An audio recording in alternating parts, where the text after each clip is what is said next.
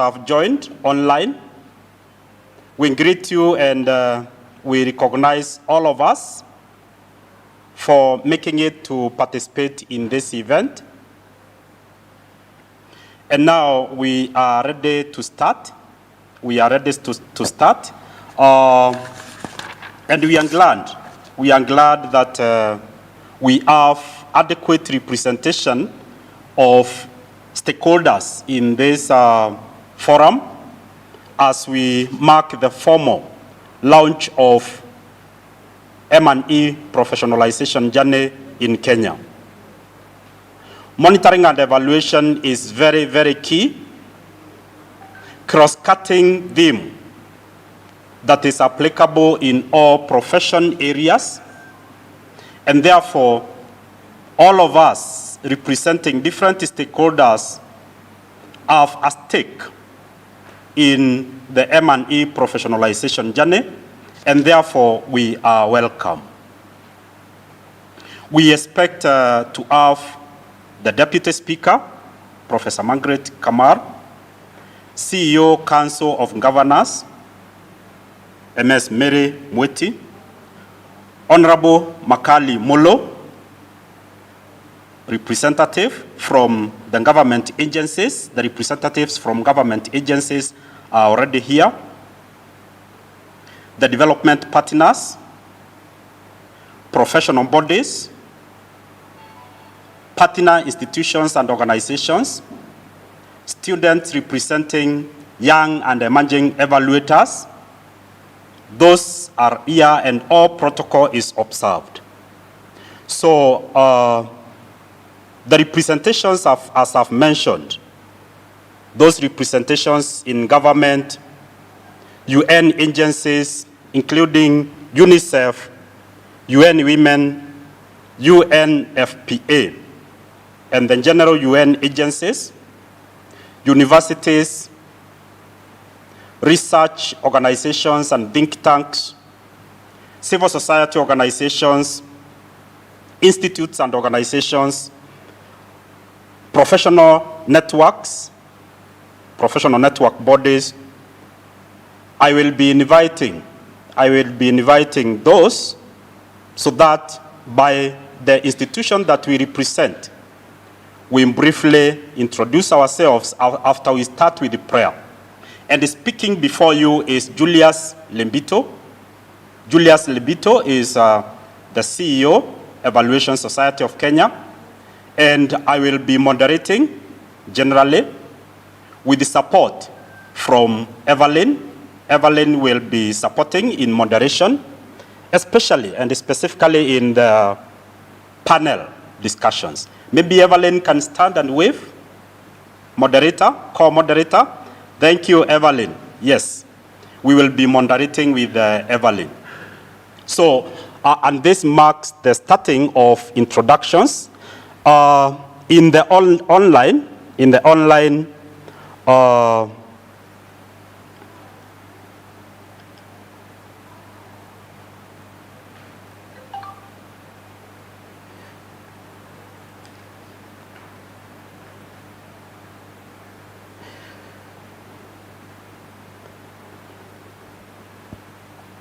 let's begin with the government.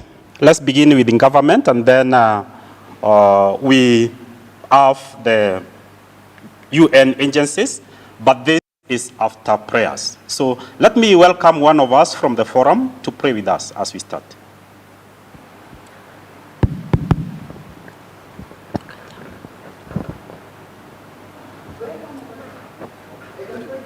There is a mic here. There is a mic? Yes.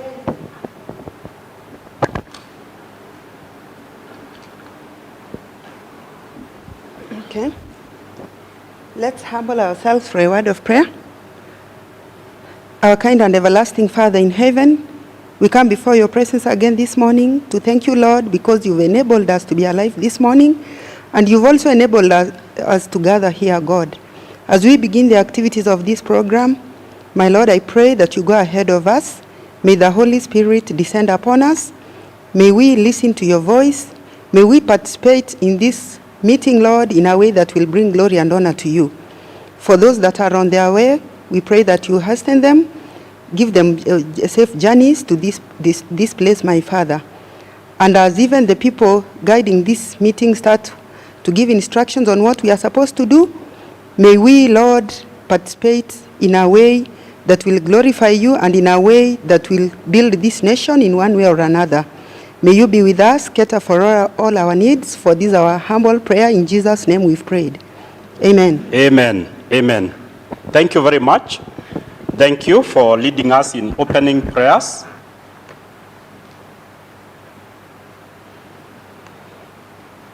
Let's have the government representatives stand and wave. Maybe, yes, one of the representatives can say something to introduce the rest of the team.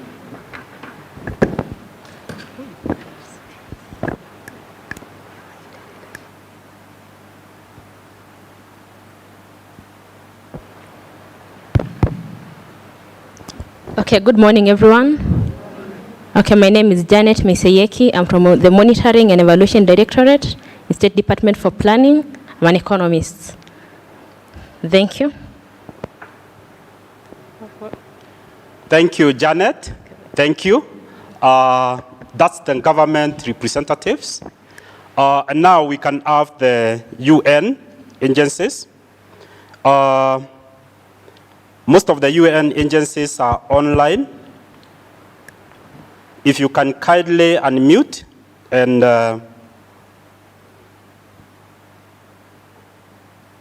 one of the UN agencies representatives can unmute and say hi.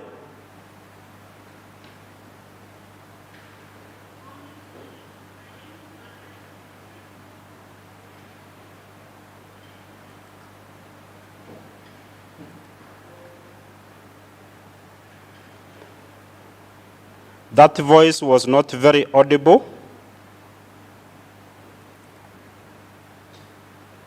Our support team, if you can do something about our communications with the online team.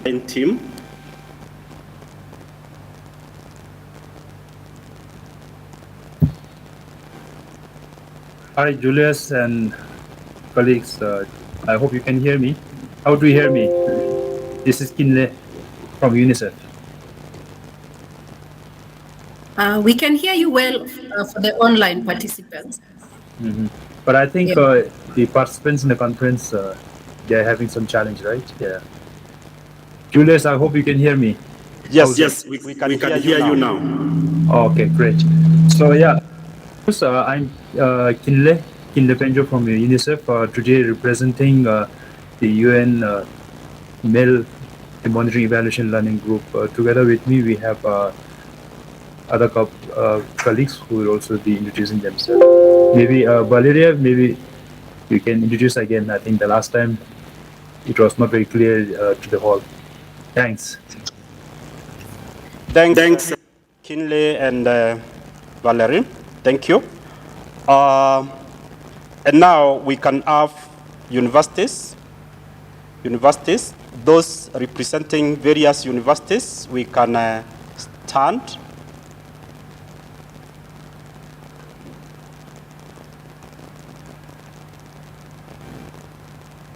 Thank you. So we start with the universities, maybe those from KU.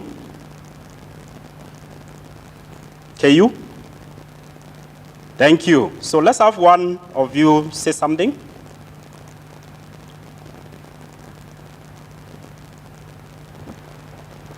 Good morning, everybody. I'm Nelson Owire, Professor of Economics. Thank you. And we have come with quite a number. I don't know whether they need to introduce themselves. Thank you. Good morning. I'm Rachel Wanjao, a postgraduate student taking masters in Kenyatta University. Good morning. Doris Masina, PhD student, Development Studies, KU.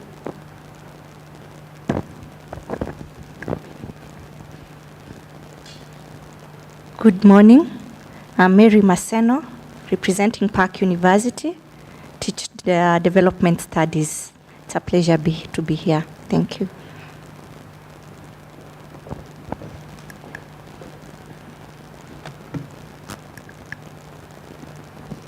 Thank you. Thank you for that. Any representative from a university that is left? Yes?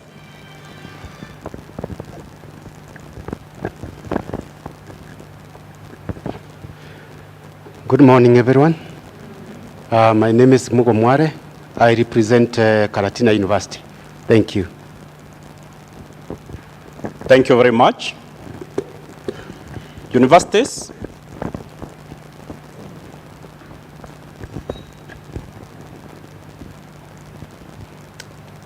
Good morning, everyone. My name is Sylvia Murungaru from USIU Africa. Thank you. Glad to have USIU represented and all other universities. Someone from university? Okay. Research and think tanks. Representatives from organizations working in research in a think tank agency. Good morning. I'm Dr. Leila Abdullahi, working with AFIDEP, African Institute for Development Policy. Thank you. Thank you very much and welcome. Good morning. My name is Dr. Eliud Moi. I work at the Kenya Institute for Public Policy Research and Analysis, KIPRA. Thank you. Glad you are here and welcome. Good morning. My name is Wanjiko Munyere. I'm the Regional Manager for Impact and Evaluation at World Reader. Thank you and welcome to this event. My name is Dr. Josephine Mwanzia. I'm representing Kenya School of Government. I'm the Director of Academic Affairs. Thank you. Thank you very much. We are glad to have the Kenya School of Government represented. Welcome.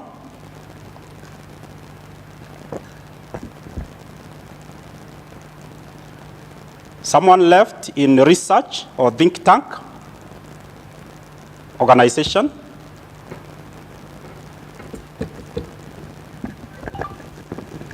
Civil society organizations? Civil society organizations?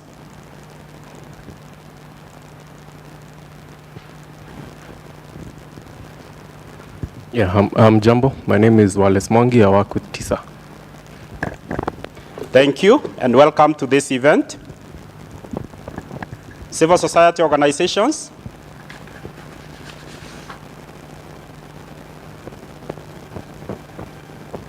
Anyone left in civil society organizations?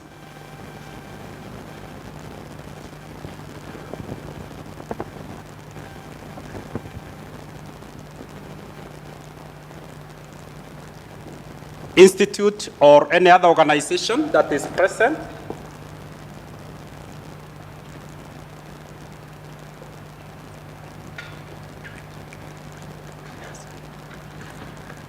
I'm getting technical support here. Good morning. I didn't introduce myself when my colleagues were introducing themselves. My name is Ruth Musili. I work for World Food Program, WFP, regional office for Eastern Africa. I'm a member of ESK, but I decided to introduce myself because it's called the UN people. Thanks. Thank you very much. And sorry for that. And welcome to this event. We are very glad that you are here. Any other institute or organization? Good morning. Good morning.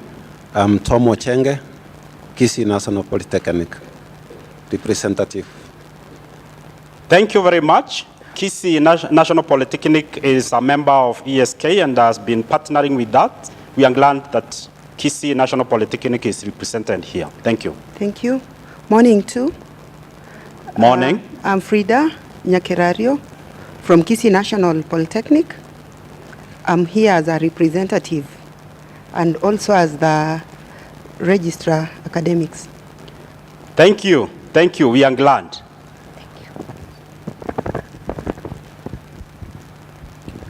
Good morning, everyone. My name is Irene Kemashia. I'm the Director, Corporate Affairs and Communications, representing the Institute of Human Resource Management. Thank you. Thank you very much, Institute of Human Resource Management. And that introduces us to professional bodies. Professional bodies, professional organizations, professional networks, present. Okay. Good morning. So I'd get to introduce myself as professional organizations. So my name is James Odongo. I'm here on behalf of the Architectural Association of Kenya. I'm the Research and Advocacy Manager.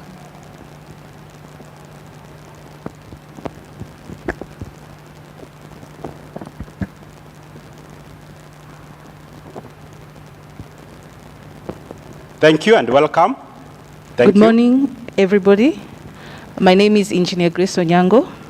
I am here representing the Engineers Board of Kenya, which is a government agency domiciled under the State Department of Infrastructure, and we regulate engineering in this country. Thank you. Thank you, and we are glad to have Engineers Board represented. Welcome.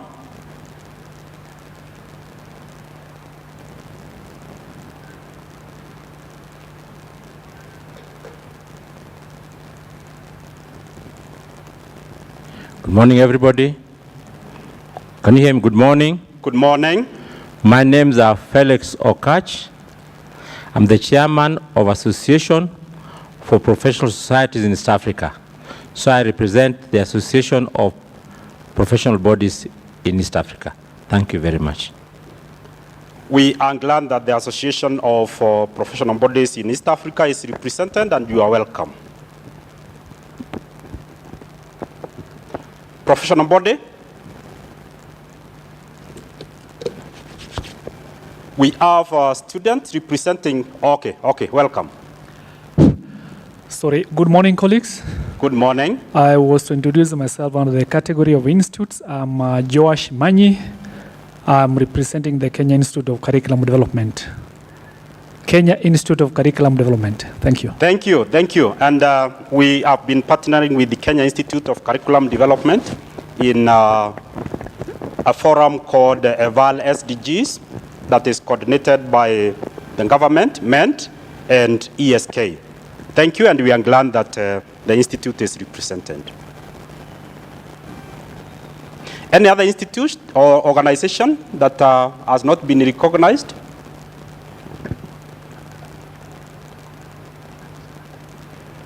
Institute or organization that has not been recognized? Yes, now let's recognize the students representing the young and emerging evaluators. We have been glad to be working with a group of students, and we will be seeing this group assisting us in various aspects of coordinating this event. So let's have one of the young and emerging evaluators say hi on behalf of the others. Good morning. Morning. I'm Esther Sure from Kenyatta University. These others are also students from Kenyatta University. Thank you. Thank you very much. This group of students are our ambassadors, and we are glad that Kenyatta University is well represented with Professor Wawire and the team. We are very glad.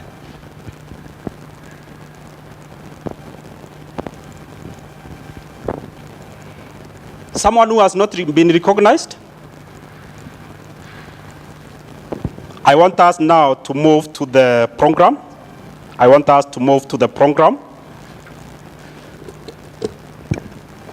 We have done the arrival registrations, the introductions, and now we want to welcome the first presentation. Excuse? Yes. I wanted to introduce myself. I'm also a young and emerging, but I'm not a student. I have a company called Vida Insights, and we are also young and emerging evaluators. Thank you very much. Yes, the Linda Insights, yes, they have been partnering with us, and we have been working with them. And you are welcome. We are glad that you are present. Any other organization, institute, or agency that has not been recognized? Agency. Yes.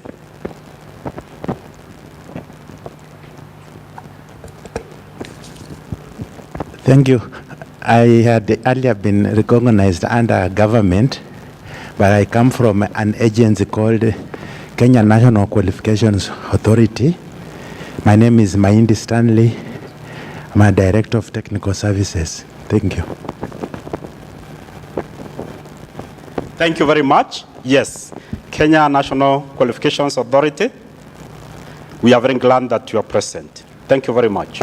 Any other organization or agency that we can recognize?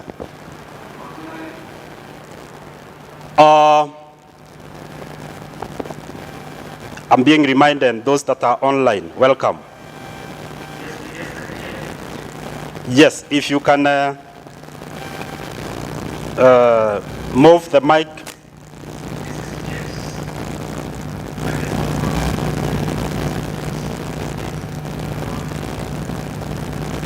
Those from World Vision Kenya.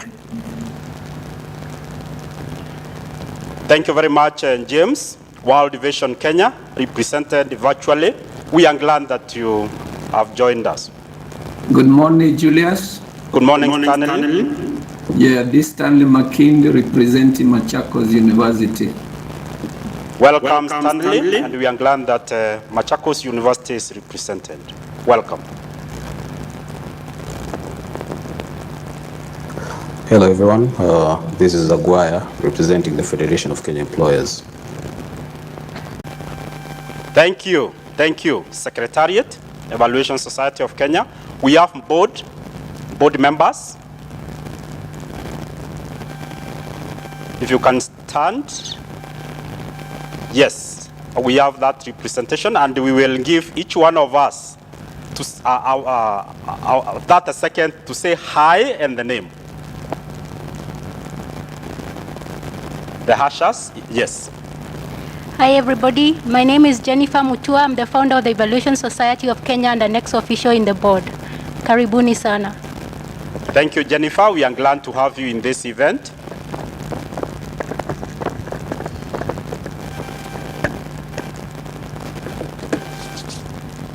Good morning, everyone. My name Good is morning. Leah Mwangi. I'm the CSO representative in the board. Karibuni sana. Thank you very much, Leah, and welcome. We are glad to have you in this event.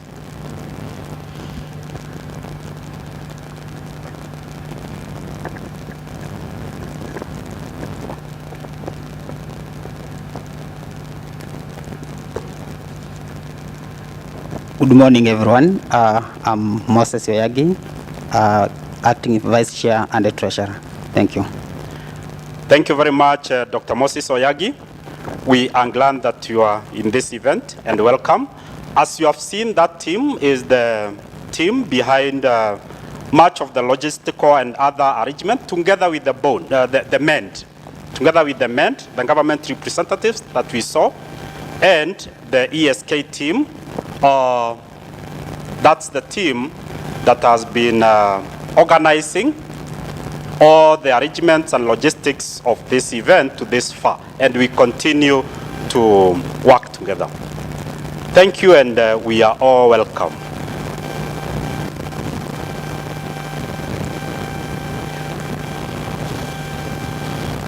Sir Benjamin Masila, I'm joining online, the Secretary in the Board of the Evolution Society of Kenya.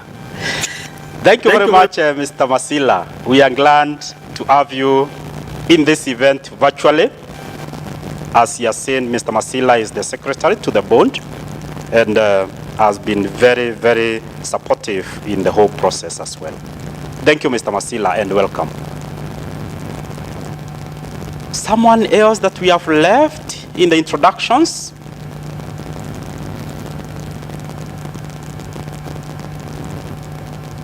So with that, both the team that is here physically and here virtually, we are all warmly welcome to this event.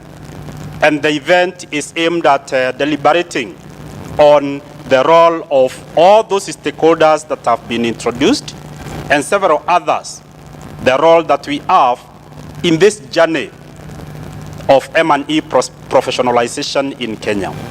So this journey had started informally, and this event is to launch this journey formally. And to begin off in the deliberations, I welcome Dr. Moses Oyagi, the acting vice chair and the treasurer, ESK Bond, to do the ESK presentation.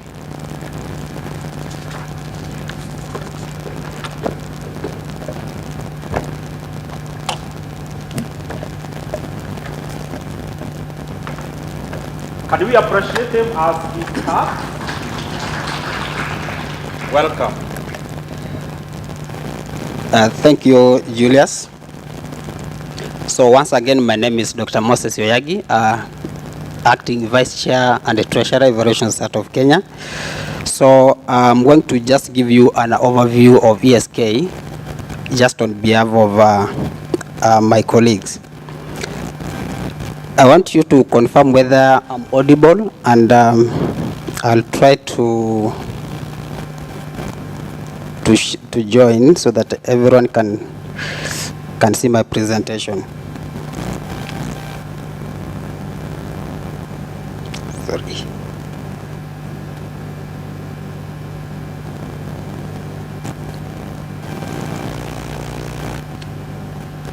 Okay. Sorry.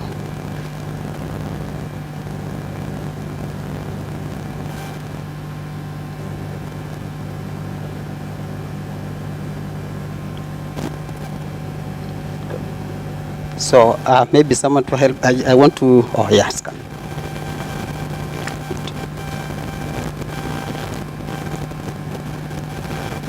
Okay, great. So this is just a quick overview of ESK, just to focus our purpose of being here today. So ESK, in terms of introduction, is a professional network of M&E in Kenya. So it was established in 2008 informally, but it was formally registered in 2011. And as you've already seen, we have a secretariat which is hosted at Daystar University. So ESK draws membership from across all sectors. And so that's include the CSOs, government, academia, private sector. So it's open. So we're getting our members from all these sectors.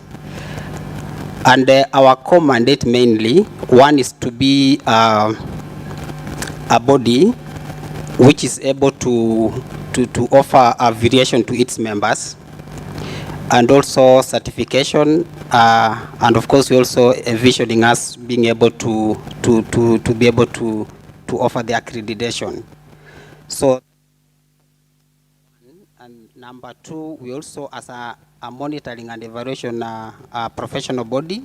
So our role is to promote evidence-based development. So this is locally and globally. So we do this by encouraging high quality, equitable and gender sensitive monitoring, evaluation and research. So we also have a role in strengthening okay. Sorry.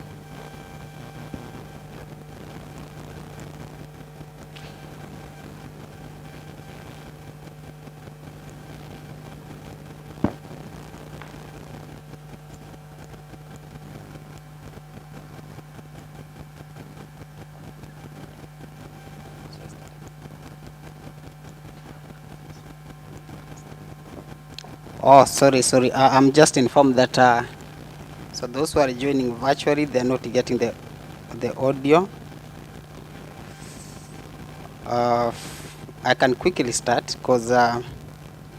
So can someone confirm if I'm audible now? I can be heard. Maybe someone can come and make it work for them. So I can just quickly do a recap of what I've spoken so far. So I started by mentioning that ESK is a professional network of M&E in Kenya.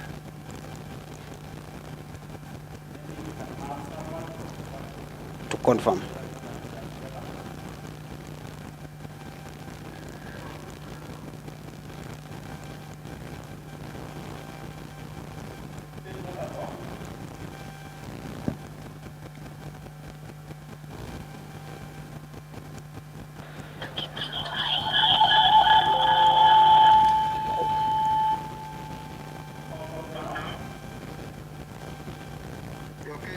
Now you can hear?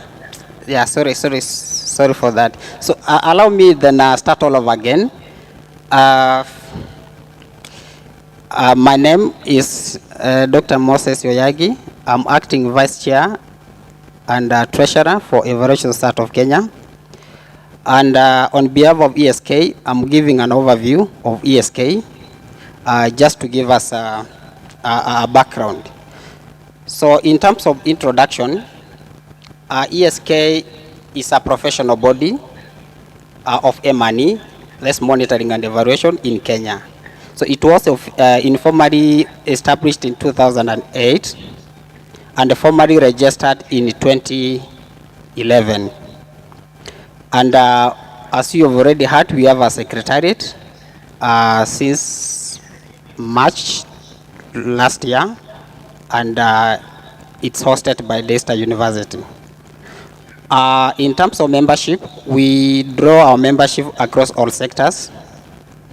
That includes the CSOs,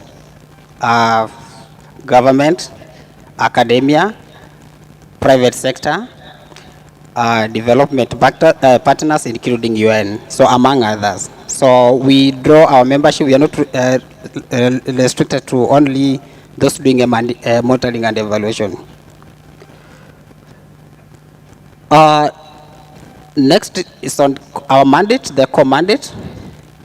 So as a professional body, our core mandate is to be a board of members professional affiliation, which we are already doing, and certification, and also accreditation. So the last two is what we are working on. So we envision ourselves to be in a position to be able to accredit, to just give this accreditation. So that's our core mandate number one. Our core mandate number two, because this is a monitoring and evaluation professional body, is to promote evidence-based development. So this is both locally and globally. And we do this by encouraging high quality, equitable, and gender-sensitive monitoring, evaluation, and research. So we also have a role to play in strengthening of linkages to regional and global networks. So now that you've have that background, that we've been in place since 2011, so we have quite a number of things we've done, and I'm going just to mention a few key achievements. So in terms of governance, so one, we have a constitution. The first was developed in 2012, and of course later revised in 2019. And currently we are in the progress developing bylaws. So we've also managed to have 3 elections. The first one was conducted in the year 2012, and then followed by 2015, and then 2019. So also, and this is a key requirement, we've been able to allow our books to be audited. So we've been having the audits, and also as a requirement, we've been having the board meetings and AGMs, SGMs, being the last one being held in 2020 April of 2020. We had an AGM in 2020 and an SGM last year, 2021. So encouragingly, we are getting a lot of recognition from employers. They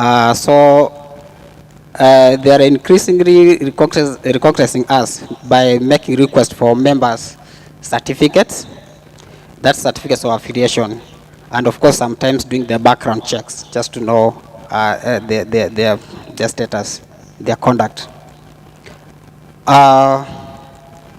So still on governance, so we managed to have a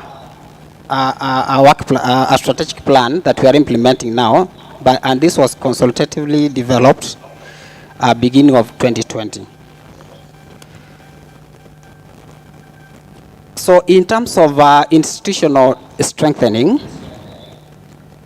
we are getting support from UNICEF. UNICEF are the ones who supported us create a secretariat and office, and also a few of the requirements just to be able to ensure that we have that secretariat in place. And as I mentioned earlier, so they've been supporting us since March 2021. Also, we are getting support from Daystar University in terms of office, and as also said earlier, our secretary is hosted there. So, and that's also as contributing to institutional strengthening.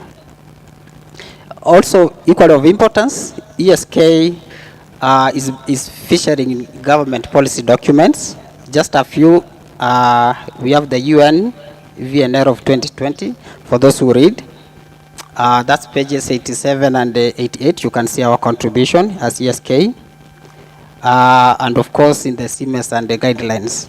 So ESK has contributed to the development of this, these key documents in the government. So we also have the stakeholder network that is in place now.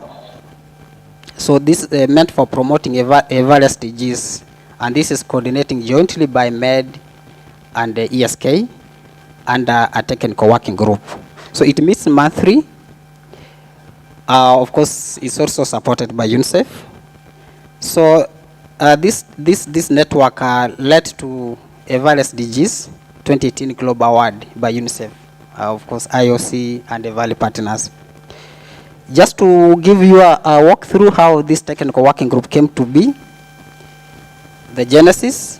So it all started in May 2017, 31st, at an Everest SDGs National Launch event, which was held at Radisson Blue.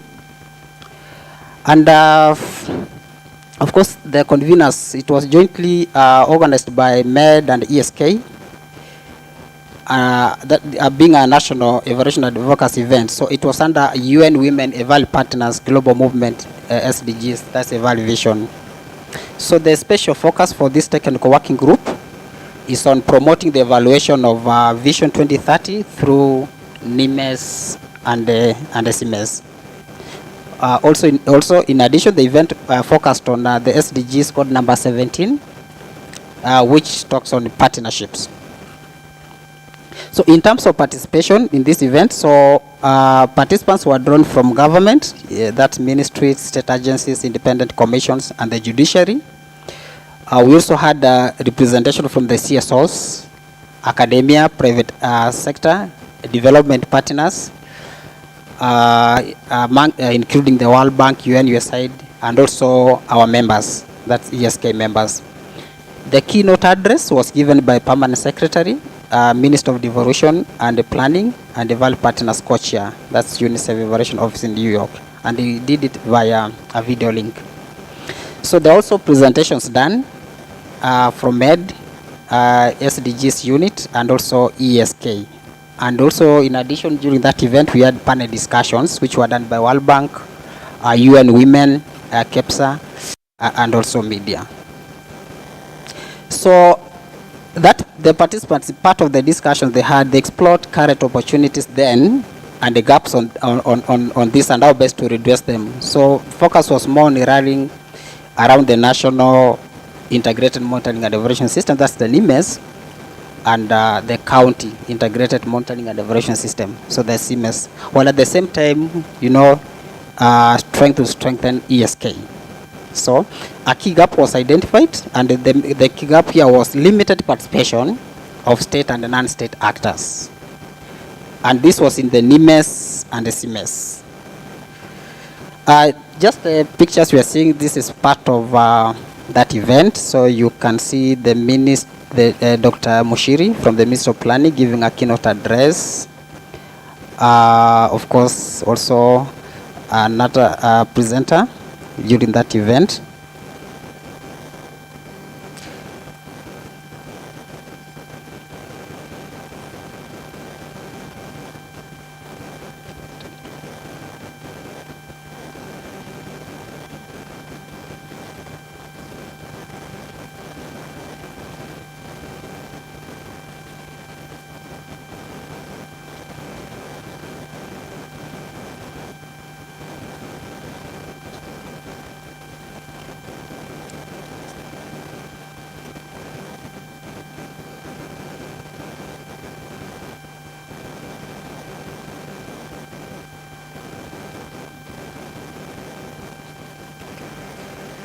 Okay, sorry for those who are not able to see. I hope it's better now.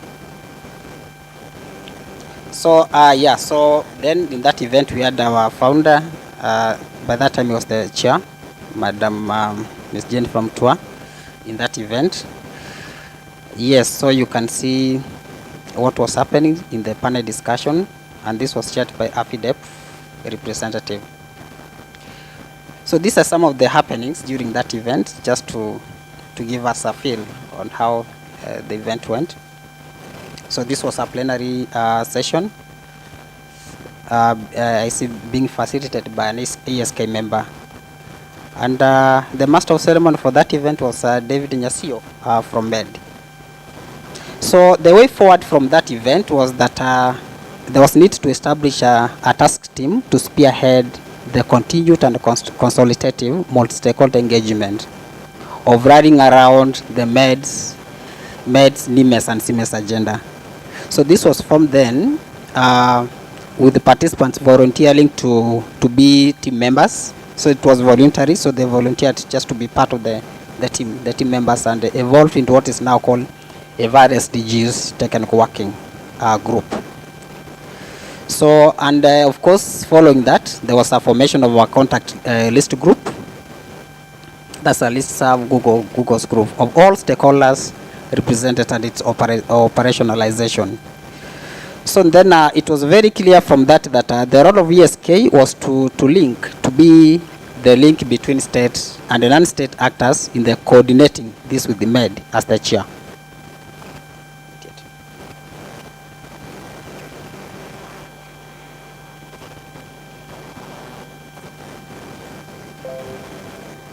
So we are trying to see if we can make it more visible.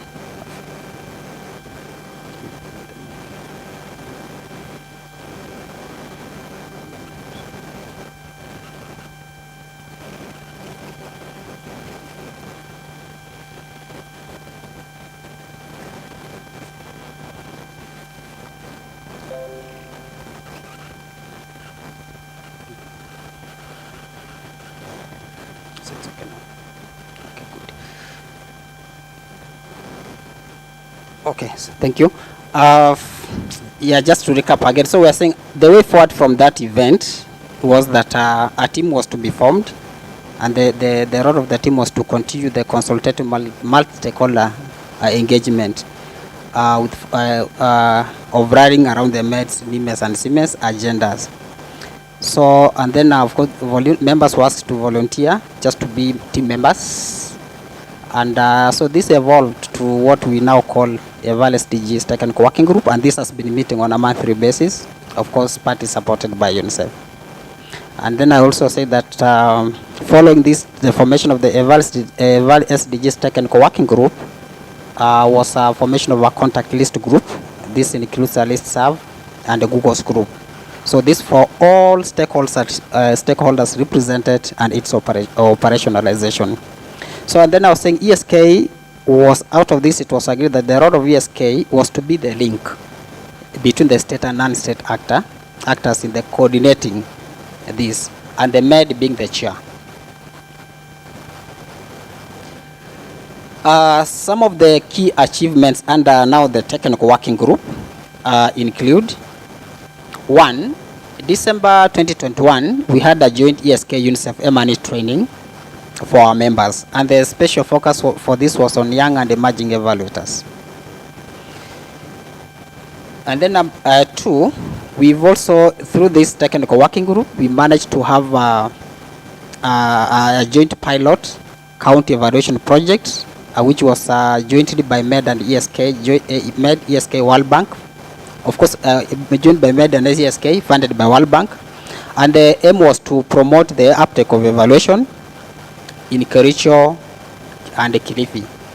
And of course, at that time, there was a potential for scale up to other counties. So also in September 2021, we had a joint presentation including ESK, MED, Moi University, and the presentation was on Africa and Kenya national status of M&E. This under African Network partnership. So we also had the M&E advocacies through the technical working groups targeting governors, MPs, CCs in the counties and MCAs. And also through the technical working group, we also managed to have a rapid evaluation, that's RBM trainings. So that was in Kericho with the Kericho technical officers and ESK members who were people participating in that. So with those challenges, of course, we can't miss, with those achievements, we can't miss challenges for us to be able to operate optimally. So some of the challenges that we consider key, one is in terms of capacities. So our capacities are limited to be able to provide professional development opportunities for our members. So that's one. And challenge number 2, for long, ESK has been characterized by voluntarism. So our operations have been voluntary in nature until March 2021, when at least we had UNICEF support that had been able to really support in the operations of the ESK up to this point. So in addition to that, so there's also characterized by low availability and commitment levels. Most of ESK members, include the board members, they also have their jobs they're doing. I mean, they're employed. So now juggling, it becomes really a challenge. So of course, this has constrained ESK's growth and potential. So the other challenge here is, of course, ESK. There's a huge public mandate for ESK, as you saw earlier, and a lot of expectations. So against that, there's very limited national support. There's very limited national support as compared to, ESK is also has limited institutional capacity. So when you compare what are the expectations and the public in terms of the mandate that we're supposed to meet, that becomes really a challenge. So the other challenge is limited finances from membership fees to sustain secretary. So currently our mainstream income stream seems to be from the membership, and recently that support from UNICEF. So we are now making a call for more national support. So, and this is towards the next level aspirations, after the formal launch of this professionalization journey. So more specifically, we are looking at now widening the stakeholder network of the eval stages, of course, which among key planned activities is continuation of the MED-led stakeholder review of existing national standard M&E curriculum and the potential replication of pilot county projects. And also, on top of that, the focus will be the special focus will be towards implementation of the MED UNICEF-led Kenya evaluation guidelines. So now, coming back to why we're here. So where did we start? So for this formal commencement of the professionalization journey. So it's good to maybe to just have an understanding of what we mean by professionalization, so that way we're working together. So in terms of definition, so we are talking of a process whereby occupations have become or seek to become publicly recognized as professions according to the degree to which they meet their set criteria. And this is what ESK is expecting as we formally launch this journey. And then generally two strands when it comes to professionalization. One, in terms of status, improvement of status. And the key here, just getting that recognition by law. And also more importantly, capacity for its members. So improvement of the capacity of members to enhance quality of service. So look at this, they're very linked to our core mandate.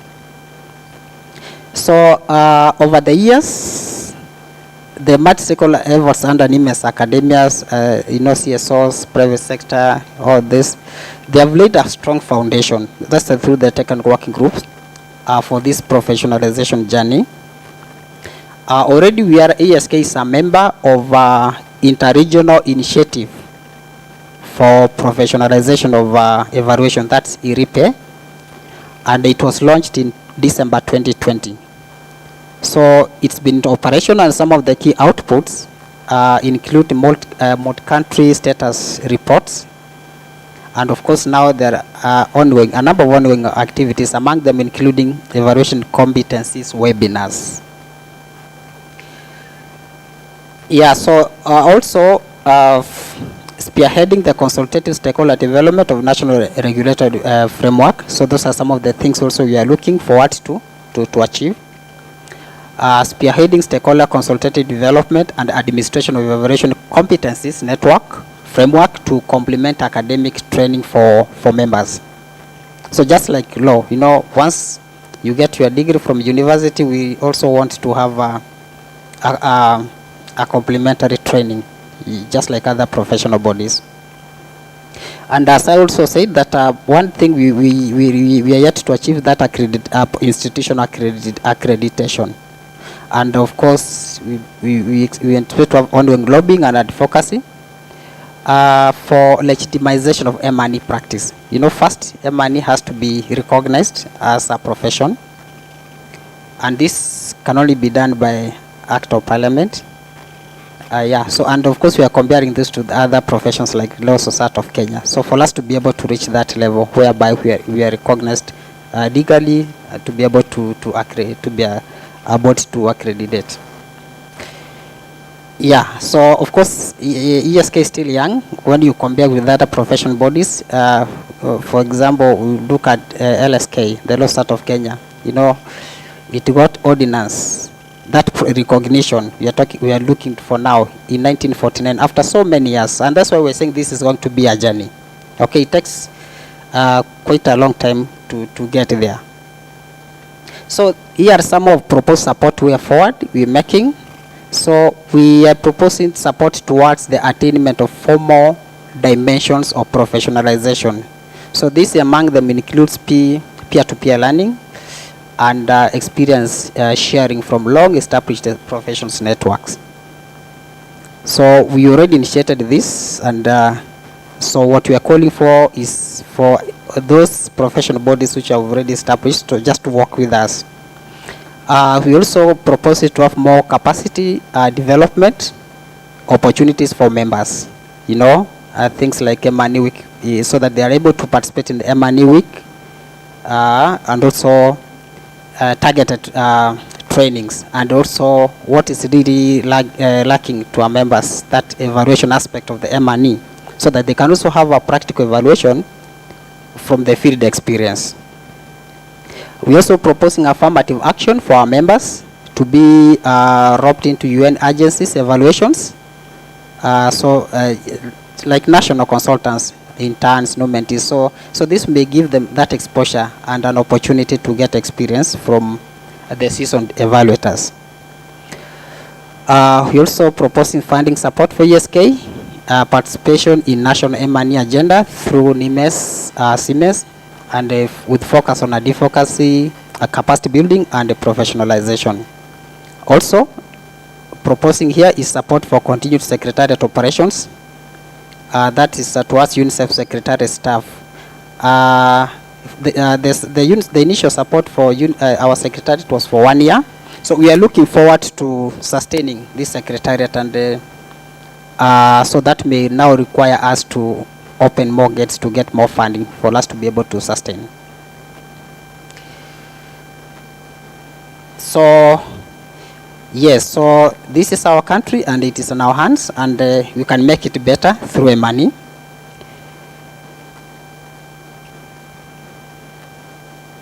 Yeah, so thank you very much. That marks the end of my presentation on behalf of ESK. So thank you for listening to me. Thank you.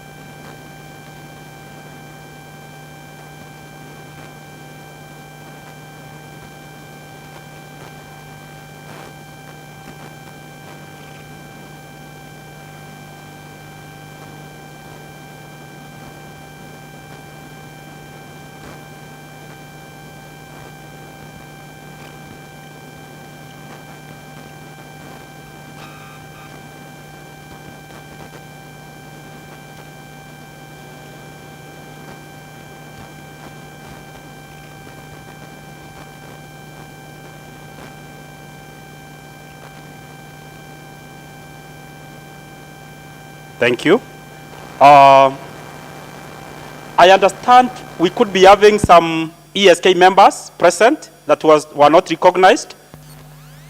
ESK member who was not recognized during the institutions, organizations, by show of hand. Yes. You can stand and say hi. It's very important that we recognize ESK members because these are the owners of this event. They own this event.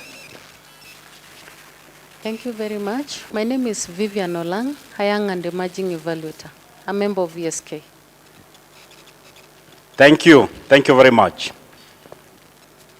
ESK values the young and emerging evaluators, and we work with them. Any other member?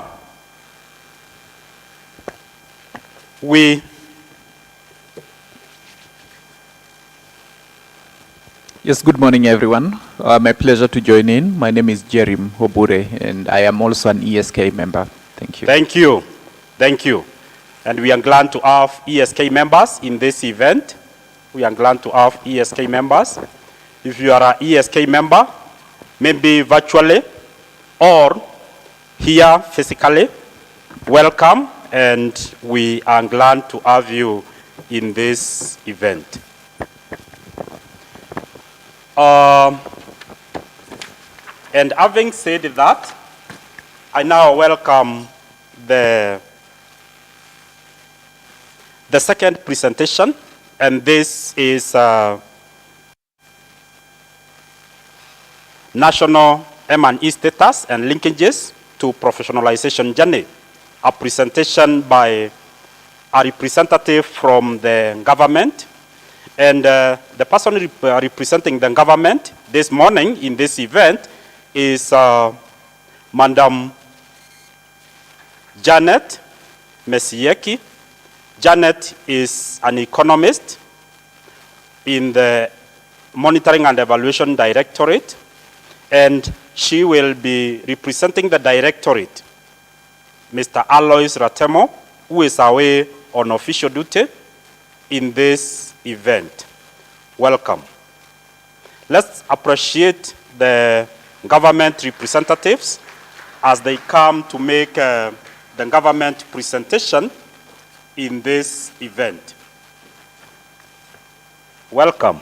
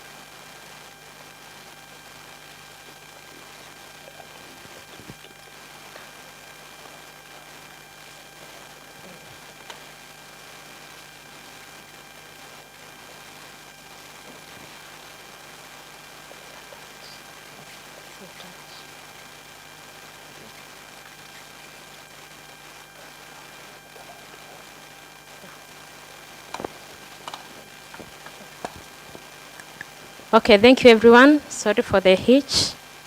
My name is Janet Karie Miseyeki. I'm an economist from the Monitoring and Evaluation Directorate from the State Department of Planning. I'm here on behalf of Alois Ratemo, Director MED. He could not make it because of an official duty. Thank you.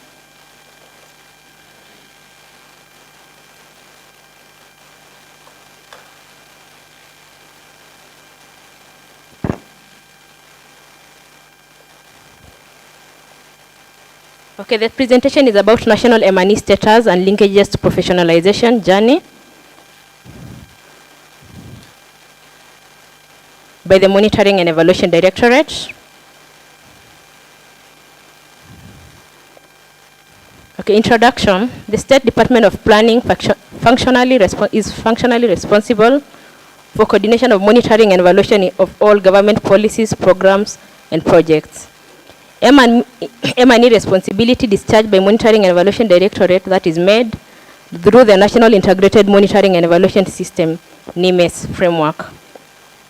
NIMES was established in 2003 to track implementation of government development agenda, Kenya Vision 2030, through the MTPs, Sustainable Development Goals, SDGs, Big Four agenda, and now post-COVID-19 ERS, any economic recovery strategy, etc. NIMES essentially provide the government with reliable policy implementation feedback to efficiently allocate and or reallocate resources over time. These are the key achievements of NIMES. NIMES is the National Information Monitoring and Evaluation Systems.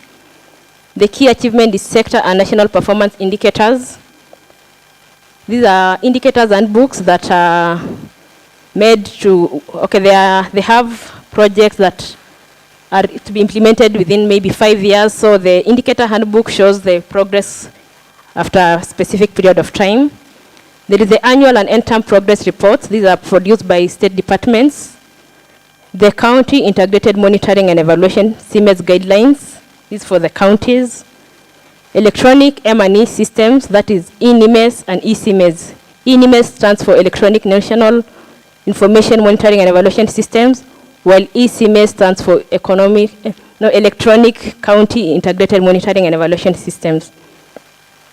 There is also the M&E curriculum for public and private universities. County result-based M&E training manuals. These were developed by Monitoring and Evaluation Directorate together with Kenya School of Government. There is the National Monitoring and Evaluation Policy, which is still waiting for approval by the Cabinet. The NIMES Communication Strategy, annual M&E forums, conferences such as the M&E Week that is held annually.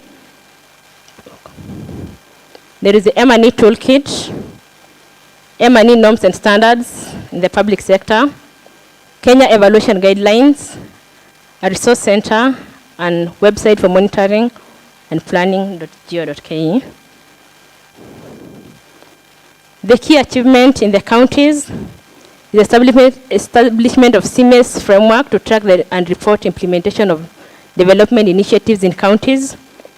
All counties have county integrated development plans, those are CIDPs, indicator handbooks.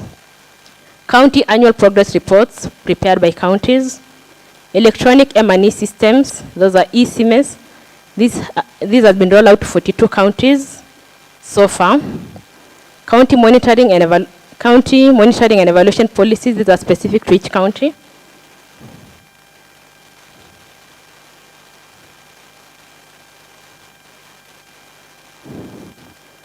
Now here we go to linkages to professionalization. MAID Directorate, that is monitoring and evaluation, together with development partners and stakeholders,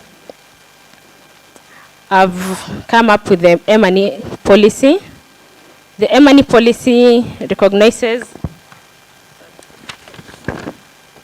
the roles of professional bodies, universities, learning, research, and schools in M&E. There is also the M&E training for MDAs. These are MDAs and counties that we offer. County result-based M&E training manuals. These are developed by MAID and Kenya School of Government, and it's offered in the Kenya School of Government, the training for counties. There's M&E norms and standards for the public sector, M&E curriculum for universities, and there is Kenya evaluation guidelines. Linkages to professionalization journey. The M&E curriculum was developed by MAID and UNICEF in 2010. This is together with other stakeholders. There exists a dedicated courses in program evaluation at various higher education institutions, notably the Easter University, Masinde Muliro University, Maseno University, Kenyatta University, African Nazarene University, University of Nairobi, Karatina University, and Kenya School of Government, among others. Several new locally produced social science research textbooks used by undergraduate and postgraduate students have chapters on program monitoring and evaluation. Still on the linkages to professionalization journey, most of the training opportunities started out at postgraduate level, generally located within a sectoral, as in discipline department, for example, in health, public administration, sociology, or education, among others. Since 2010, numerous government officials have also been exposed to international training offered by International Program in Development Evaluation, IPDET, at Ottawa, Canada, Development Evaluation Training Program in Africa, DEPTA, offered by CLEAR AA in collaboration with the University of South Africa, Institute of Applied Manpower and Research in that is India, among others.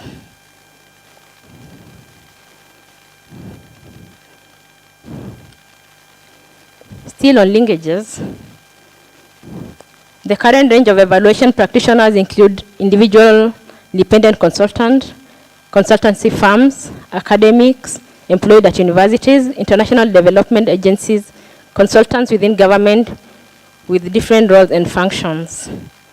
This has become a big business in the industry in Kenya. The key challenges that we have faced is weak links between M&E results, reports and development of national budget due to late submission by implementing agencies. No utilization of M&E findings in decision making. Weak M&E capacities, that is financial, technical, logistical support within government, limits the quality of reporting, practice and use of M&E findings and information. Inadequate culture and practice of M&E. Going forward, there should be technical backstopping of INIMES and ECMES, rollout of Kenya evaluation guidelines and M&E norms and standards, validation of national evaluation plan, adoption of M&E policy in the public sector, continue developing M&E capacities for MDAs and counties, explore better ways of working with CSOs and other professional bodies. In conclusion, ESK as a national association is an independent voice, a critical friend that provides expertise, should, apart from advising MED, the custodian of M&E within government also work closely with MED. Kenya in the last 10 years has grown in leaps and bounds with regards to M&E, thanks to support from government and development partners.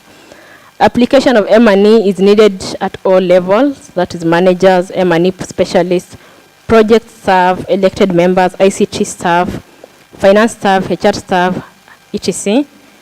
The opportunities for learning are plentiful. It's not locally, if not locally, then from international institutions. There is space for creative thinking among civil society actors, academia, professionals, and government. Thank you. Any questions for clarification?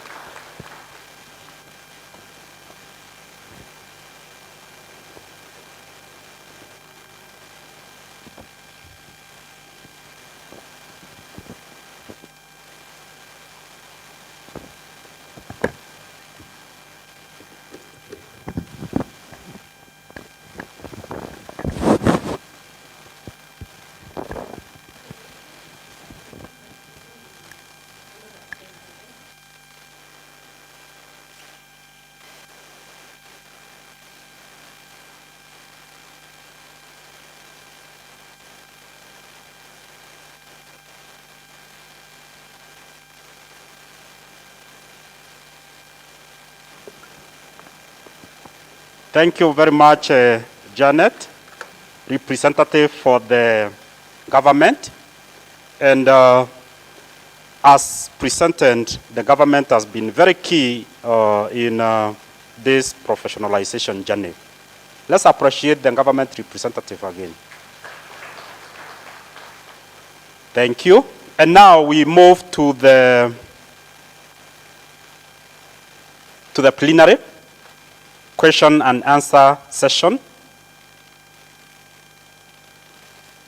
Question and answer session.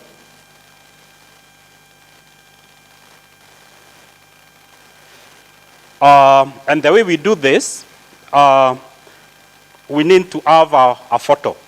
We need to have a photo. And we also need to do, to take some tea. We need to take some tea. So, as we do the questions, we can start from that row, one by one. We walk there, take a cup of tea, and then come back. But after the plenary, after the question and answer, as we take tea, after the question and answer, we will do a group photo. And therefore, this is to welcome us to forward in the questions.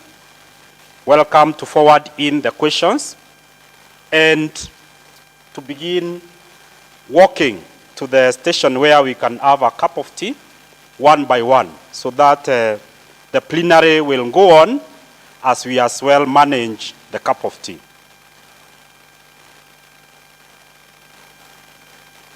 Is it clear to us? Is it clear to us? We have had two presentations. One presentation from Evaluation Society of Kenya, ESK. The second presentation from MEND, the government agency. So any question arising from any of those presentations, or generally in the areas covered, the questions are welcome, even as we take the cup of tea. Yes?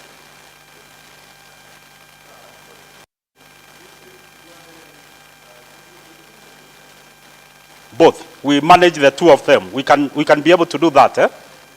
Yes, we can be able to do that. We can be able to bring in questions.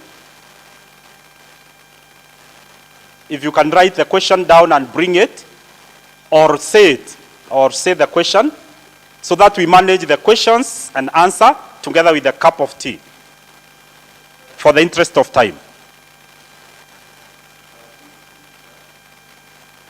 Can you hear me? All right, great. Yes, thank you. And so now when we have, when we have the question said verbally, let's have someone writing it down. Yes, thank you.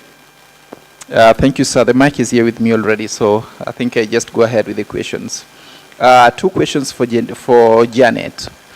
The first is looking at that process of developing the national M&D policy. I think this has been in the works for quite a while, in my view, given my membership within the ESK.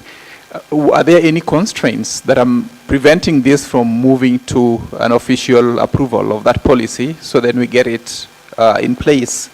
So I think it's taken too long. Secondly, when the vice chair did make remarks, he perhaps rightly did mention that this is a long journey, and even gave the example of LSK that took decades for this to come into place.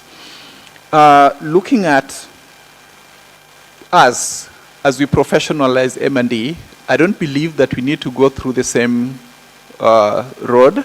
There are definitely several, leaps that we could take benefiting from previous lessons.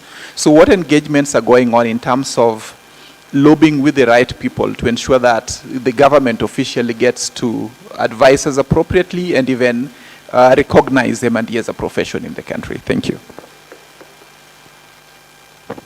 Thank you very much. Let's address the questions as they come. Let's address the questions as they come. So I will welcome Janet to respond.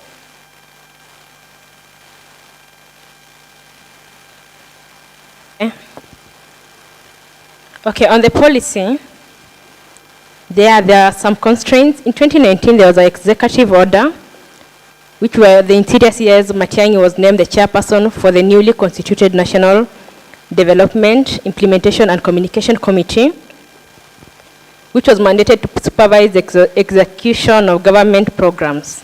So this new committee came with a new criteria, and there was need for a new team to come up and produce a new format for the policy. So the policy, we can say it started in 2019.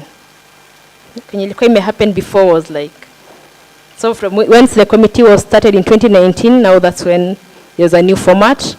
So far, it has gone through all the procedures, including approval by NDITC. The only part that has remained is approval by cabinet. Yeah, that's it. Thank you.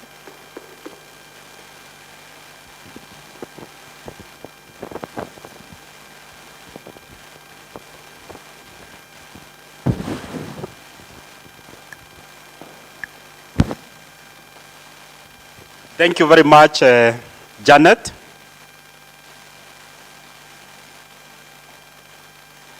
Thank you very much, Janet. Janet has responded. And for the interest of the virtual team, may I request the two presenters to sit in front here, so that when we respond to a question, we can be able to respond it even virtually as we do it face-to-face here.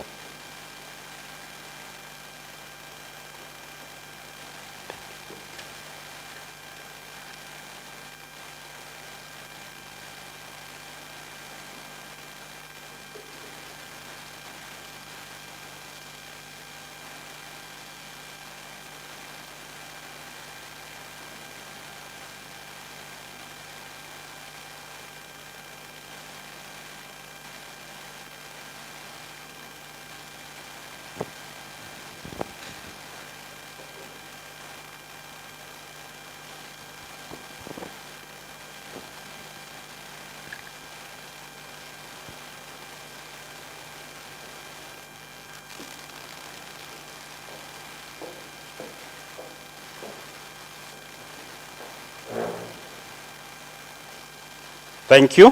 Thank you for that. So now we can be able to cover both the physical participants and the virtual participants, so that now when giving a response, we can be able to put on the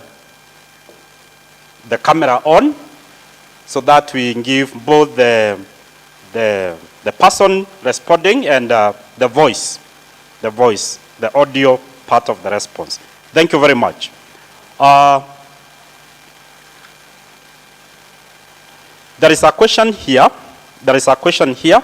And I encourage us to do this. If you can write your question and forward it, even as responses are being given, that will make it more manageable. How is the uptake of evaluation? How is the uptake of evaluation in the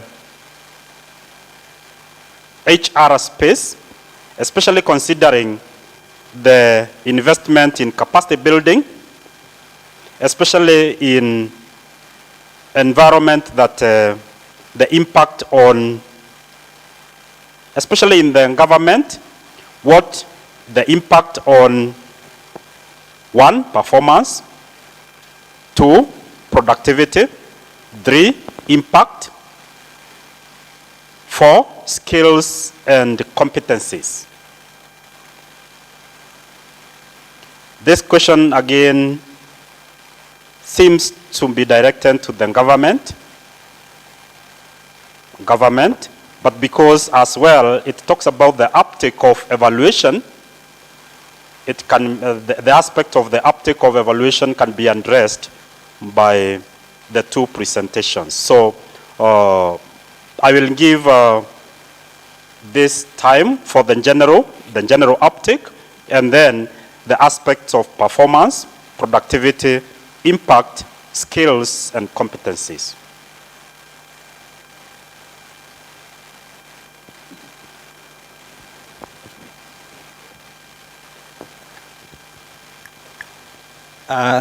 Thank you for the question. If I have to go faster, so in terms of uptake, so it's generally agreed that the uptake is low. And again, listen to the question is being asked in the context of HR, right? And this is one of the things we are promoting. So when we talk of evaluation, monitoring, is not all about, you know, for you have to be an M&E practitioner. These are cross-cutting function that is applicable to all sectors, to all of us in what we do. So we are in an era where we are trying to promote that evaluative thinking, and by that what I mean is, of course, in what you do, there's always some monitoring, you know. There's some evaluation. This even when you just on your own when you are reading, whatever you are doing is either you're monitoring or you're doing some thinking. So what's really lacking is capacities, you know, and so this is part of the journey we're starting, so that when we now focus on this evaluative thinking, we really don't focus on M&E practitioners. So in whichever profession we are, so be engineers, human resource. So we, at the back of our mind, we need to be having that evaluative thinking, so that you are able to assess yourself. Yeah. So in terms of impact, you know, when you talk of M&E, what normally comes is in terms of numbers, for example. So you are able to, like, if you are working on something, all of us have objectives to meet in whichever department, function, and the whole purpose of M&E is just to assess yourself, how far you are from achieving your goals, okay? And of course, in line with the activities you are undertaking. So why this adoption is low is because we've narrowed, and I know this is a new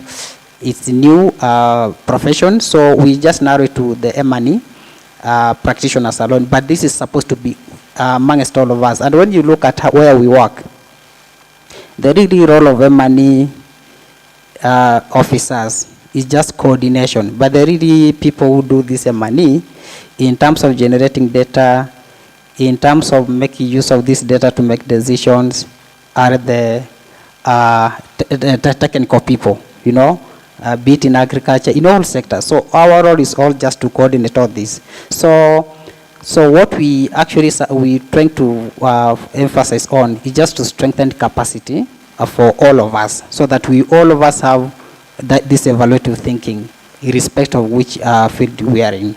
And that's why when I did my presentation, I said, we draw our membership from all sectors. This is not really for M&E people only. It's all of us, accountants, agriculture, engineers, etc. So yes, the adoption is low, and the reason to that is because of capacities and it being a young evaluation. So this is part of the journey that we want to promote. Thank you.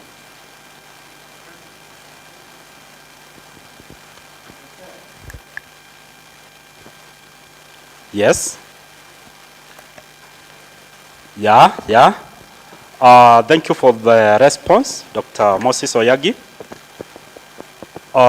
We still have some comments from Janet, but before that, I see the question. Yes, or further comment.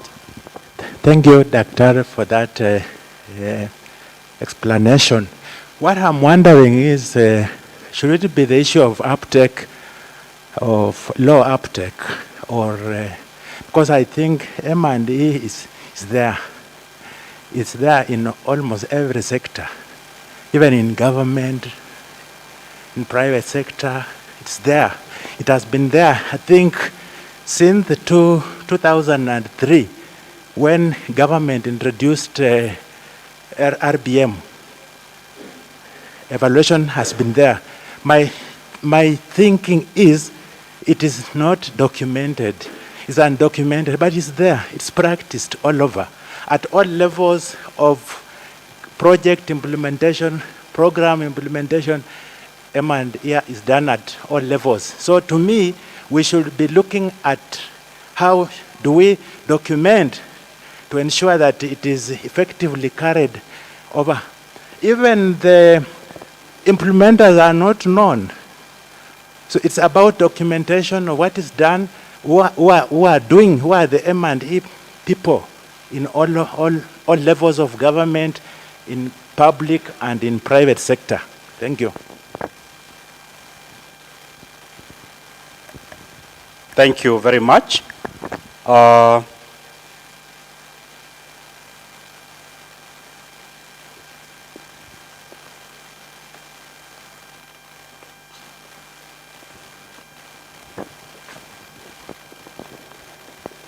Okay, thank you.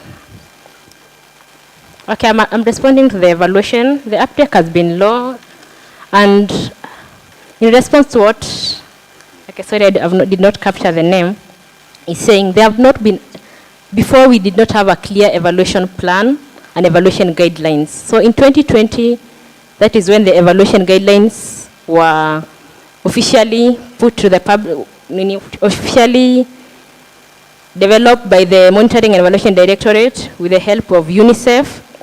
Last year, towards the end, we started the dissemination to all the MDS. So far, we have not disseminated to counties.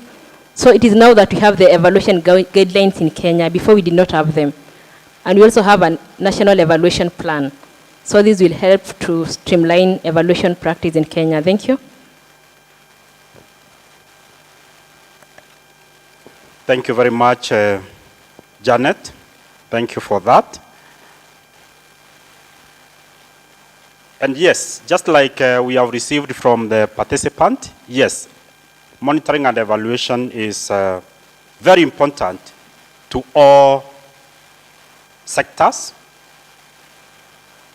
all professional groups, and any organizational setting. So, and as the response is given, yes, some task remains as far as the uptake is concerned. And that's why we are here, so that we can create and develop a way forward on improved uptake and professionalization of M&E in Kenya. Thank you. More questions from the floor?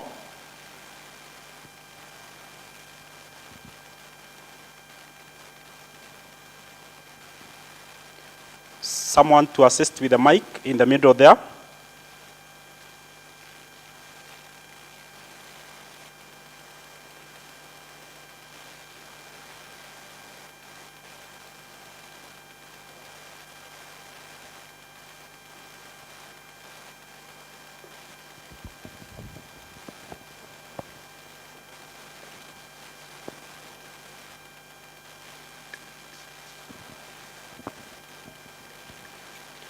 Thank you, moderator of the session. My name is Dr. Josephine Mwanzia. As I said in the morning, I am the Director, Academic Affairs, Kenya School of Government. I would like to make 3 comments. The first comment is an appreciation for the opportunity that ESK and MED and our development partners, particularly UNICEF, have accorded the school to participate in the AVAL SDGs Technical Working Group. We are usually represented monthly in all the meetings, and we get updates of how the agenda of creating professionals in monitoring and evaluation is progressing. And for that, we want to really appreciate the journey that ESK continues to work with the stakeholders from the public service, from the training institutes like Kenya School of Government and other institutions. I want to make the second comment in relation to the presentation that was made by the acting chairman. The chairman pointed out a number of challenges, and I would like to address myself to 2 of those challenges. The first challenge is in respect of limited capacity to provide professional opportunities to members. And the second is limited national support against limited institutional capacities and huge public mandate and expectations. In regard to those 2 challenges, I want to make 2 comments. And the first comment is an appreciation for giving Kenya School of Government an opportunity to develop curricula in monitoring and evaluation. And with the sponsorship of development partners, that curriculum was rolled out. And there was serious uptake. The lessons learned from the experiences we got have actually been implemented. And one of the ways we have implemented those learning lessons is mainstreaming monitoring and evaluation in a good number of our products relating to project management. There is an M&E component. We also have standalone monitoring and evaluation programs. In a single month, or let me talk about a year, there are a lot of public servants who come to the school and they take up monitoring and evaluation modules or courses. And the proposal I would be making is that we may talk about limited capacity to provide professional opportunities.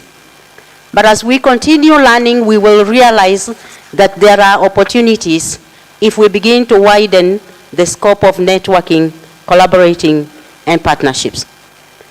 And so I am requesting that the school is open to explore ways of partnering and ensuring that the public servants who go through programs on monitoring and evaluation actually receive benefits of continuous professional development points.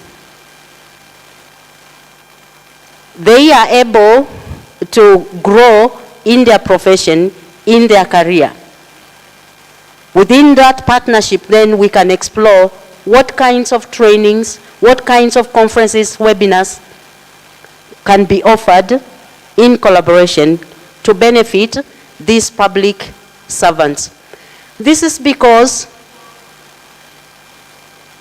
in order for ESK to grow its membership and even to entice the members to pay the annual, what do you call them? Registration fees, subscriptions, then there must be direct benefits to these public servants.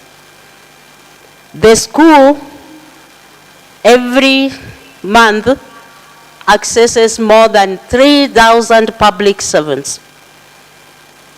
Of course, a quarter of those, and probably all of them, because we are saying monitoring and evaluation spans all sectors. That will help to address these two or more of the challenges that we are facing at the moment. Matters of accreditation, I know they are questions under discussion, but this issue of training,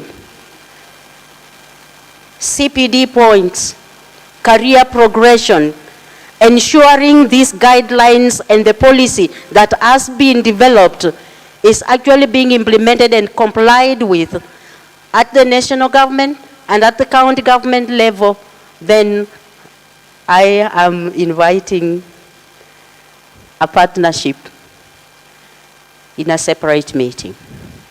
Thank you.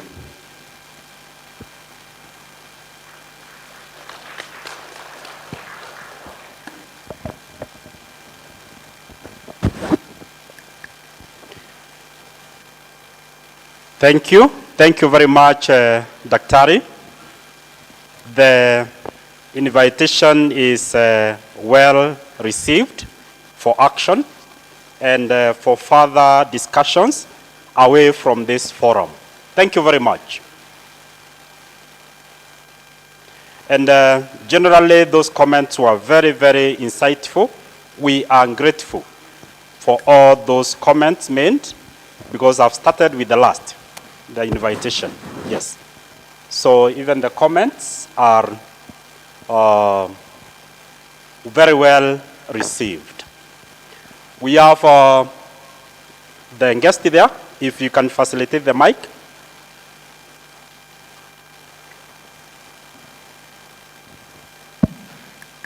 Thank you very much, Julius, for giving me a chance to also appreciate what's going on.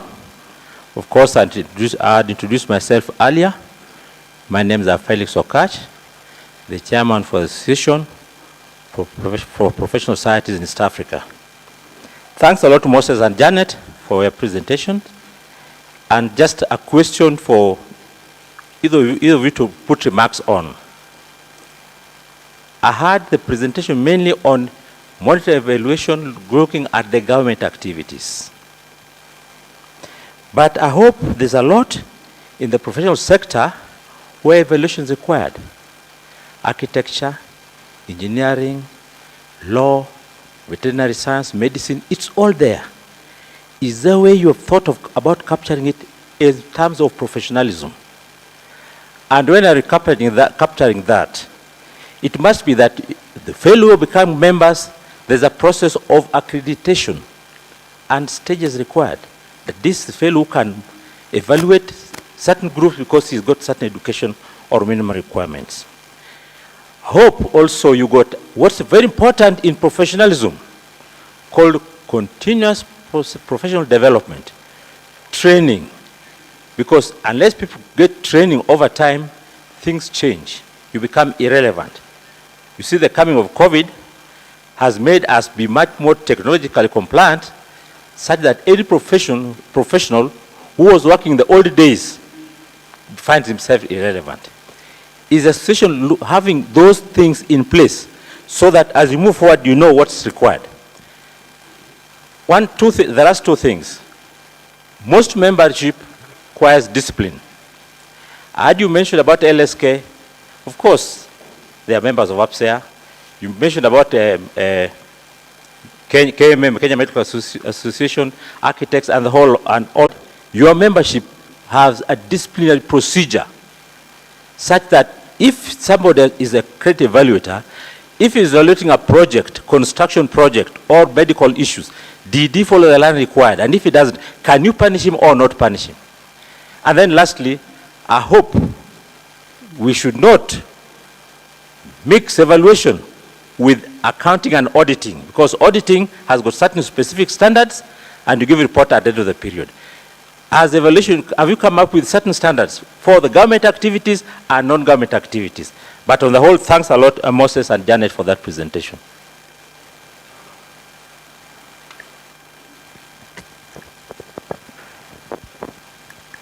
Okay, thank you. For the part of requirements for evaluation, continuous professional development, those will escalate to our leaders about it. But when it comes to standards, there are norms and standards for evaluation that were developed by the Monitoring and Evaluation Directorate. There are also evaluation guidelines. These guidelines help to differentiate between evaluation and maybe talk about auditing. So when you go through the guidelines, you'll clearly see this is the procedure of evaluation.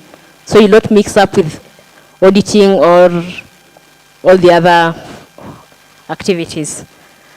Again, is there anything I've not captured?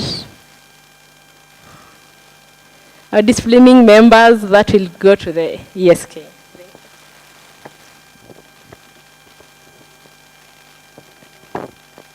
Thank you for the question. So maybe if I go straight to discipline of members, as I mentioned on my presentation, we are yet to put in place those important organs, which are necessary to instill discipline. So currently what we have, apart from membership, we have a board, and we are in the process of constituting an advisory council, as well as a disciplinary committee. And one of the way forward from my presentation was that, so we've initiated a process where we want also to learn from established professional bodies, so that we can also, that peer-to-peer, we can borrow from them what we need to do just to strengthen our governance. So that is still what we are doing, and we already reached out to a few of the professional bodies, so as a way of benchmarking.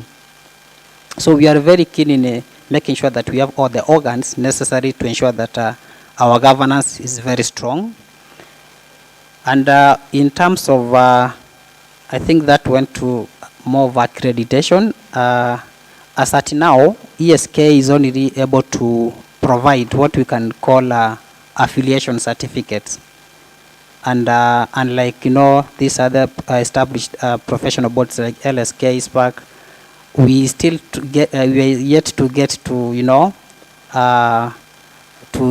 that level of being able to give accreditation. But in terms of these trainings, we recently did a needs assessment for our members, and we've rolled out a number of M&E trainings for our members in collaboration with Daystar University. We already had one, and we also had another training that was supported by UNICEF. So yes, we know there's quite a number for us things to fix, to put in place for us to be able to be at that level that we can provide the benefits to our members. But again, so that's the reason why we are here, so that we can really start this journey of professionalization. Thank you.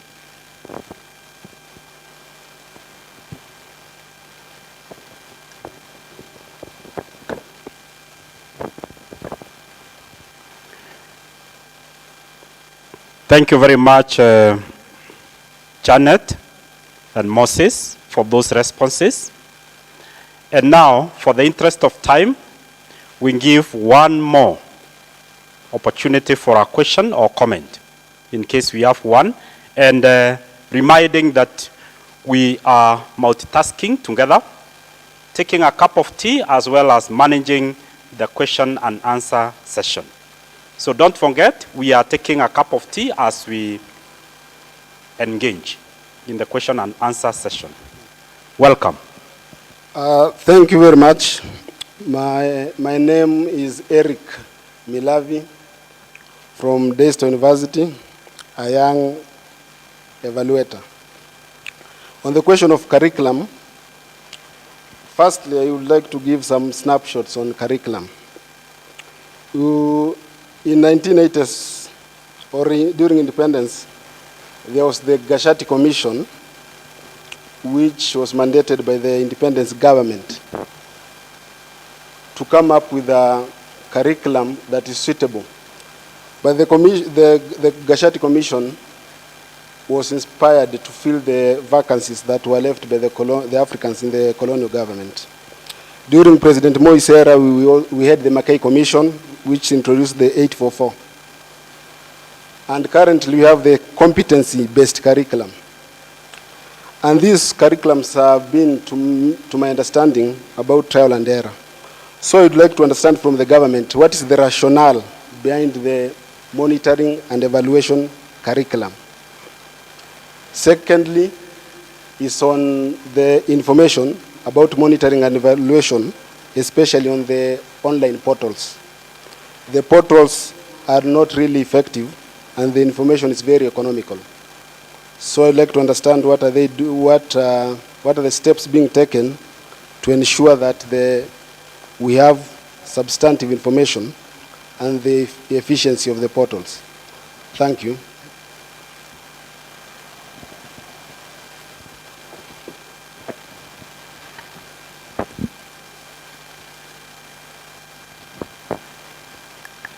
Okay, about the curriculum, we said the curriculum started back in 2010. That was after M&E, Directorate Monitoring and Evaluation, together with UNDP, or was it UNICEF, together with other stakeholders, came up with the curriculum, and it was the rollout to the university that I mentioned before. So far it has been running for the that's around 10 years. Last year we had a discussion about reviewing the curriculum, seeing if the curriculum is meeting the market demands. So it's a talk that is still in progress about the rationale about the curriculum, or any changes that can be there on the curriculum.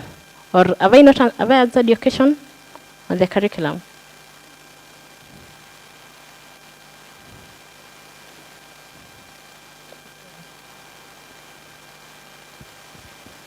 I think you're still answering. Yeah. Yeah. Okay, what exactly did you want to know about the curriculum? Yeah.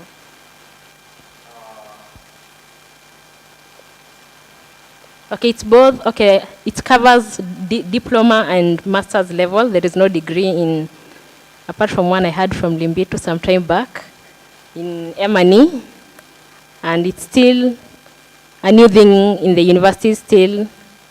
We want to do a review very soon. Thank you.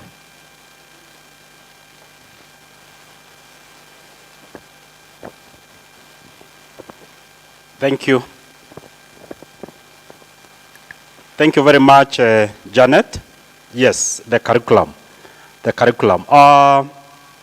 When talking about the rationale of the curriculum, it's like engaging on the reasons, the logic behind the curriculum. And generally, it's about the importance of building the capacity of our professions to be able to carry out evaluations with the right competencies, the right skills, and the general ability to do it. And as Madam Janet has said, this curriculum has been running for more than 10 years, and that's why that explains the reasoning behind, the rationale behind having it reviewed so that it can serve the needs of the industry that consumes evaluations. Because with 10 years, those needs have evolved, and therefore the review so that we can continue meeting the industry needs, especially in preparing the providers of M&E services so that they can meet the need of the consumers of monitoring and evaluation. There was a second component of your question. Have we answered all the components, Eric? We have, the second one was about the portals, the information portals. Thank you. Thank you. Okay, the part of the rationale, the reason why the curriculum was developed was because there was a needs assessment where there was need to provide the market with people with M&E skills. Another reason was local universities were required to offer M&E curriculum that meets the standards and the needs of the market. About the portals, maybe that's an issue we can escalate with our superiors. It's an issue we have not heard about it before. Thank you.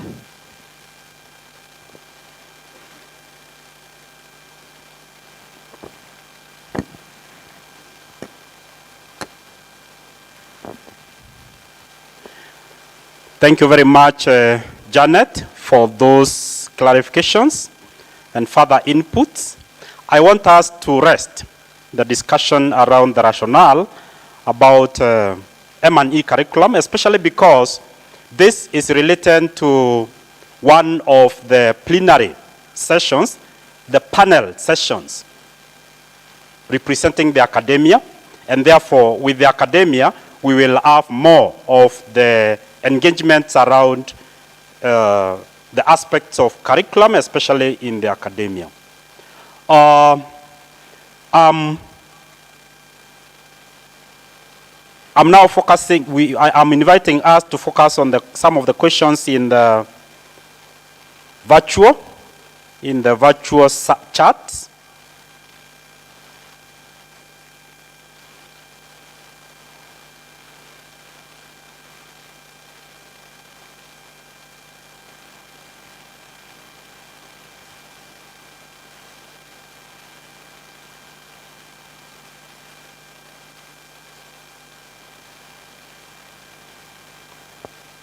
Jane Koima, how do we benefit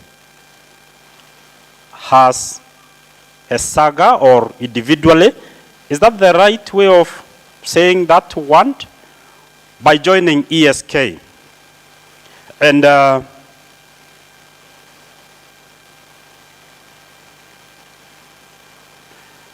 let me welcome the acting chair to respond to this.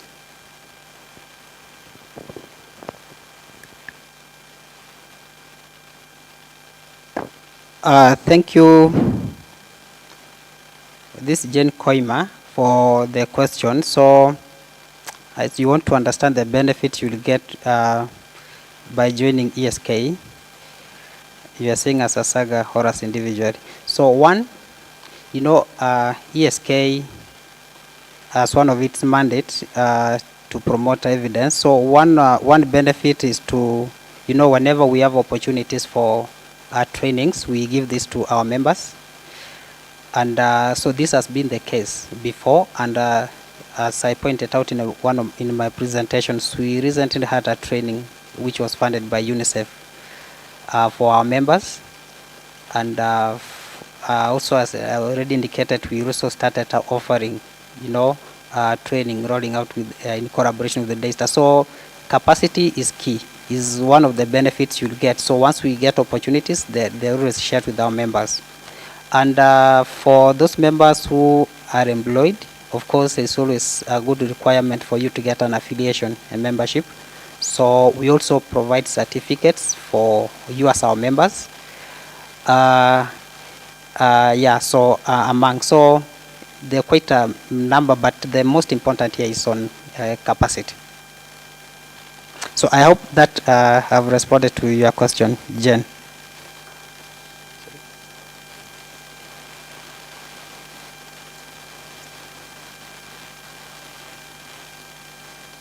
Yeah, so that's the only question I can see. Oh, so, okay.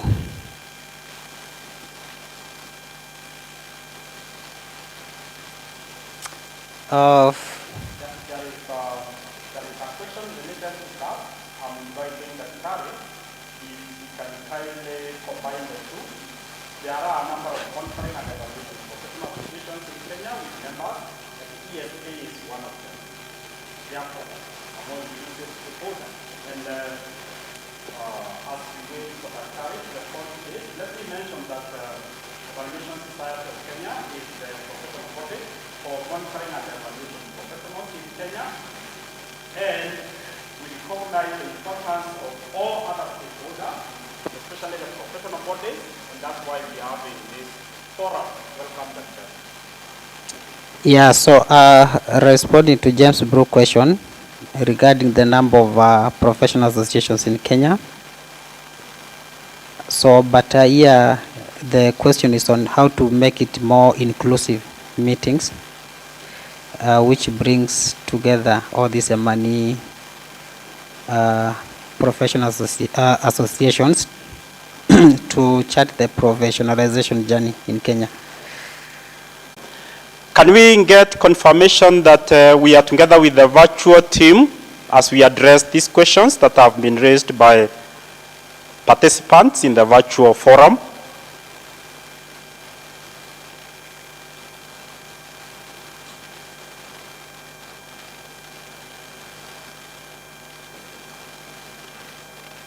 James, are we audible? Are we together?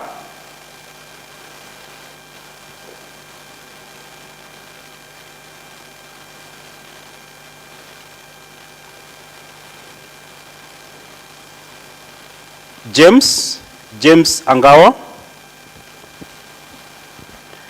Any member participating virtually, kindly if you can confirm that we are together.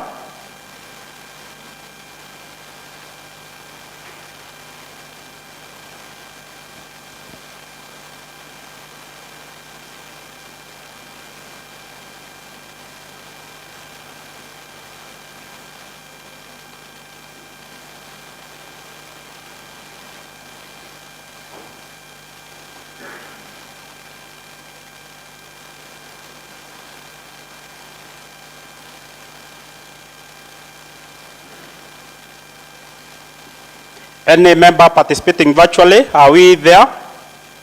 Kinley? Thank you. Thank you. I see there is a comment about governance there, and Dr. made a elaborate presentation, including that ESK as a constitution that guides the operations of the organization as a professional body.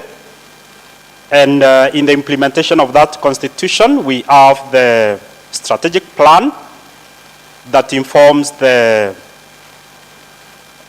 operations annual plans. And there are those systems and structures for governance that were presented by the acting chair. And in case we would like to engage more regarding the governance, especially noting that the acting chair mentioned that there are those activities that are ongoing, including putting up some of those bodies, even as we begin this journey of M&E professionalization in Kenya. Thank you very much. I see a number of us have gone for a cup of tea, and I want us to add this because it's just the first plenary. We will have more and more. But let's hear from the guest.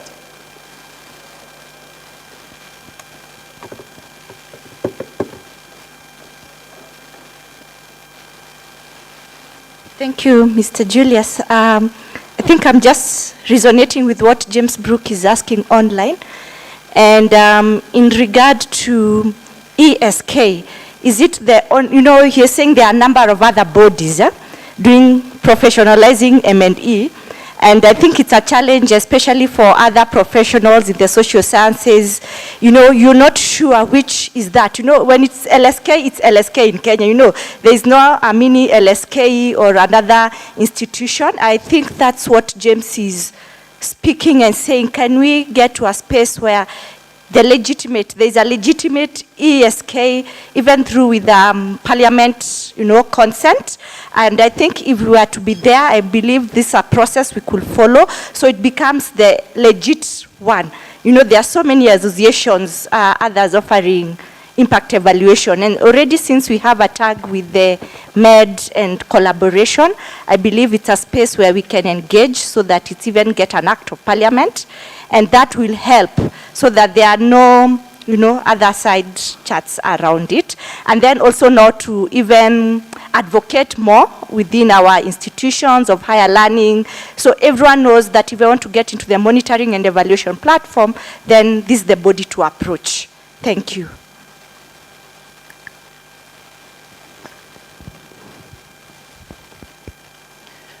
Thank you, Mary. Thank you very much. And may I invite the acting chair to make a comment based on that. It's a comment also, but we respond with another comment. Okay, thank you, Julius. Just once again to respond to that question, just to take you back to the presentations. No, I took you through the genesis of the technical working group, which is a platform and to which all this professionalization is anchored. And you saw the chair is the MED, and of course ESK was recognized as a professional body to coordinate the state and non-state actors. So as we speak now, this is still a journey. We not yet have, we have not reached there, whereby we can say this is the body. But again, so the mandate is for now ESK in collaboration with MED, to make sure that this journey comes to. Yeah. So yes, there could be, many things happening. But again, when now we narrow to this journey, it's actually ESK which is recognized. And of course, I even took you through the recognition of ESK in number of the government publications. Yeah. So yes. So the main one is ESK. Yes. We are not really trying to lock out anyone.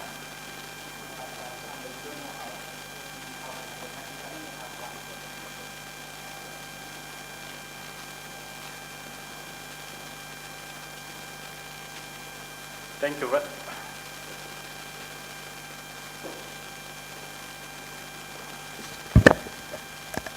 Thank you very much, Dr. Moses Oyagi. Thank you, Mary, for the comment and even for the response from Dr. Oyagi. We, as ESK, we are registered, formally registered, and that's how we work with MED and other partners, including the stakeholders represented in this forum. I want us to conclude this session. Because we are seriously behind time. So briefly, I will give the question or comment over there, 1 minute.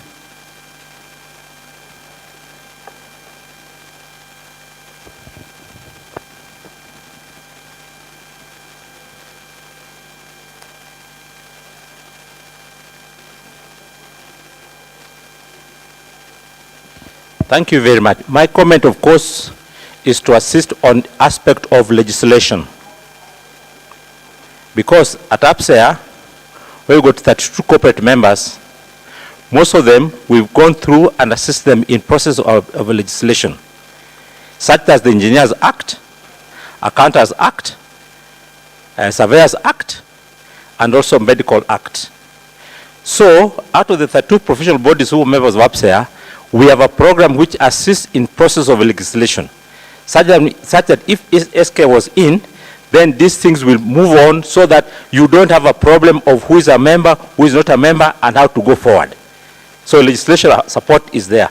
And by the way, not only from UPSEA, most donors, I see you got donors support here, the donors assist a lot in terms of getting a legal person and having a panel, and then you go forward and come with your law as expected. It's important to have legislation as far as professionalism is concerned, because otherwise you will be considered just as a quack walking in the street. There's a question, a comment also had about how many professional associations are there. Of course, at UPSEA we've got 32. Of course, I'll share that within the website. And that process of coming in, following the rules as required, is what makes you be a credible person wherever you are and talking about your subject matter. Thank you very much for giving me that chance, Julius.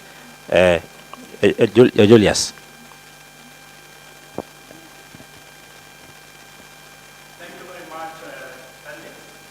Thank you very much for that input. Yes, very important, especially with the legislation process. Thank you. We need to move to the next item in this agenda. And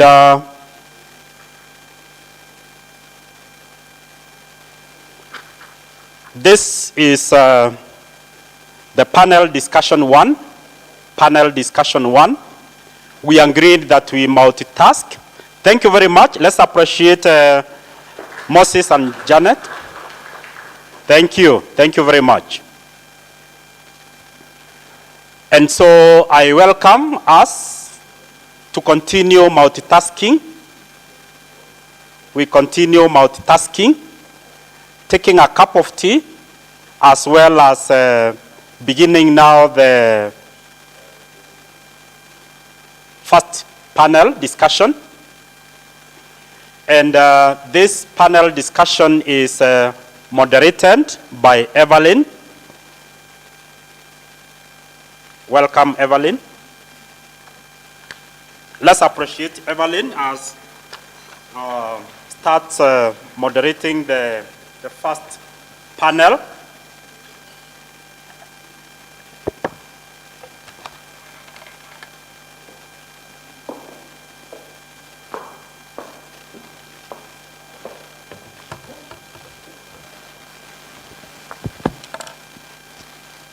Could I kindly ask those who are outside and have had their breakfast to come in, please?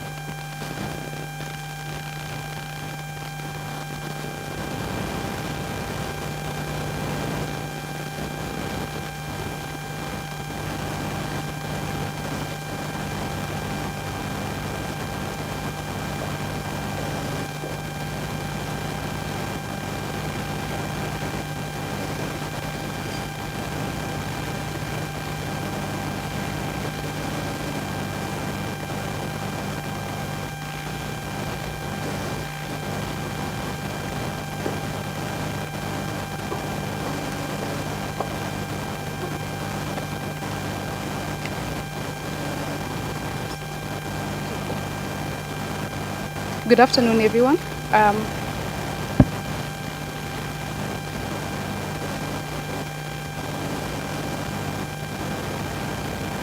As we wait for people to file in, I wanted to start with a quote from American psychologist Abraham Maslow, who said, "If the only tool you have is a hammer, you tend to see every problem as a nail." And this speaks to the importance of learning different and new ways of thinking and behaving when facing challenges. And I guess it's appropriate for the kind of discussions that we're having here. So once again, thank you and a hearty welcome to all of you. Like you've heard, my name is Evelyn Joroge, and I'll be your moderator for the panel sessions today. It's already been a fantastic and engaging morning with the speakers who've just spoken here, and because they've helped to set the stage in providing what I'd call a health check of the M&E discipline and the role it plays in shaping the development agenda of the country. And that sets us perfectly into the second part of the program, which is the panel sessions. We have lined up 3 panel discussions throughout the course of the workshop today to help us delve deeper into the practical ways of professionalizing the M&E journey and raising its profile in the country. Yeah, someone has not received that with a lot of enthusiasm. I've seen someone roll their eyes in exasperation, but do not worry, we have no intentions of boring you to sleep.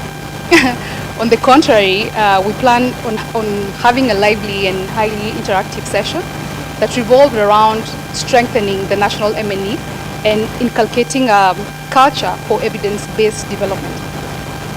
And I believe you're all here because in one way or the other, you care for the transformation of the national agenda, in this case through the production of high quality data and credible data that can help the government and other institutions to make informed decisions, to promote the implementation of effective interventions, and more importantly, improve the levels of integrity in projects implementation and management.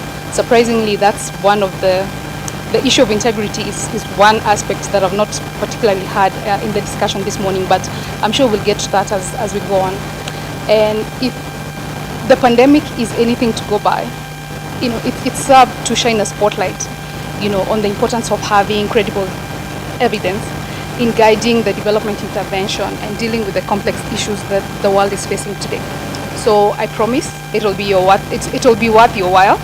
And I know this because I know we are fortunate enough to have an outstanding panel to help us unpack this debate. And more importantly, to steer us into practical solutions, because we do not want to be, those conferences where we're just a talking shop. We're just coming here to talk and really have nothing to show for it. So to start us off, and this is probably a good time to invite gentlemen and ladies, we have a few housekeeping rules, please. And since this is going to be a lively and informative and engaging session, I would like to let you know that you have about 7 minutes. I'll give you each 7 minutes to shed light on M&E learnings and experiences from your organization's perspective. So I'll require for you to keep time, please, so that, because after the individual sessions, then we'll have presentations. We'll go around. We'll have a plenary session for Q&As, and would like to take as many questions from the floor as possible. So during the Q&A session, you're free to speak out of turn, and you're free to also respond honestly but respectfully to each other. For the audience, we'd like to request that you make use of the writing pads in front of you. If you can send your questions and send them forward, there'll be a runner who will bring the questions to the front. That would be great. But also, hopefully, if you have time, then we'll take the opportunity to give responses or to take questions from the floor. And so, lastly, and this is a challenge to everyone, I'm throwing a challenge to everyone in the room, is to think about practical ideas about how you can provide support to the Evaluation Society of Kenya as we talk about this whole professionalizing M&E work. And I liked what the director of the Kenya School of Government, I think, said. She had a proposal about awarding, like basically saying what's in it for me, for the public sector, for the public servants who participate in the curriculum? What's in it for me? So let's start thinking about practical ideas of how we can move forward so that, like I said, we are not a talk shop. So without further ado, let me turn it over now to the panelists. Yeah, so Mr. Felix Okach, you can go first because from the session on, yeah, you can go first. Yeah.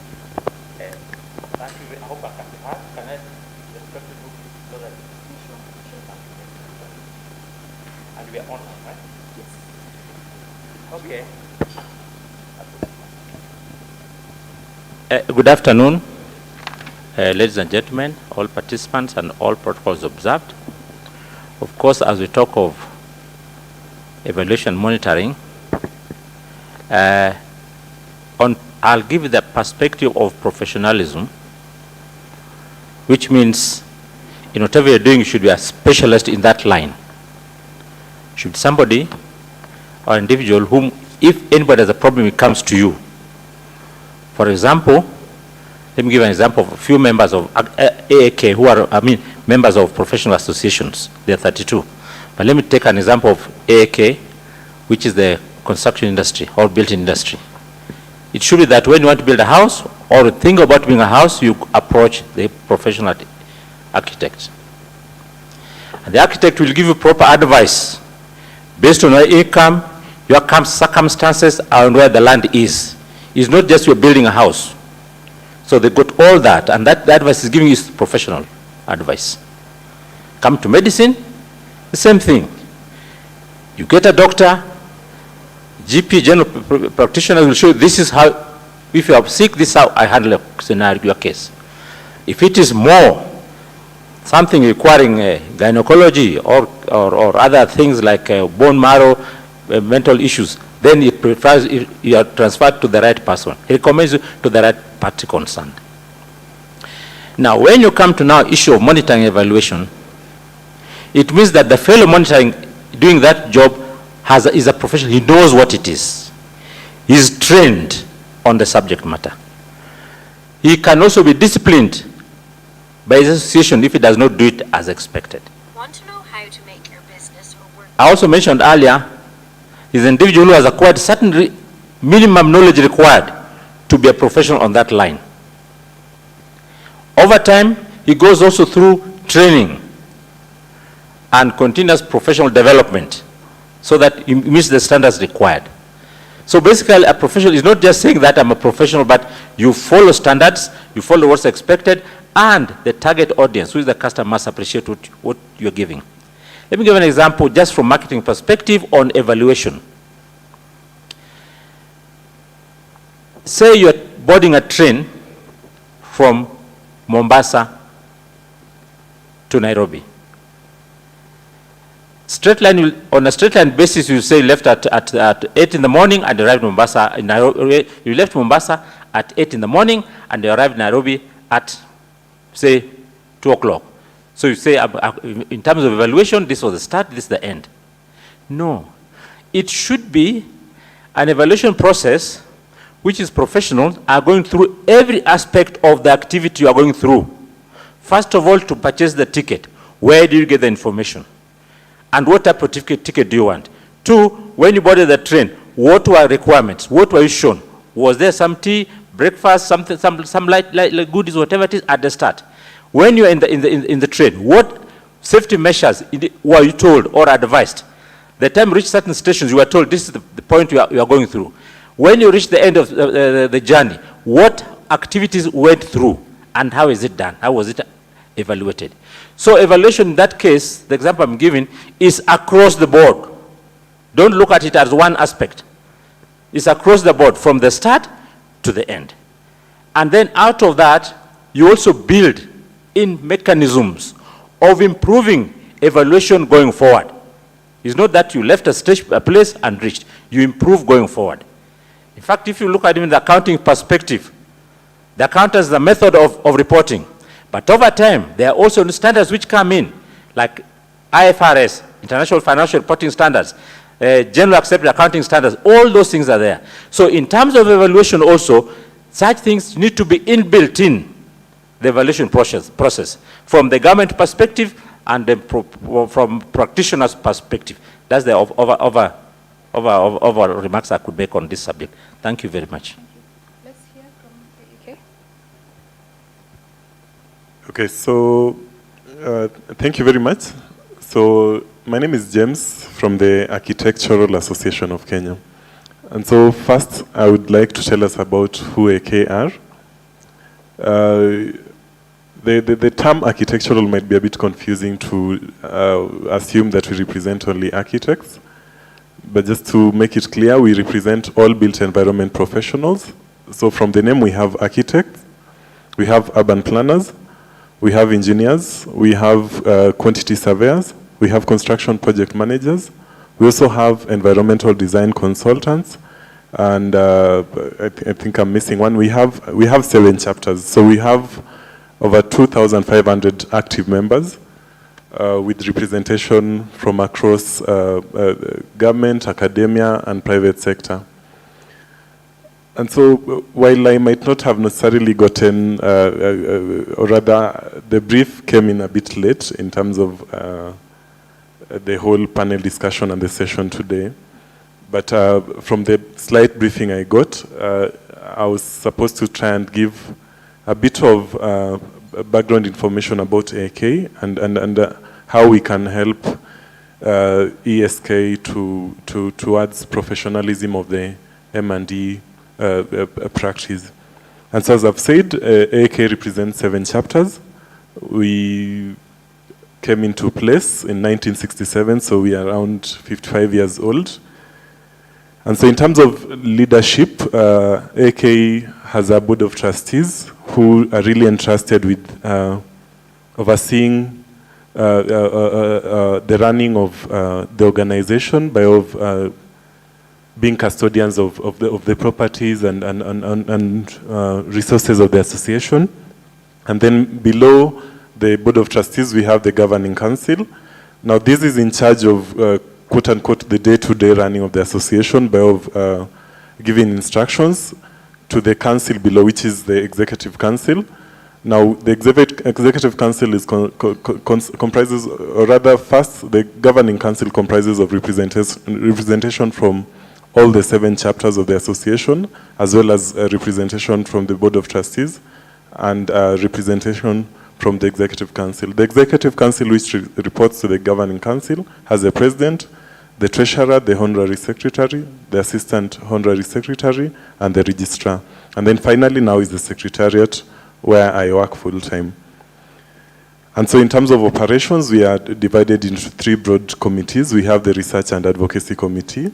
We also have the membership and communications committee, as well as the finance and administration committee. And then in terms of the outlook of our work within the built environment sector, and just to make it clear that while our end users are the professionals, we also do activities that are intended to benefit members of the public. And so just broadly, some of the activities or achievements we've managed to do is really try and push for the digitization of development control systems, the whole construction processes. Previously, we had manual systems, and unfortunately, quite a number of counties are still doing it manually, but we've managed to push, and so far we have 4 counties having digitized their development control systems.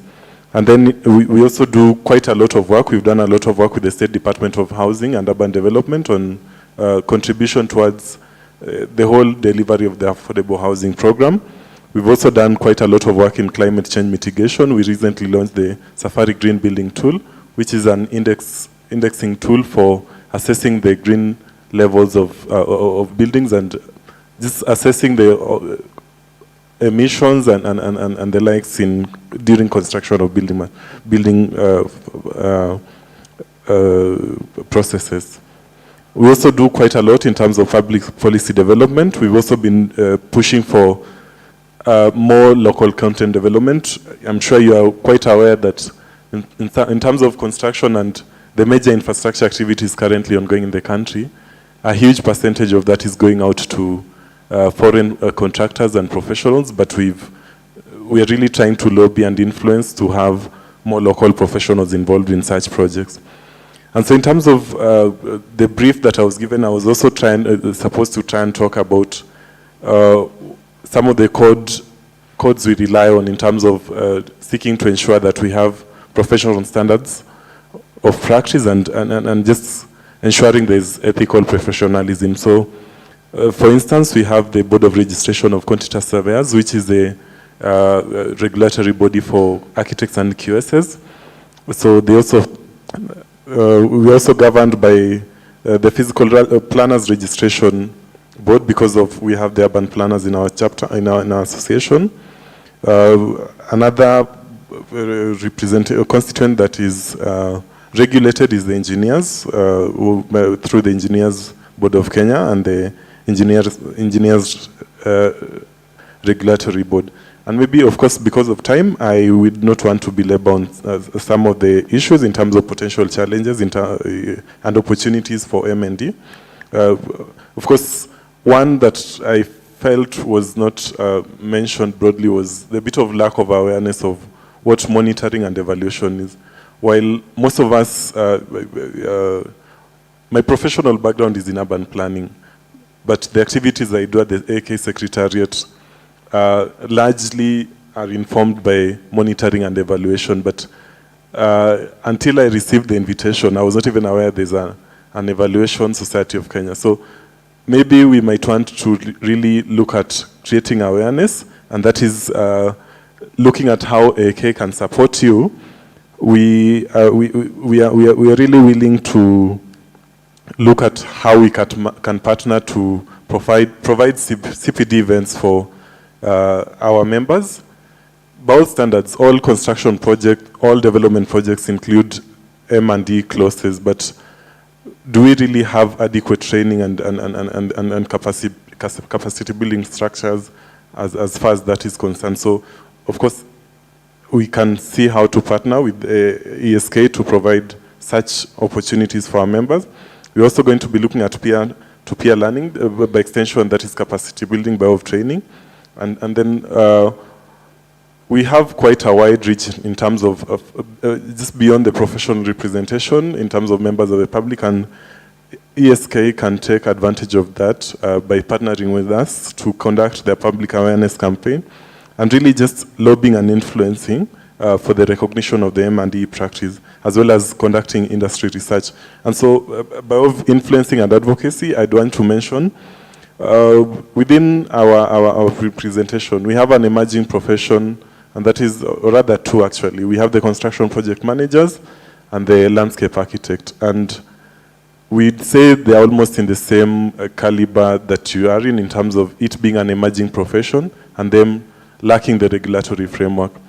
And so it's been a slow but gradual process, and I'm sure ESK can learn from us. We already have a bill that is currently being drafted to regulate such emerging professions as the landscape architects and the construction project manager. Otherwise, because of time, maybe I'll take it back to you, moderator. Thank you, James. That's exactly why we're here. We want to hear those practical solutions to move us forward. The next one is the Kenya National Qualification Authority. And as you make your presentation, please tell us whether M&E is an active discipline in your organization, or is it an afterthought? Where's the lady who was sanitizing? She stopped sanitizing.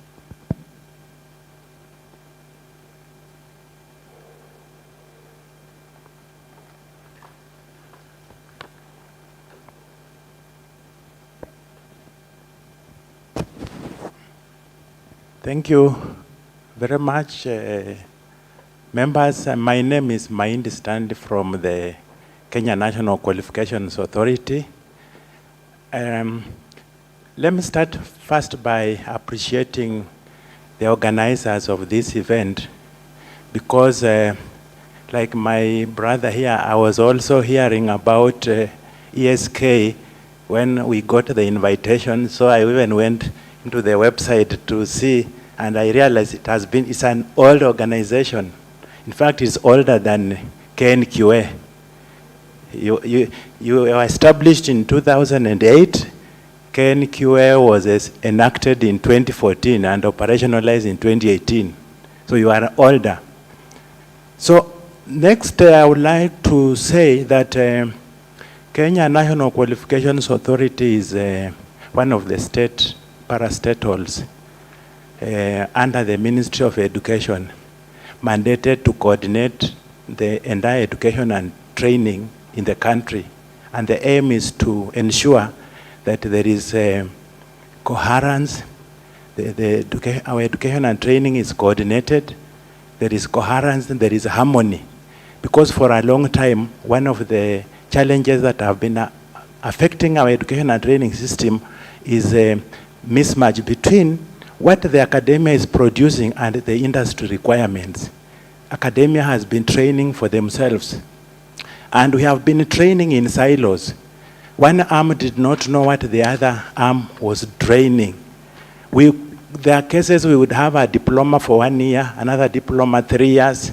All of them were diplomas, and they were to compete for the opportunities in the labor market. We have had the challenge of fake certificates in flying over in our country. And people with fake certificates are the ones holding some of the best positions in the country. So somewhere in 2010, there were task forces that were started to look at the challenges that were affecting our education and training system. And those who have followed, if you look at the Ominda Commission at independence recommended the overhauling of our curriculum to ensure that it's able to be relevant to our education and training. Recently, around 2010, we had the SOME task force that also looked at the challenges that were facing our education and training. And then that task force recommended the formation of a Kenya National Qualification Framework. The aim of the framework is to coordinate our education and training to ensure that all the qualifications we produce in this country are able to meet our national standards. And therefore, a framework was put in place, and the institution that's established and implements the framework is called the Kenya National Qualifications Authority. It coordinates from basic education through tertiary, TVET, up to the highest level, the PhD at university. And it coordinates and implements through regulators. These regulators are we have the Commission for University Education, we have TVET Authority, we have got NITA, and we have the Basic Education Quality Assurance Directorate.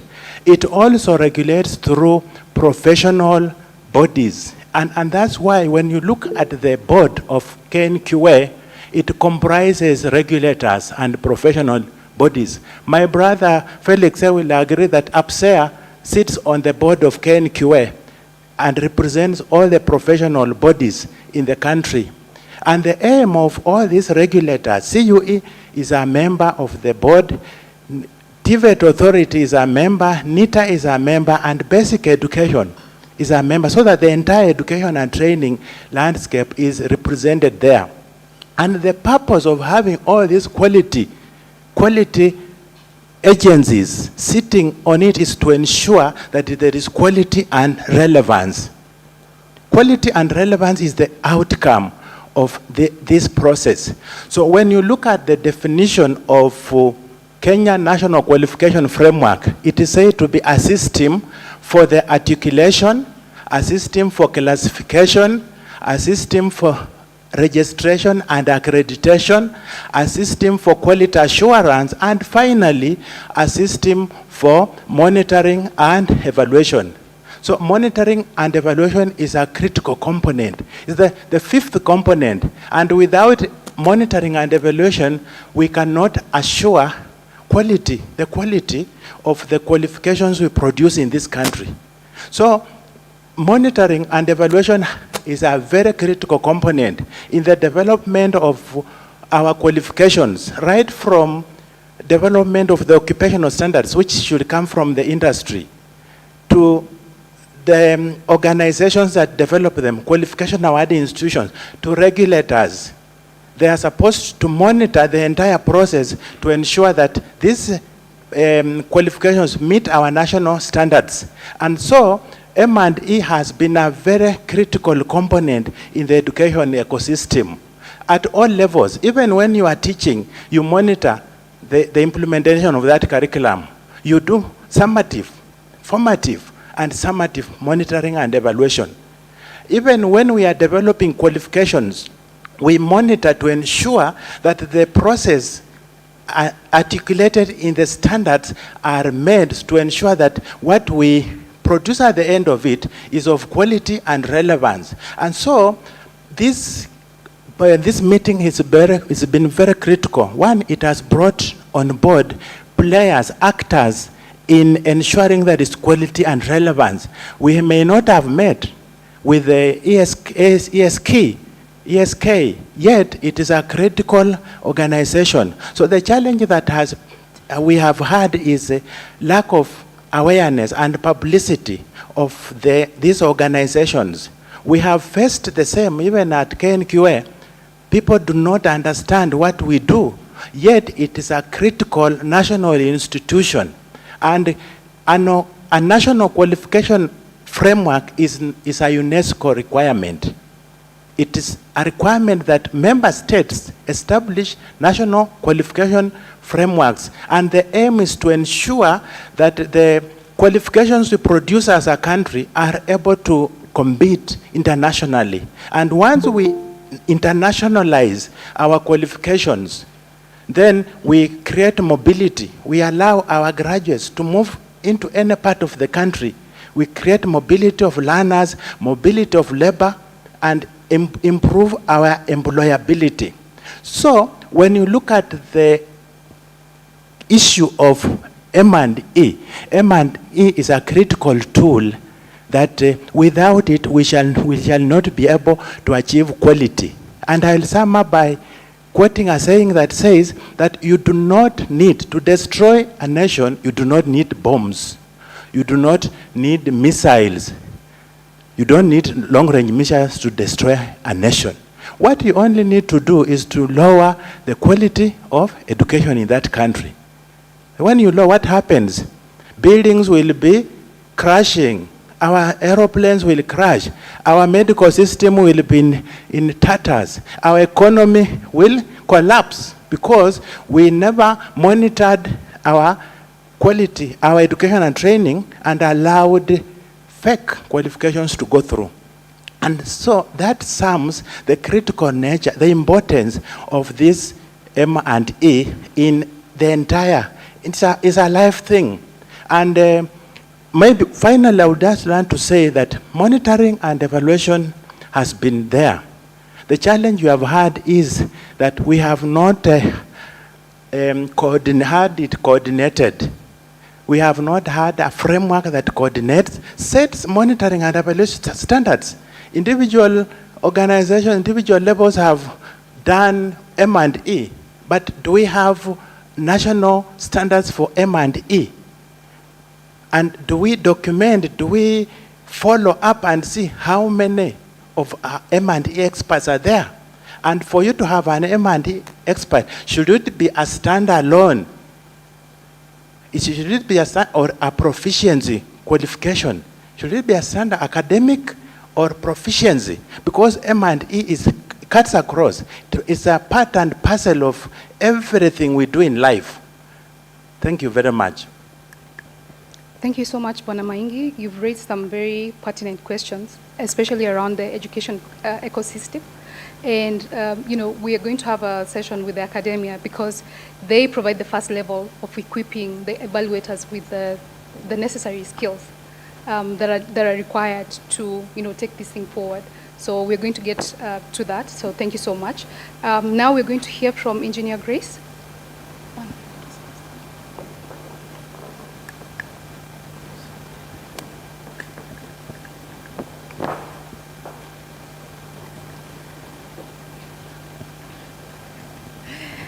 Thank you very much, Evelyn. I want to start by saying that the Engineers Board of Kenya is the regulator for engineering services in Kenya. And we've been established, I think, since 1969. but we were first known as the Engineers Registration Board. And we got a new act from Parliament in the year 2011, and we became the Engineers Board of Kenya. My name is Engineer Grace Onyango, and I work with the Engineers Board of Kenya as the Director in charge of capacity building and accreditation. Now, just a little bit about the board. Our vision is a safe, efficient, and effective engineering infrastructure, system, and processes in Kenya. And that is very critical, and I will connect it to monitoring and evaluation shortly. And then our mission is to ensure production of competent engineers and quality engineering services through regulation, capacity building, and enforcing compliance with set engineering standards for improved socio-economic development. And we talk about standards, it does not necessarily mean the hardcore engineering standards. One of our functions and powers is to develop standards in certain areas, and one of those areas is monitoring and evaluation. Now, when you look at our Act, we have 26 different functions and powers, but I'll summarize them in 3 critical areas. One is education, engineering education. And as a board, one of the things we do under engineering education is we monitor for quality, because it is important. The engineering profession, basically the services we offer, they deal with health and safety, and that has to be at the forefront of the mind of even those who are training engineers. So we monitor engineering education to make sure that these graduates who are going through these programs have the right graduate attributes that we need, even as they get out into industry. The second thing that we do a lot of monitoring and evaluation on is on training. When they get out of university and they get into industry, we have an act, or rather we have a rule that requires for an engineer, before you become a professional engineer, that you have gone through training and experience that gives you the professional competencies that are required for you to get that practicing license and for you to carry the title engineer. So there's a lot of monitoring and evaluation that is done there, because there are certain programs that we run under the training and experience. And finally, you get into the practice. And when you get into the practice, it means that you have sat through a professional examination. We have checked that you have the right professional competencies, and we're able to license you. But once we license you, it doesn't mean that you are scot-free. We're still monitoring, because the practice is where the professional engineering services are offered. And any slip-up over there can cost a lot of lives. So under that, there are certain things we monitor. We monitor the continuing professional development. We have a code of conduct that engineers are expected to follow. We monitor the compliance levels of engineers and even other institutions that are connected to professional engineering services and professional engineering works. When you look at our Act, when you look at the definition of professional engineering works, we do have an item on monitoring and evaluation. So you can see engineers are closely connected to monitoring and evaluation. Now, I want to join my colleagues here in saying that we only learnt about the Evaluation Society of Kenya when we saw the invitation. And for us, we are very, very happy, because the one thing we do at the board is not just monitoring and evaluation. We have monitoring, evaluation, learning, and research. And so for us, it's a little bit wider. As a regulator, aside from the monitoring and evaluation, you must have a lot of learnings that help you improve your systems and processes to better serve the nation. And then number 2, because we are a regulator, if we do not continuously do the monitoring, evaluation, learning, and research, then we're not able to incorporate global best practices for engineers in Kenya, because we want to compete on that international platform and to ensure Kenyan engineers are internationally mobile. So we do incorporate a lot of this into our systems and our processes, and it's the only way we are able to achieve our mission and vision, as I had earlier said. Now, I'll just talk a little bit about some of the challenges that we come about. I know, because the directorate I head does a lot of monitoring and a lot of this because of the programs, and even some of the other directorates that we have. So sometimes you're told to develop a monitoring and evaluation and learning and research framework. So where do you go? Google. You go to Google is the first stop, so that you see what templates are there. But now that we do have this society, I am sure that they will be able to we'll be able to partner together. They can come, they can learn what we do, because we regulate the road sector, the energy sector, the water sector, the agricultural sector, all engineers in any of those specific sectors. So we need to look at the sufficiency of standards and policies around monitoring, evaluation, and learning. I've talked about, I had my colleague from AAK talking about CPD. This is a very critical area. And in our CPD policy as a board, we do have an item under project management. It's a must for all engineers to show that they're gaining skills and knowledge under project management. But within project management, there is an inbuilt something on monitoring and evaluation. So we do need partners who are experts in these areas so that they are able to come and help us as we impart the skills and knowledge to engineers. I've talked about development of standards and frameworks and policy development. Thank you very much. Thank you so much, Engineer Grace. From the look of things and from what I'm hearing you, all the panelists say, I think the work is cut out for the ESK. And you know, it doesn't look like you need to reinvent the wheel. There are already people who've been in the trenches. So it's to see how you can get in there and learn from the best practices. And speaking of best practices, I'm informed that the representative from the Interregional Initiative for Professionalization of Evaluation, Mr. Vlatko, has joined us. And I invite him to share the best practices from a global perspective. Good morning or good day to everyone. Thank you very much for inviting me for this great event. So I'm coming from IRIPE. It is Interregional Initiative for Evaluation Professionalization. So we are very dedicated to professionalization of evaluation. So let me first introduce our organization. So IRIPE is working since 2019, so we have started with very few countries.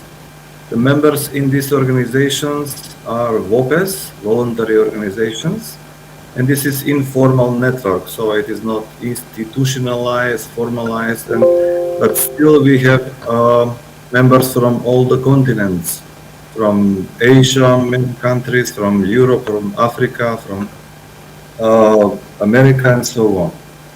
So we believe that professionalization is very important for improvement of the results of evaluation.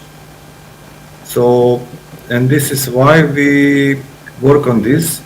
We have done several products on this, some ethical standards guidelines for evaluators.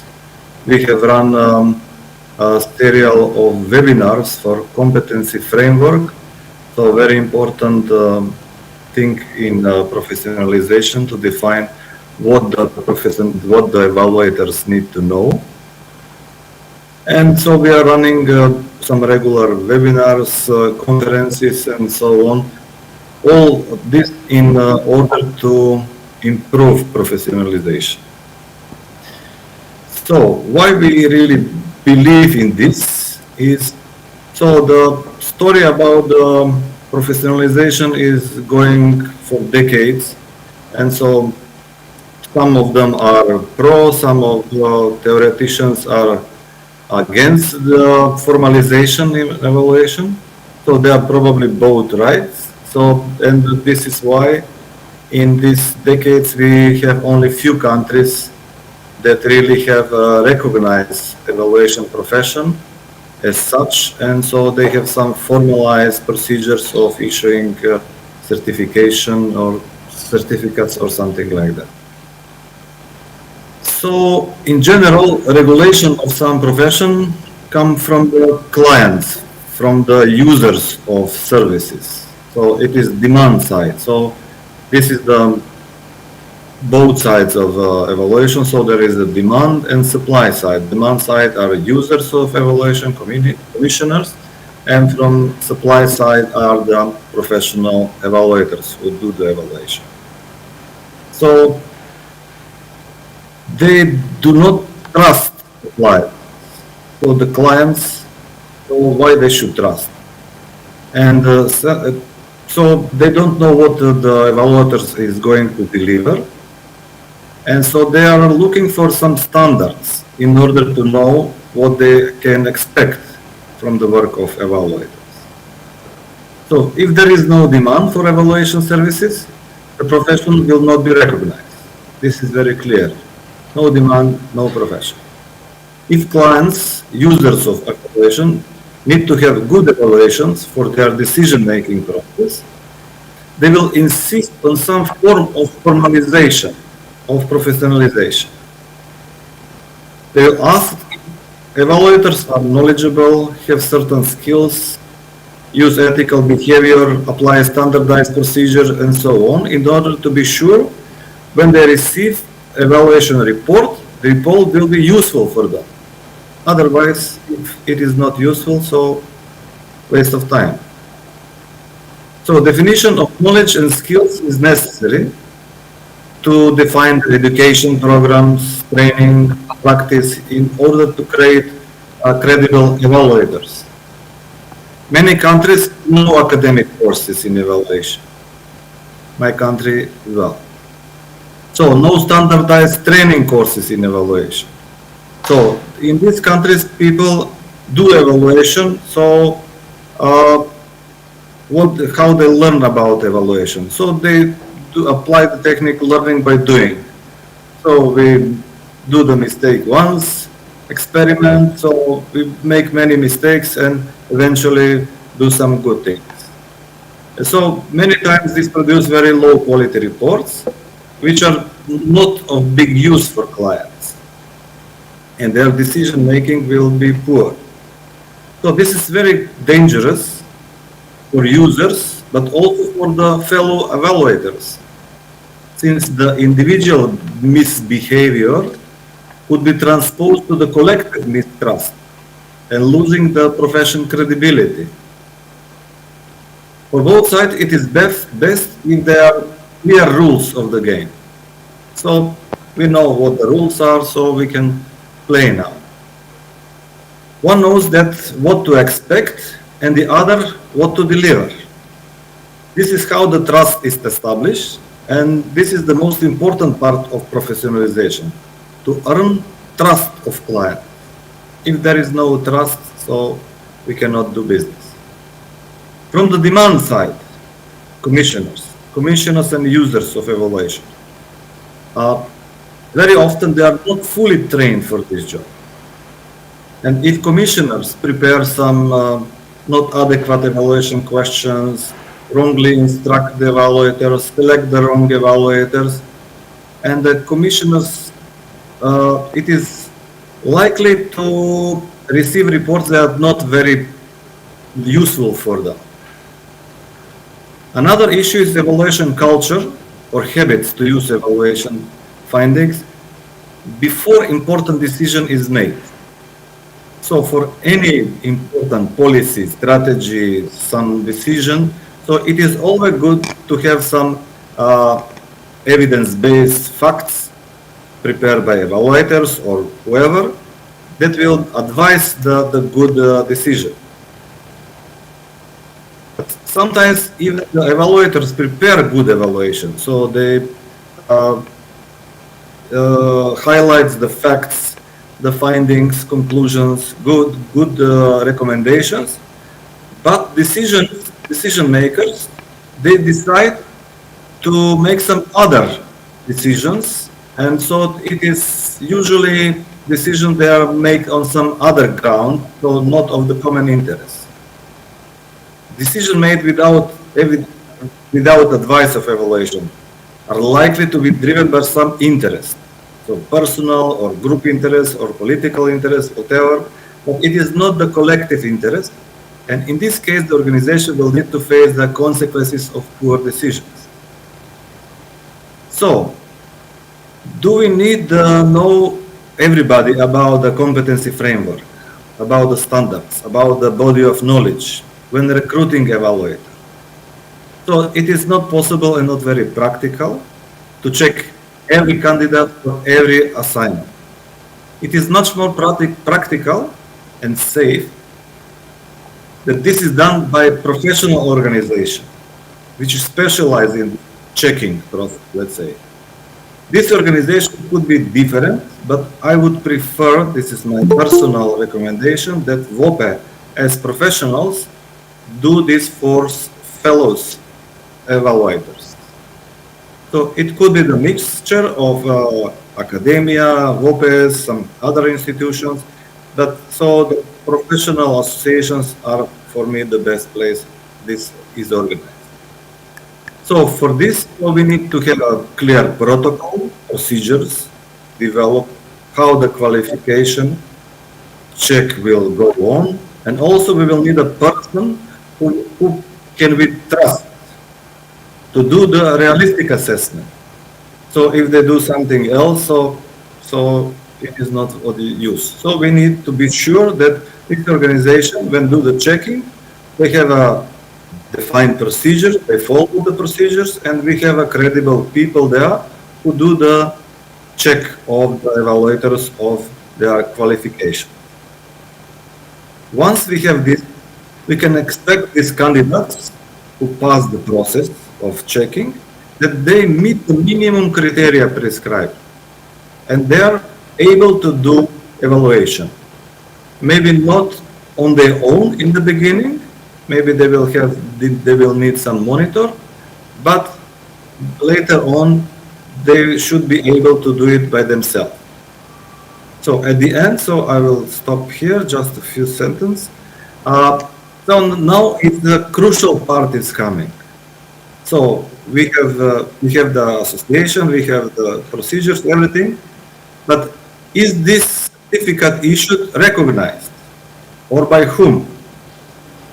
Could be that this is not recognized by anyone, but could be that is recognized by all in the country. So it depends on the legal regulation and the system the country chooses. If this is regulated by law, all will be forced to recognize the certificate. It could be that is a set of standards and it is widely accepted with will give the certificates meaning of official and recognized document of qualification. So it is informal approach to this, but it is accepted, generally accepted in the country or in a region of many countries.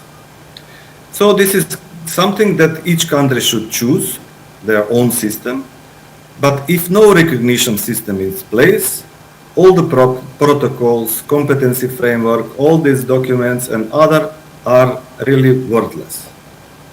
So we need to have the whole system in place in order to function. Clients will hire people who would be evaluators, but not necessarily. And we are back to situation of having no trust.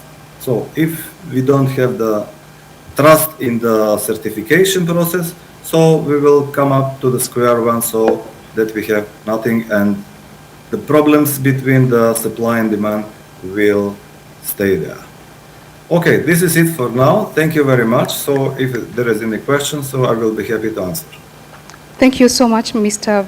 Vlatko, for sharing your insights in terms of what needs to be done in terms of professionalizing this industry, particularly your insights with regards to how it needs to be, the M&E needs to be demand driven.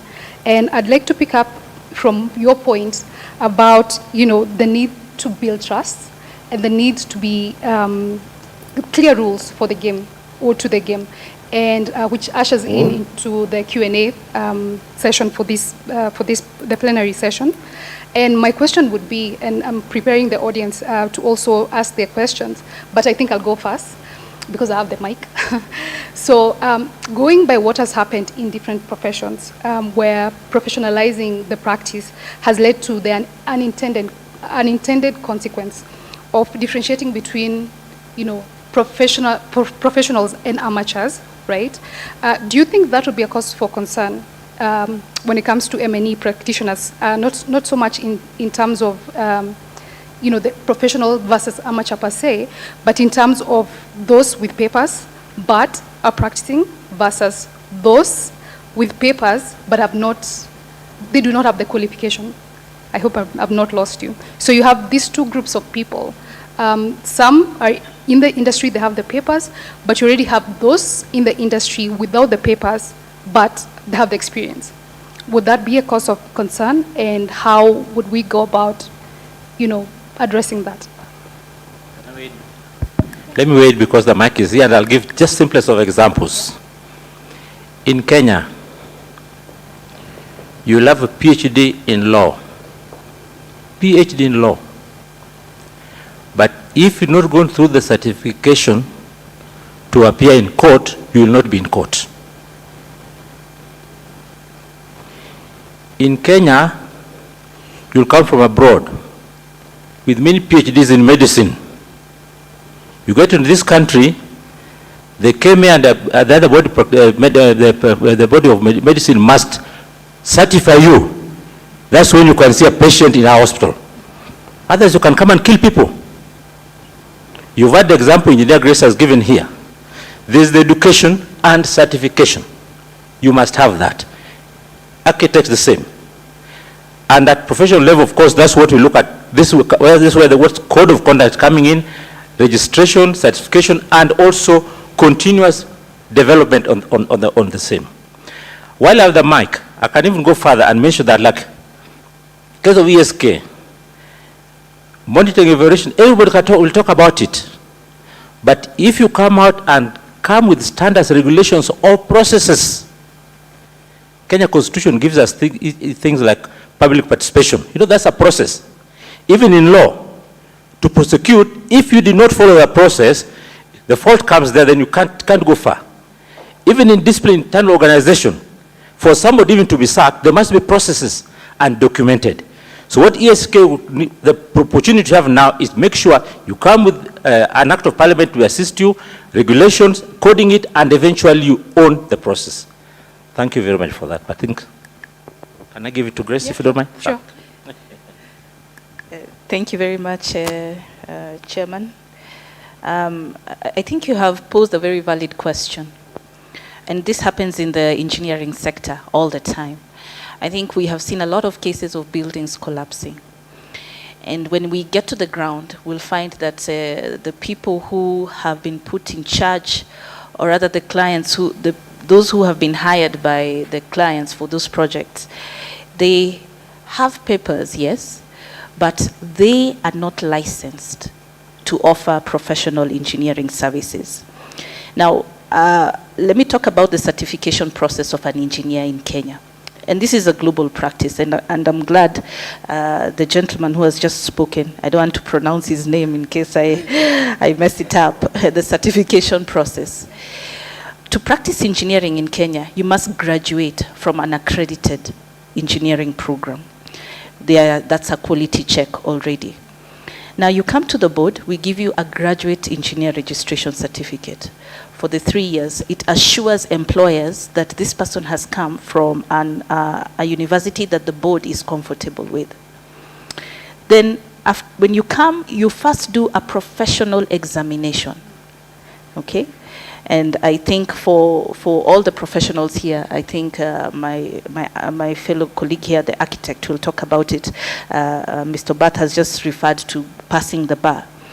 When you go through that professional examination, we are satisfying ourselves as a board, excuse me, that you have met the professional competencies required.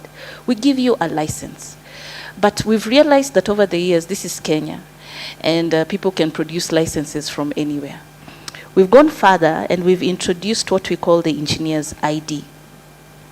So any bona fide engineer in Kenya will have an engineer's ID, and it's a small smart card that if you scan, it's able to give you the details whether this person is of good standing with the regulator and the welfare. We've gone ahead and said that every professional engineer in Kenya will have an engineer stamp, of which we are the only ones who issue.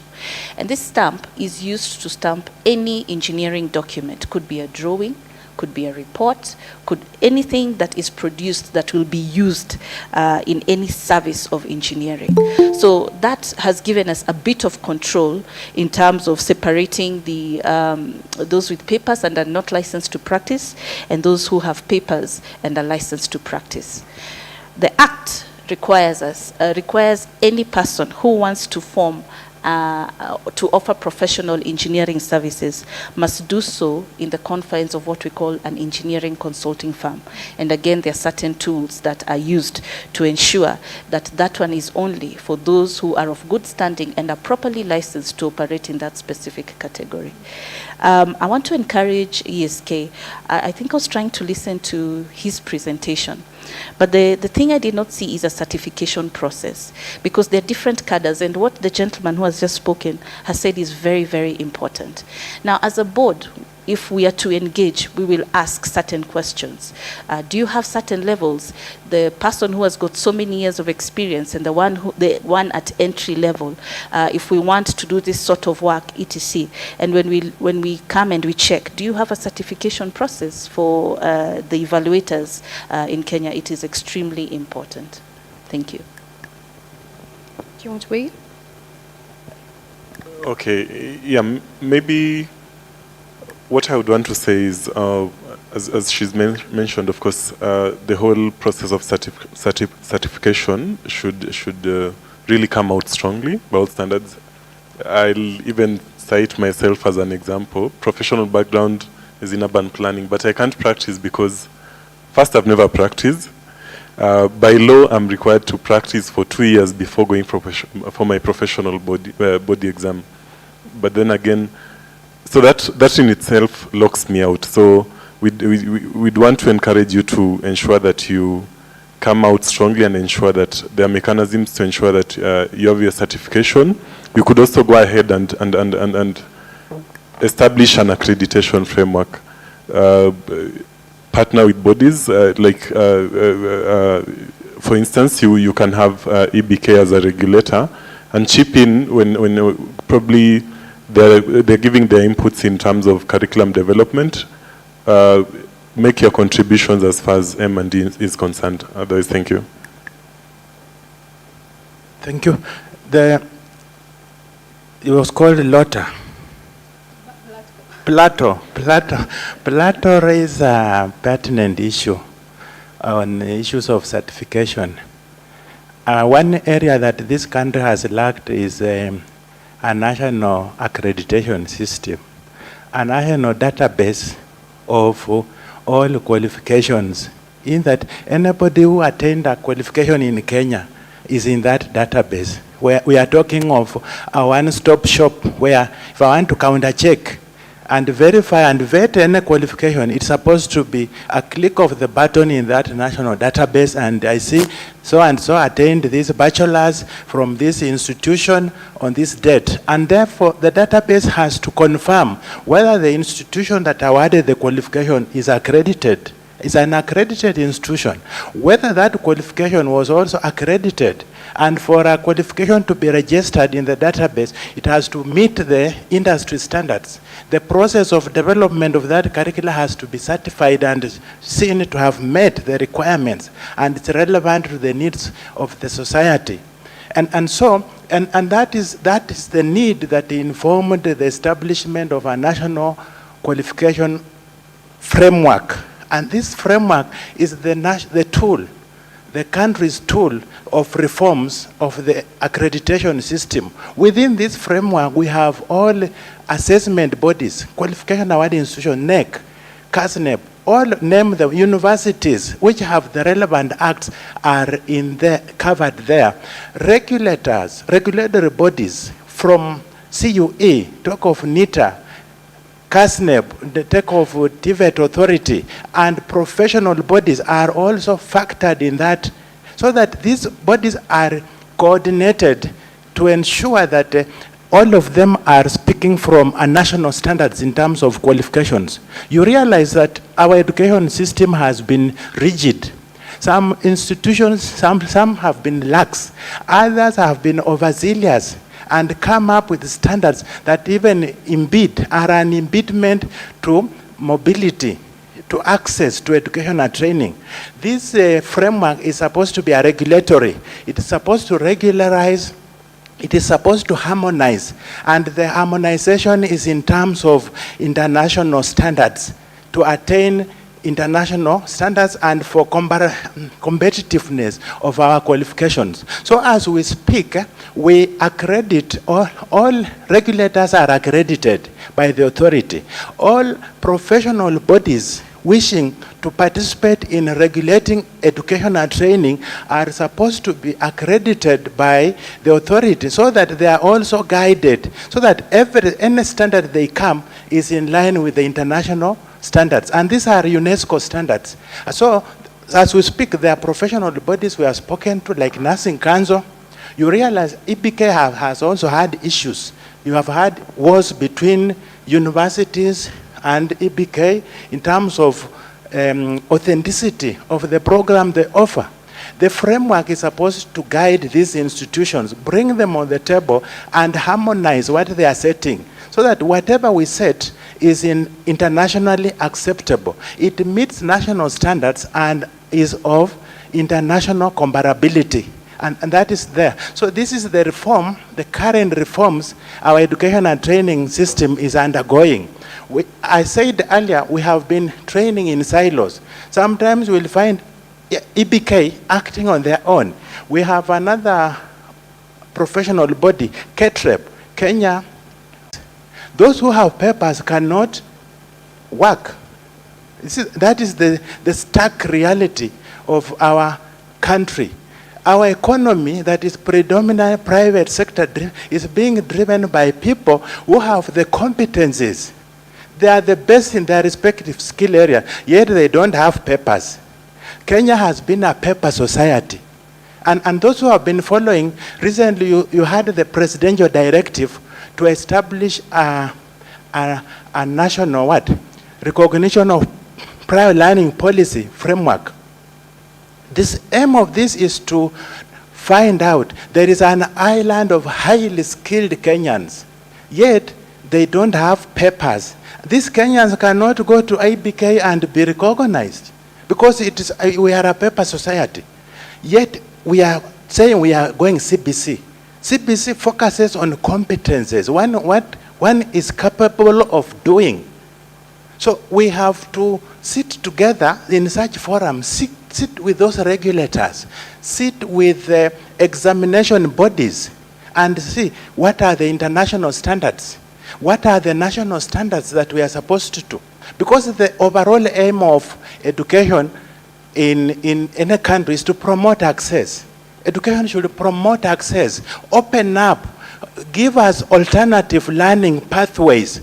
If I may not have had the opportunity to enter a formal learning institution and was able to attain very rare skills, let's say deep sea welding, yet I never went to an formal institution, should I be left out, or should I be factored in so that our country is able to attain? Those who look at, I know planning department is here, look at Vision 2030. Just as I finalize, some of the challenges we suffer is we do not have relevant skills to drive our economy. Yet, we have so much of it. We don't know where it is. It's driving, yet we say as a country, we don't have those skills. Thank you.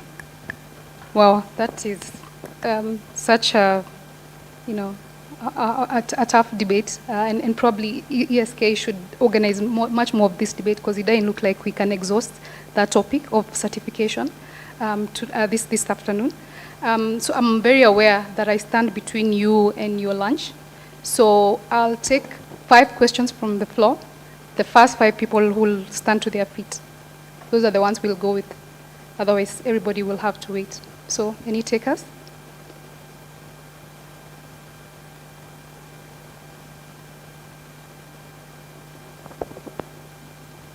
Watu wanasikia njaa? Any takers? Okay, there's a question. There's a question there.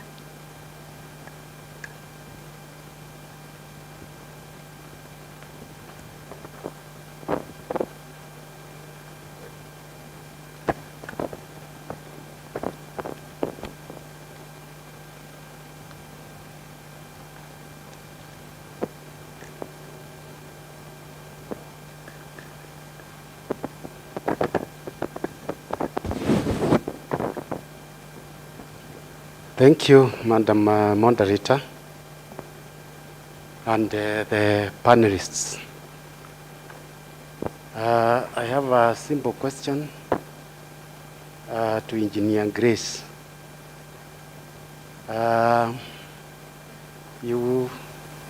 Each one of you gave us an overview of what you are doing, and it is great. You told us that you give us the process through which you register engineers and you ensure that the professional competencies are there and practiced. One of it is use of stamps. When they do their work, they bring to you, you stamp it, and by so doing, you are able to regulate.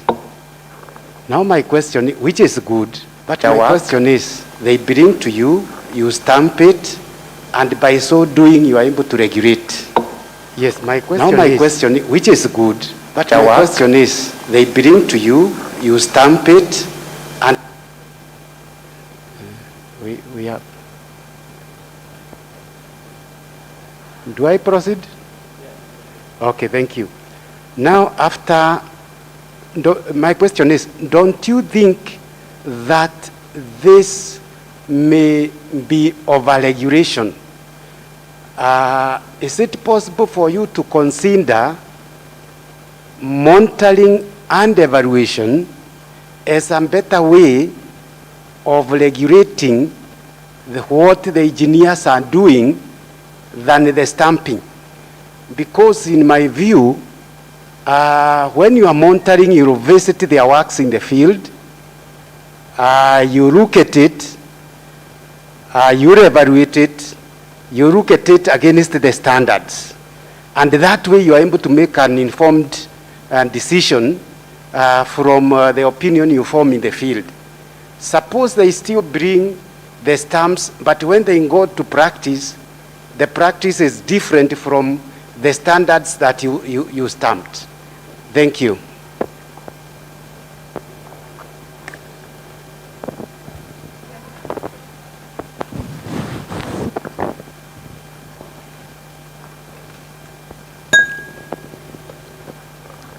I can proceed.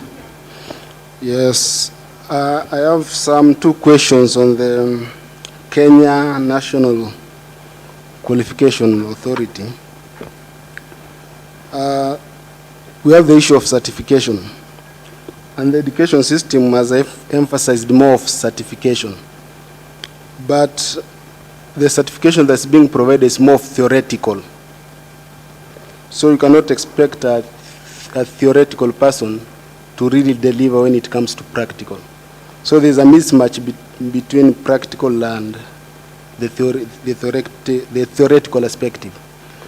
Then I have second question on, there was a pilot who has worked for over 10 years, and that pilot was not qualified, but he has performed very well on all the flights.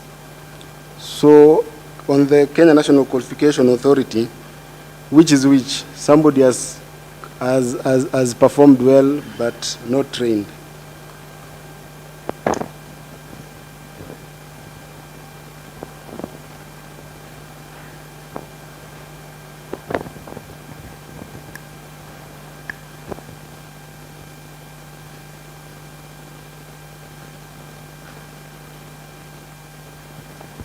Thank you. Mine first is to appreciate the richness of the panel that we have this afternoon.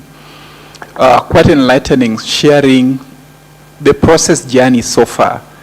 And so my question goes to ESK. What's the next steps in terms of engaging these forerunners that we have moving forward? Because I believe it's not getting insights about the engineering aspects of the work or architecture, but it's about borrowing relevant process lessons that enables us to both lobby with them and make use of their experiences to make that journey shorter for us.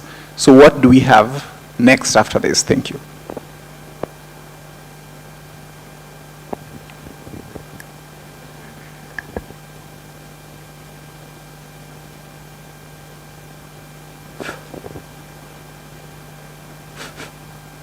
Hello. Thank you, colleagues, and thank you for a very fantastic panel that has engaged, giving background information on what the various entities that they are representing here are doing. I'm looking at one of the aspects that one of my colleagues has also pointed out. Yes, we are talking about professionalization as a journey, and it gives the impression that we are somewhere from the time this organization had started, or the association that we are talking about had started. And listening from the presentations that have been made, it is quite enriching and asking oneself that then what do we need to pick from the experiences of these other organizations. The other aspect that I also wanted to point out is that we did clearly bring out the aspect of non-implementation of the monitoring and evaluation reports. Are we asking the question about the quality of those reports? Are we asking the question about the general presentation of those reports? Because yes, there will be monitoring and evaluation, and these are cross-cutting practice, but what is it that you are giving that you could wish to be implemented? It is something that we need to interrogate further and ask ourselves, this is not just a club we are talking about, ESK, it's not just a club. What do we need to put in place to ensure that as we start on this journey, we are well aware that there are certain practices that are being experienced elsewhere? What can we do to have the right way of doing what is supposed to be done? Thank you.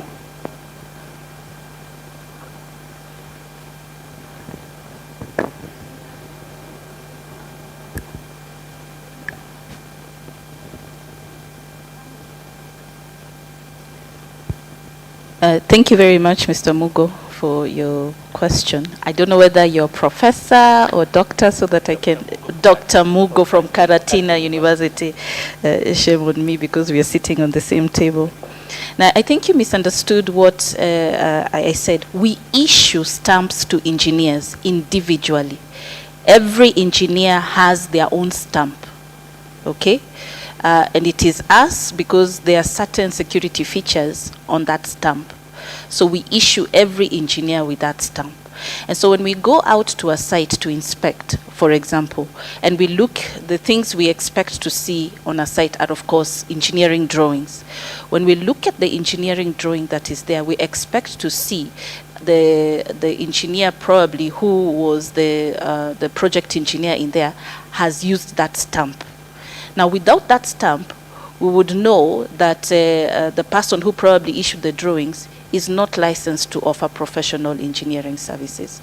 So we are not over-regulating at all, and we issue out individual stamps, which is part of the tools that is in our monitoring and evaluation framework when it comes to compliance to being licensed to offer professional engineering services in Kenya.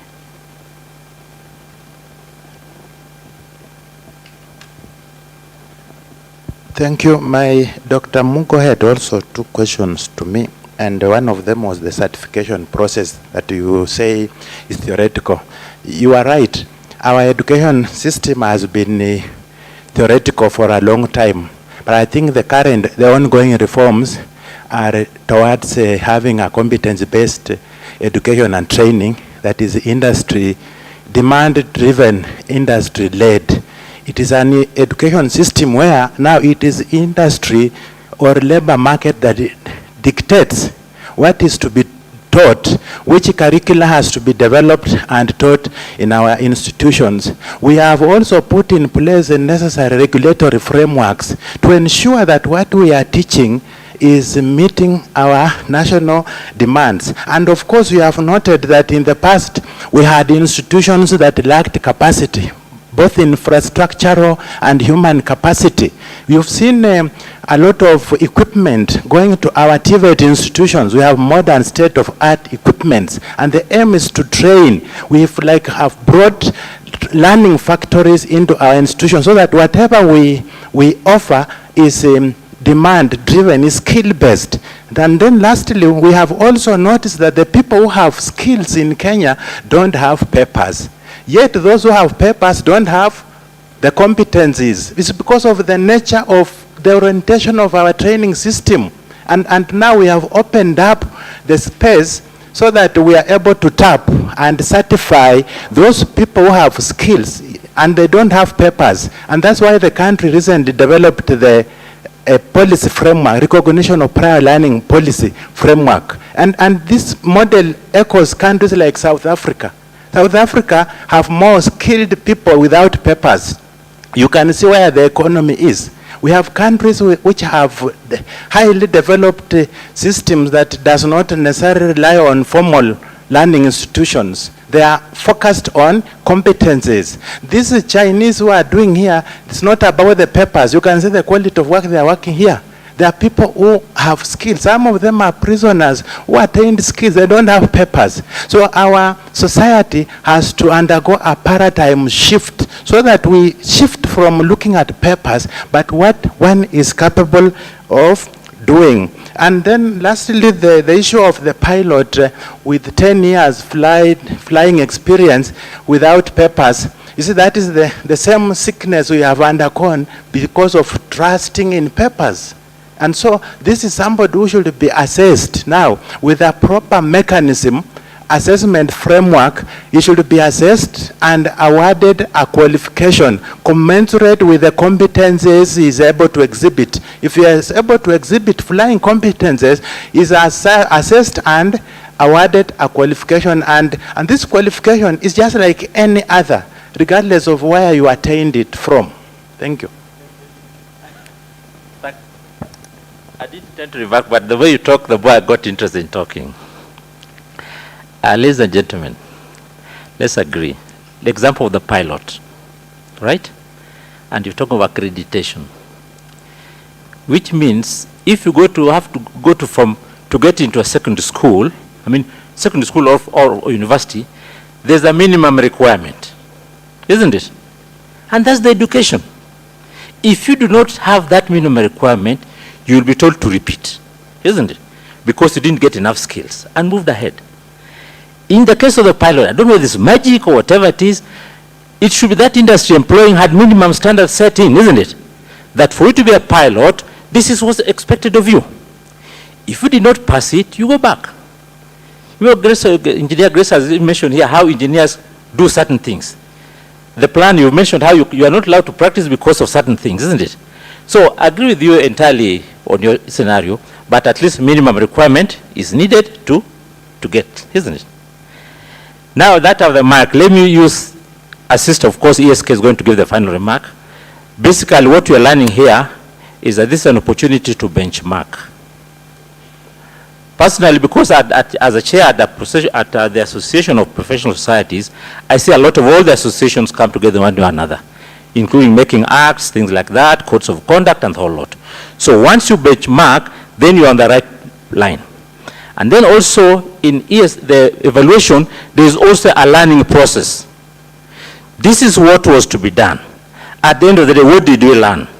You remember I gave a simple example of boarding a train from Mombasa to Nairobi. The owners will look and say, okay, what did we do poorly and what should we do to improve next? And even coming to the government scenario, I see guests there, so institution for learning. It means that whatever relation, whatever we've done, at the end of the day, you find out what are we learning out of that so that we improve.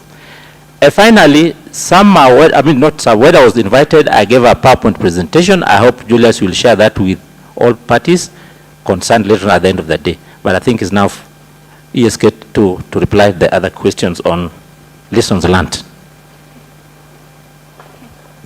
Thank you so much for an enriching session. We've actually not even scratched the surface.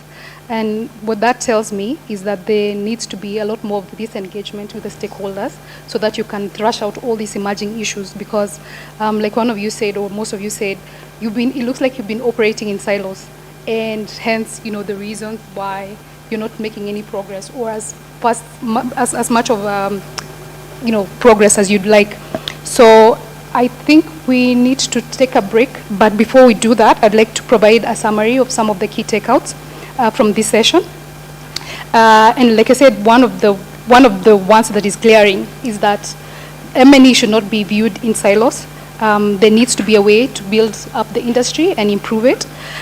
We've also talked about, the need to tap for ESK, particularly, to tap into the experiences and the learnings from the forerunners in order to shorten their professionalization journey. We've heard about their needs for clear rules of the game. There needs to be, the industry needs, or the discipline needs to build trust, and with it, the demand for quality and relevance. One of the other key issues that has come out pretty strongly is the need for certification processes and documentation in the industry are non-negotiable. And there was a proposal to have a one-stop shop for qualifications that meet industry standards. And so with that, I'd like to thank you so much, and thank you so much for sharing your insights, and we hope to see you again in another session.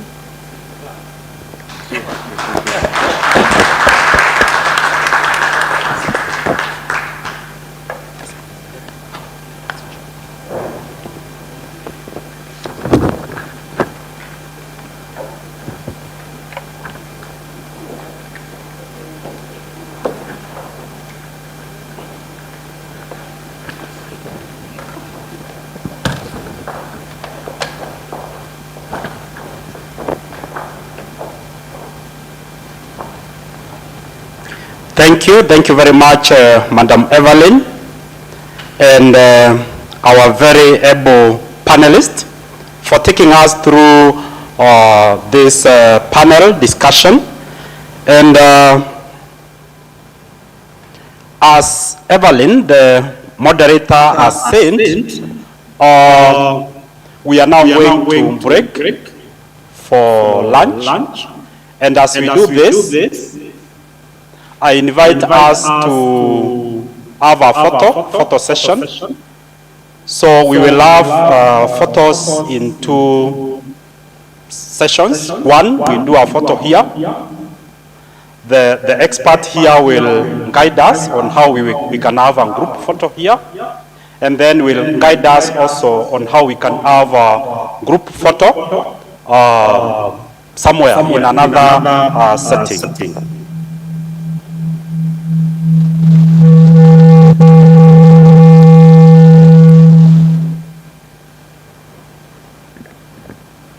So to our participants in the virtual, we are taking a lunch break. This lunch break will take an average of 30 to 40 minutes. And we are starting this break with a photo session. So kindly bear with us as we take the break and as well as having a photo session. We appreciate you, our participants virtually, and we are glad to have you in this session. Let's reconvene in that 30 to 40 minutes. Thank you.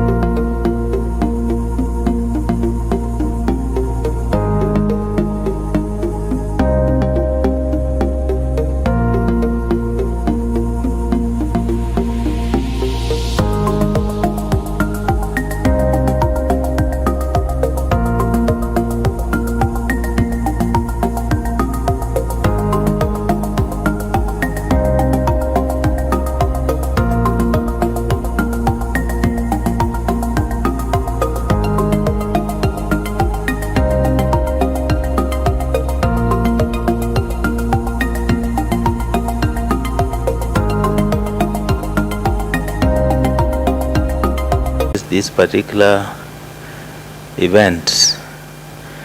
Now, just to go to the main discussion, I want to say that I've been here since morning, and most of the real issues have actually been discussed by the panelists.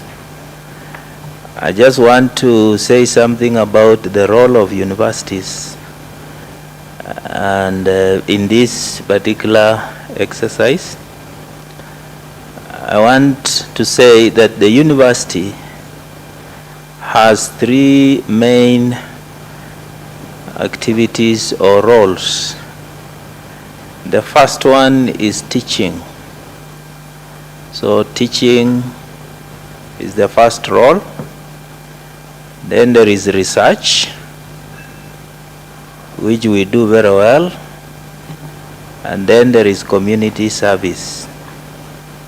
In these three activities, and there are professors here from different universities, we want to acknowledge you. I know we have a professor from Karadina. I think there were other professors from other universities, and also we have a representative of Kenya School of Government. They teach. I think there was a representation from Kisii. So what we want to say in this particular event is that monitoring and evaluation is key. And the way it is taught in the universities, it is not taught as a degree program in most universities. It is taught as a unit in a particular school or department or in a degree program. So it does not give the student that those skills that can make the student an expert in monitoring and evaluation, because it's just a unit among the many units. There could be 50, 49, depending on which university you come from. Now the point we want to make here is this, that how do you then monitor and evaluate what you don't know? And that's why the engineers have some monitoring aspect, the adjunct and the rest have some monitoring aspect.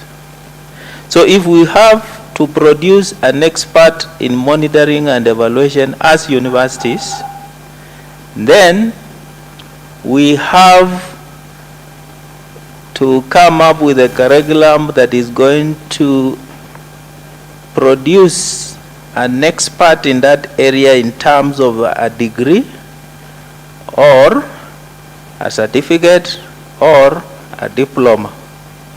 Just like you have a diploma in human resource, you have a degree in economics, you have a degree in business. But the question is, do we have enough content to produce an expert in monitoring and evaluation? If the answer is no, then we ask ourselves, at which level do we then pitch this training? Because if we come to this hotel and train our students for 2 days in monitoring and evaluation, you have done nothing, because they will not be recognized. And recognition is only in those particular institutions, including the universities, who are allowed to train. So we can't train an expert in a hotel. So then we ask ourselves, what do we then do? So from my point of view, if we cannot have enough content at undergraduate, because you need 50 units or something to get a degree in monitoring and evaluation, you might not get most likely then we do what the the people who do law do. After the first degree, they do, I think, is it a postgraduate? Yeah, they go to Kenya School of Law, something. So for us, we can say minimum qualification, any undergraduate degree. Because, as we agreed, monitoring is in all spheres. So minimum qualification, any undergraduate degree. Then from there now, you can do a postgraduate diploma in monitoring and evaluation. With that one now, you can be allowed to practice that monitoring and evaluation in your area where you got your first degree. Because I don't expect you to come and monitor me in economics when you are in human resource. You can't monitor what you don't know. You have to have the knowledge first. So you do a diploma, but that will be in monitoring, but then in terms of now practice, you go to where you got your first degree. That could be one of the ways, if the other way of the degree is difficult. Now, the other areas we can collaborate with the society is awareness. Because this thing has just started, we are not much, people are not aware about it. So as universities, we are open. The society can come, talk to our students, the potential monitoring and evaluation experts. I'm happy some students from Kenyatta University are already talking to me, and they are saying they want Dr. Julius to come and have a talk with them. Very good initiative. So we can have talks, create awareness, we can have workshops, and most importantly, we need research in this area to really understand what this area is all about and how to enter into this and do a good job. And so research-based, evidence that is based on research in monitoring and evaluation is key. And since the universities are centers of excellency in terms of research, then the society will need to talk to us. And we are open, we have the instruments, we have been doing research over the years, and so generating evidence for the activities of the society will not be an issue for us. And so the key information I want us to carry home in terms of just to summarize, in terms of the level at which we pitch the training and the kind of training, we don't want short courses, because short courses will not allow you professionally to practice, and yet you want experts. You can't create an expert through short courses.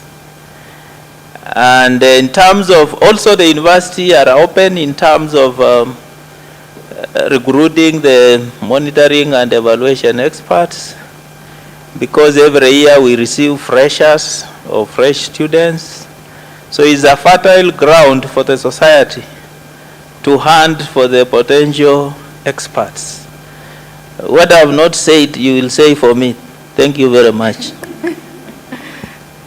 Thank you, Professor. Thank you, Professor Nelson. So, if I think I hear you correctly, are you saying then that the criticism that the academia usually gets, that you're producing, half-baked students, is not justified?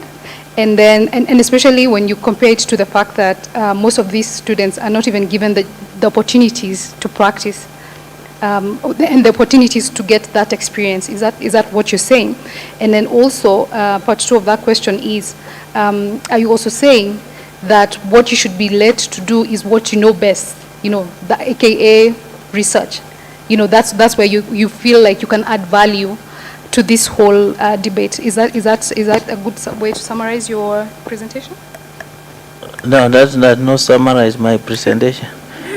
I talked of training at which level, and I settled on postgraduate.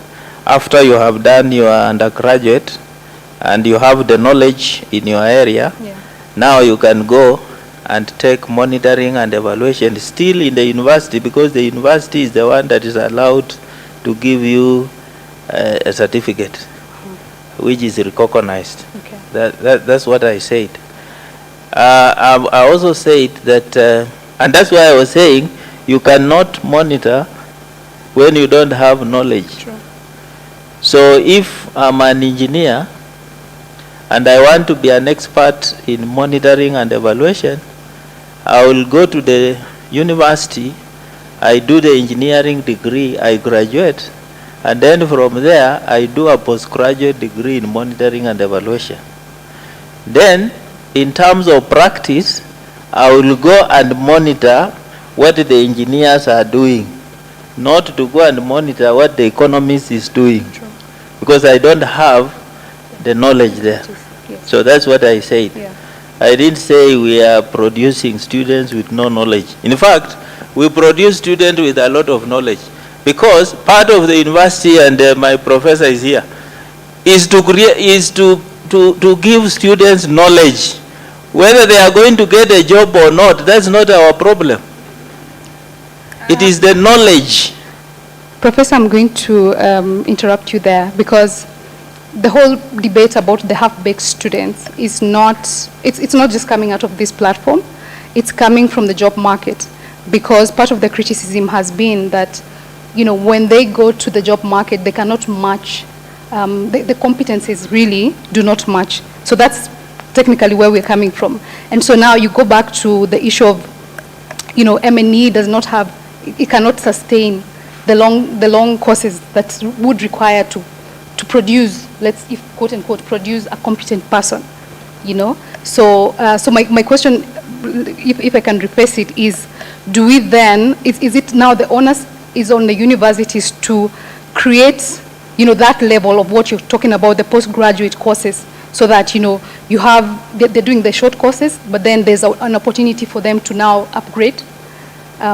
Is that what we're saying? So that now this whole perception, because really it's probably a perception, that the universities are producing students who cannot be absorbed in the job market, can be done away with?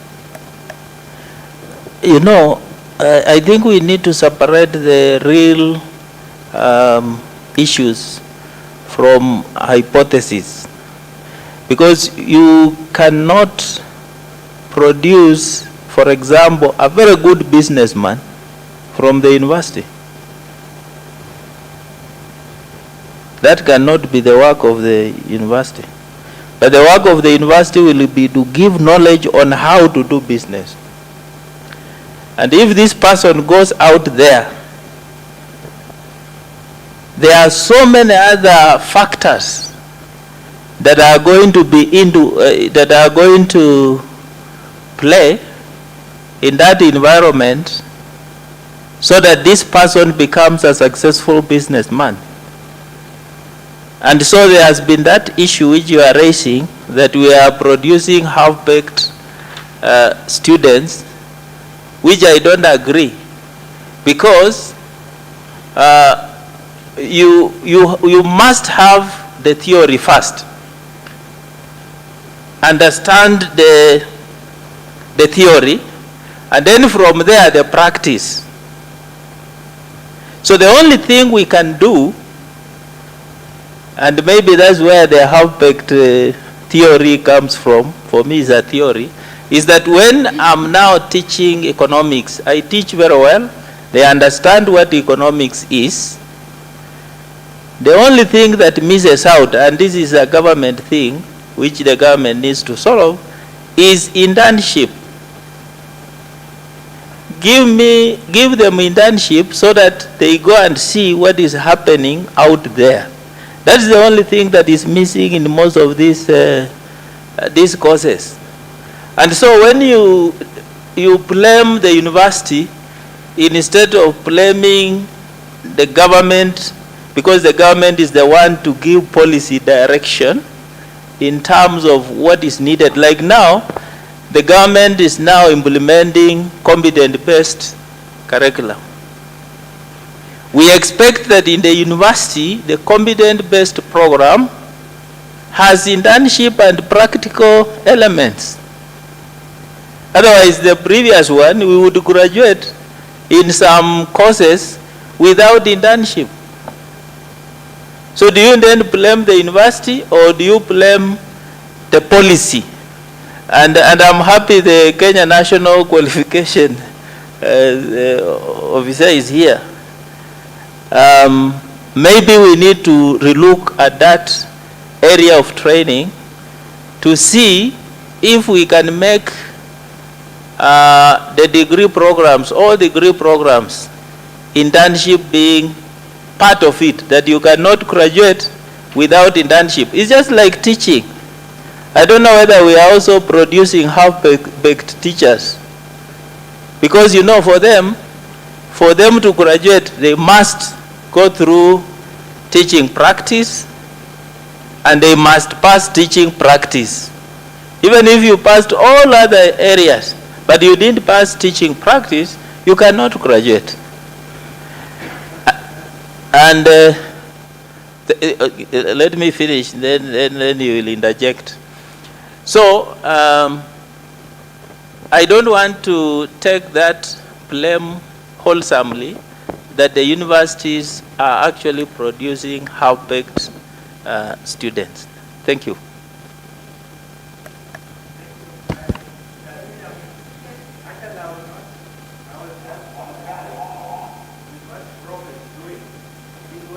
Of our education system that was producing what industry termed, I think half-baked may look crude, but what we normally use as soft language, quality and relevant.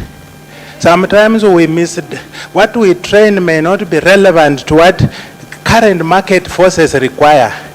You realize our workshops may be outdated. I am training a motor vehicle engineer using a normal engine, a carburetor. The market has graduated to electronic, or computerized. When this person graduates, he cannot repair that modern car. You see, that is how the market says that what we are offering them does not. They are not fully trained and they are not ready, market ready.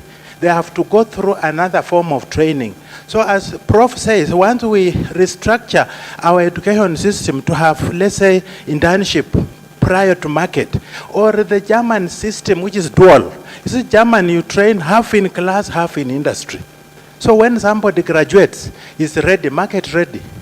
The other option now, if done, is to equip our training centers with the relevant tools that are able to, what we use as like simulators, simulate the real market situations.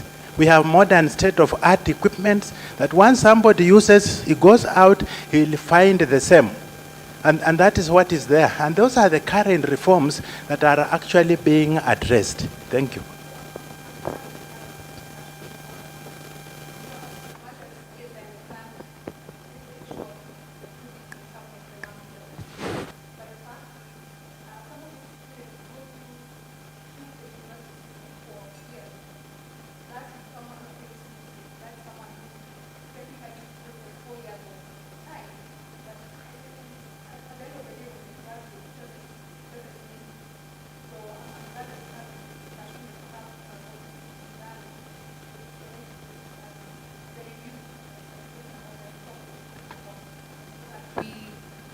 Are basically talking about or producing competent people who are able to join the market and actually begin to make a difference.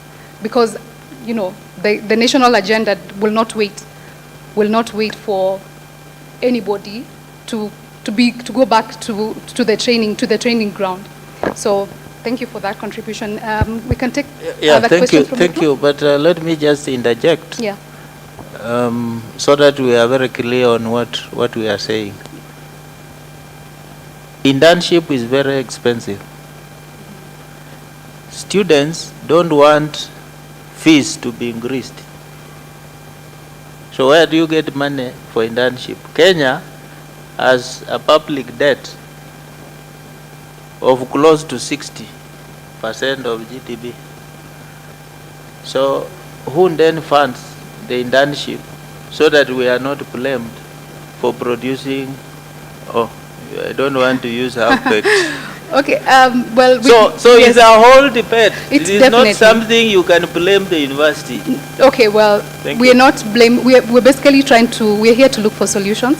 And so, because you talk about the issue of internships, and I know there was and I wish KEPSA was here, because at some point I know they were running an internship program where they would get students from universities and absorb them, or basically connect them to organizations that would offer, that whatever it's missing. So it's a collective issue.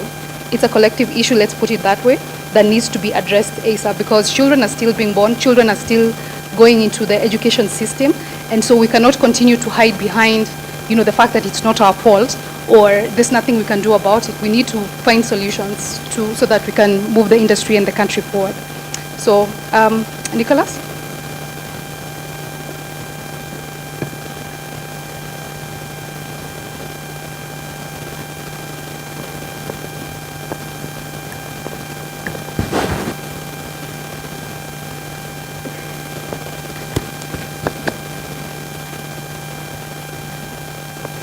Thank you. I want to weigh in a little on the debate. Unfortunately, I hope we don't deviate from the topic of the day. But now that there is a concern about the role of the university on employability, I think is a topic I would like Evelyn is saying. But I think the most critical thing is we can't bury our hands and say this is not our problem, we don't have resources, because as academia leaders, we are the same people who, of course, I do agree we have serious financial problem in universities, especially in the last few years, and public universities hardly hit, private as well.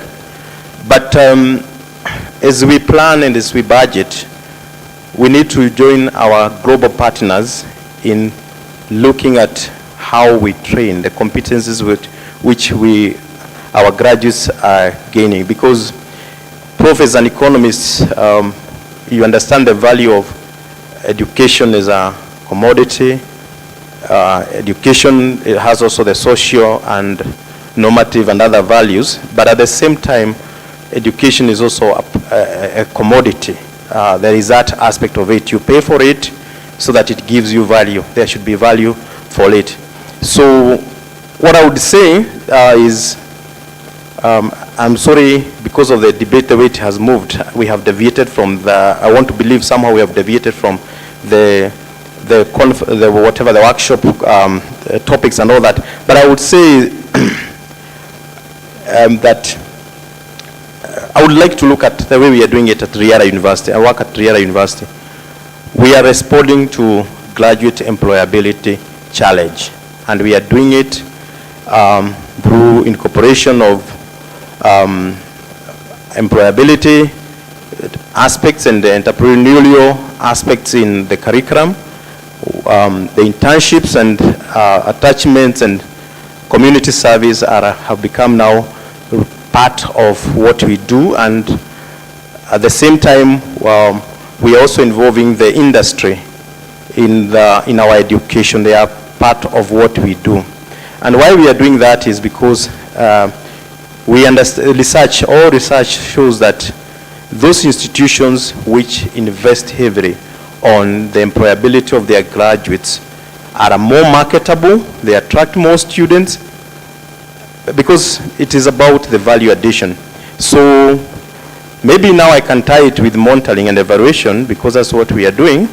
I think just like Prof said that we may need experts who are not only general but specific on different fields, perhaps we need to do more on establishing how such programs are being implemented because basically when you have a program from the inception up to the end, there is a co-engaged monitoring and evaluation process.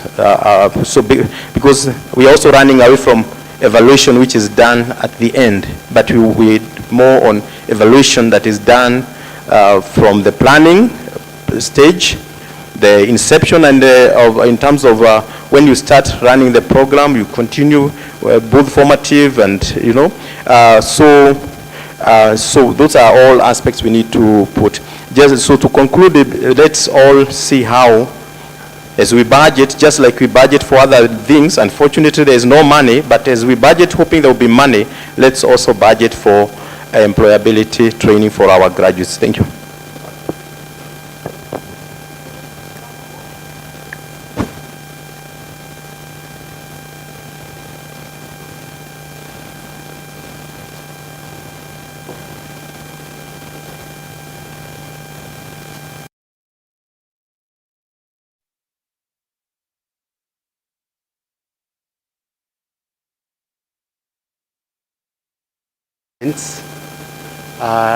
In response to what my colleague has presented, and one or two things. One, the issue of inadequate skills in our graduates has come up in many places, and some of them have called it a mismatch between what we produce and what the industry requires. But I think my colleagues have addressed that very well. But I also want to add that there could also be a misunderstanding in the industry because training is at different levels. You train at the diploma level, that is a technical person. You take them to work, they know how to do it using their hearts. You train at degree level, that is a professional, and he's more equipped, he or she is more equipped in science, whether social or the applied sciences. And they may, in terms of hands-on, they cannot match the diploma person. It's just like the engineer, they must have technical people to work for them.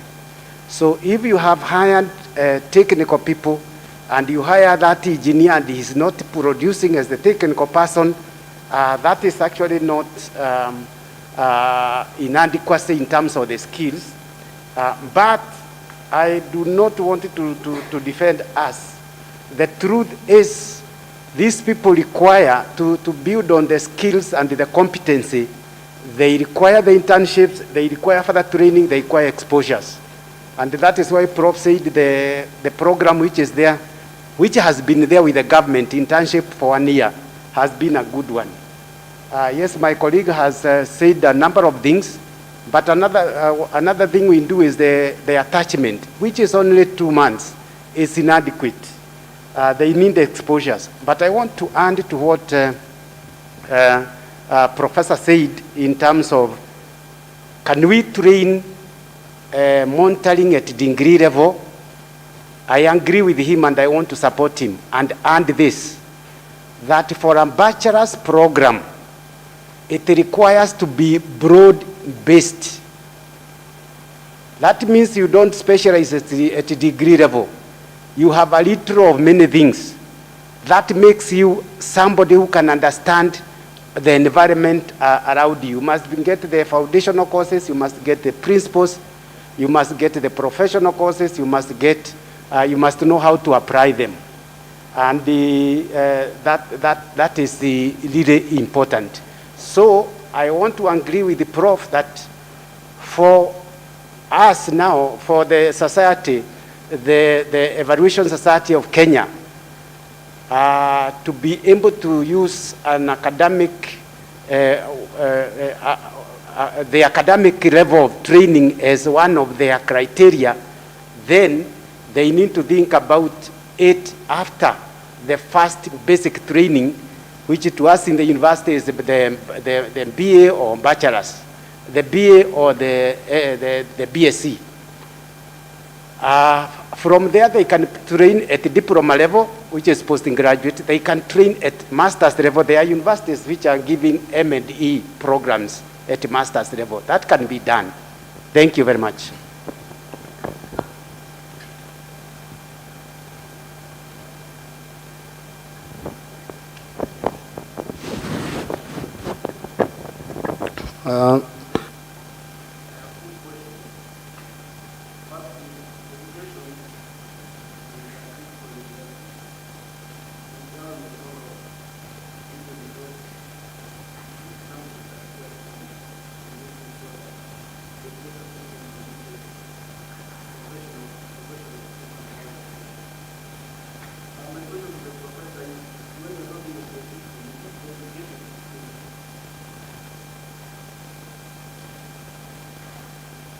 Education system or the broader contextual system which is not working.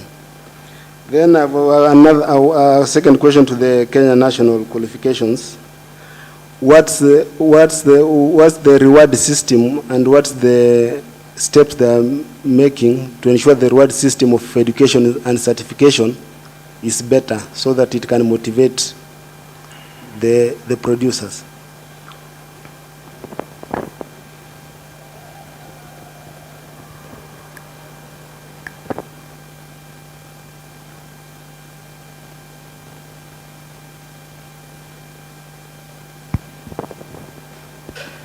Thank you. So for me, I'd like to make a comment, a quick one, because I take note that you are running out of time. I've been hearing us making reference to like professional certification, and we are comparing M&E to Law Society of Kenya, where after your training, you go for specific M&E training. And I'm wondering how practical that is. Looking at the fact that M&E is still emerging in the African context. And then on the training, the role of the university, I see M&E training coming at a level of postgraduate training, because from postgraduate, it could be postgraduate diploma or master's or PhD, because at that point, people are already trained and they have the basics. Then the other thing is we also need to ask ourselves, whatever we are proposing, how does it compare to other areas, to other nations, to other continents, so that we are also not out of touch with reality. I also see the role of universities and other training institutions when it comes to organizing conferences, like scientific conferences, to provide that avenue for continuous training. And why I think this is important is because I am in monitoring and evaluation, and things have been very dynamic, like different methods are coming on board each and every other time. So if you have those conferences, then you can have people come and share what is emerging and what are some of the weaknesses, some of the concepts when it comes to matters evaluation, including the usual principles that in some contexts is easier to apply, in other contexts is not easier to apply, and people can compare notes. Let me stop at that, and thank you very much.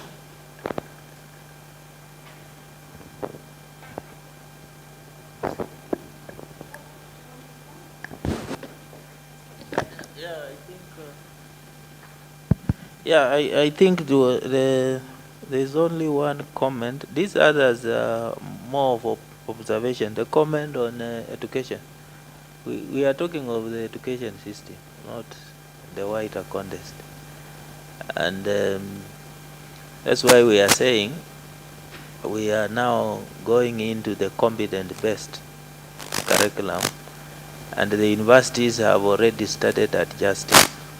For example, schools of education, I think they are very far in terms of adjusting, waiting for the student to go into the university through that curriculum, and all other areas. So we are talking of education system, and we are hoping that the money will be available this time around for practicals, for internship and attachments, because that's where this story of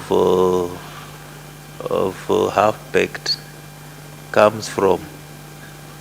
It is just a story for us. That's where it comes from. So we are talking of that system. I think the last person who made the observation was just agreeing with us on what we are talking about in terms of which level. And I think we are dismissing the undergraduate one and having postgraduate, either postgraduate diploma, PhD and master's. I think that's what I captured. Thank you.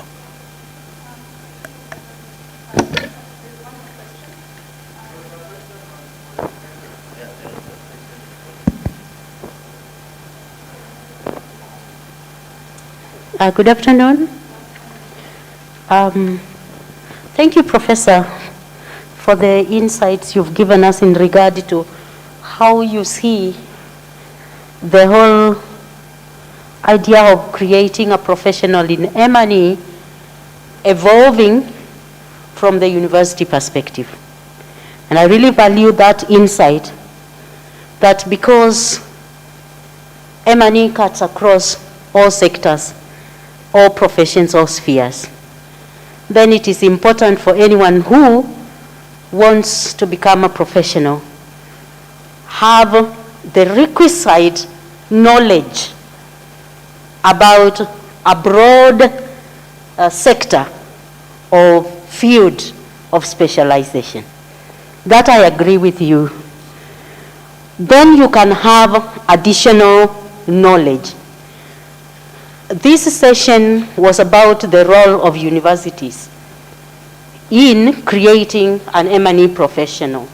But I want to ask a question that helps us think about the role of other institutions in creating that professional in M&E, or in enhancing the professional to become better as they practice wherever they practice and as they support national and global development. So the question I wanted to ask, which may require, may not require an answer in this forum, but it is for ESK to think deeply about it as we continue to walk the journey of becoming a professional body or institution, is, does every person who wants to become a professional in monitoring and evaluation have to go through the university education? That's my question. Does everybody need to go through the university education? Can somebody with a certificate in M&E practice? Can somebody with a diploma practice? Somebody with a bachelor's degree practice? Somebody with a postgraduate degree practice? Or even a PhD? That's a question I want us to ask ourselves. And this is because where I work, in the School of Government, we interact with the persons at the place of work. These people belong to all cadres and they have all those qualifications. You go to the Department of M&E, the State Department for Planning, you will find all those people. And so the question is, who is this person whom we are describing and targeting to develop as a professional in M&E? I don't have an answer. I said I'm just putting spanner in the works. In the School of Government, I would like to share our experience in the role of developing M&E professionals. The school is established by an act of parliament to develop capacity for public servants. These are already practitioners. They already have a job, a career. They are seeking for value addition.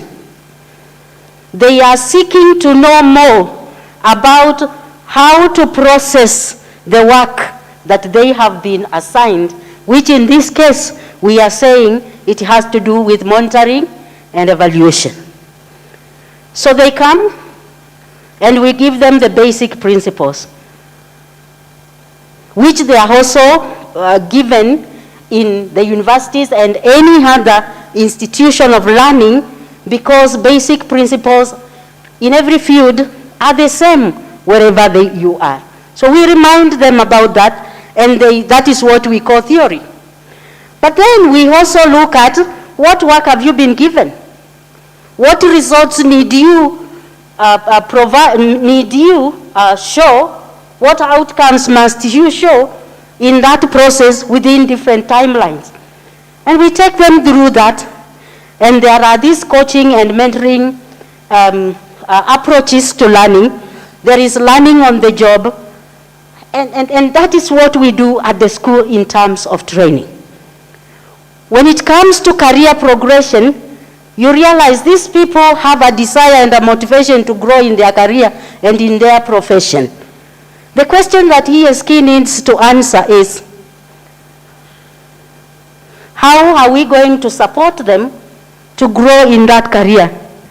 What kinds of training need we give them while they are in employment or while they are running their own businesses? What is this that we will require them to comply with, to do, so that then we can say the standards of M&E are being upheld? What is this that will help institutions and individuals hold themselves accountable? That's my question. Since this M&E spans all sectors, M&E then is a pillar of convergence amongst multiple professional bodies. What is the value addition that ESK is bringing? Such that if I am registered as an engineer or as an architect, then I can also be affiliated and even pay the annual subscriptions to ESK. I don't have an answer, because M&E is a cross-cutting issue. The school provides consultancy services in this area, and we are willing to walk the journey with you. The school carries out research and develops advisories to the ministries, the lead agencies, and even the cabinet in this area. We are willing to walk the journey with you. Thank you. Madam Chair, before the qualification authority, I want to say something in reaction to what she has said, because I know the qualification authority will come in. I think the CEO is talking, but the chairman is hearing. What we are asking and what Madam is talking about is, who is a professional? When I do a certificate course in monitoring and evaluation, is that my profession? So we need to start by asking ourselves, who is a professional we are talking about? When Kenya School of Government trains people in monitoring and evaluation, maybe for six months, do they become professionals? So who is this we are talking about? Because for me, I took it like the profession we write in the CV, the profession that is acceptable at the Kenya National Qualification Authority. The one they aggregate, is called what? Accreditation. So that for me, for example, if you asked me what my profession is, I will say I'm an economist. But do I say I'm a monitoring and evaluation expert after being trained at a certificate level? So who is this person we are talking about? So that's what we need to define first. And that's what we have been talking about, the one I had in my head. But the one Madam has in her head, I don't know. This one is a different one. The other thing is there is this issue of value addition. What is it the Evaluation Society of Kenya is adding? And I have a feeling like that just like other professional bodies, the East Evaluation Society of Kenya is more of regulation, rules, penalties for those people who are doing monitoring and evaluation and they are not following the guidelines. So rules, regulations, I don't think they will be involved in terms of giving certificates. But we have the Kenya National Qualification Authority person here who will guide. Thank you. We're not doing very well on time, so I'll give Stanley just 1 minute to respond to the issue that was raised about competencies or capacity. 1 minute.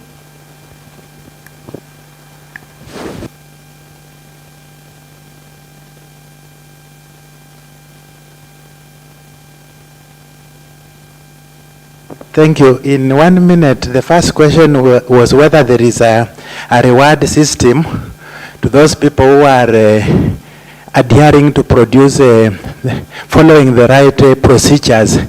The benefit of having a quality and relevant qualification is just for your own benefit and the benefit of the country. The aim is we are targeting at having a qualification that is competitive internationally, one that is credible. Credible means it's acceptable by labor market forces, and therefore it improves your employability. And that's the aim of the system. And therefore it's able to also drive our economy when you have a credible qualification awarding system in the country. Then the last one is, let me just comment. M&E is globally is seen as a program offered to improve, enhance productivity. It may not be a standalone professional area as is coming out. It is one offered to enhance the productivity of a professional. An already professional will be given proficiency programs. Short courses, these are short courses. They range about 2-3 weeks. Go to Kenya School of Government, go to ESAMI, globally. They have programs in monitoring and evaluation. They are about 2 to 3. And the aim is they train already existing professionals to enable them enhance. And in terms of the framework requirement, for one to be a curriculum, it has minimum the requirement, like it must not be short, less than 1 month. 1 month and above, for it to be acceptable as a standalone curricula for development. Then in terms of national hours,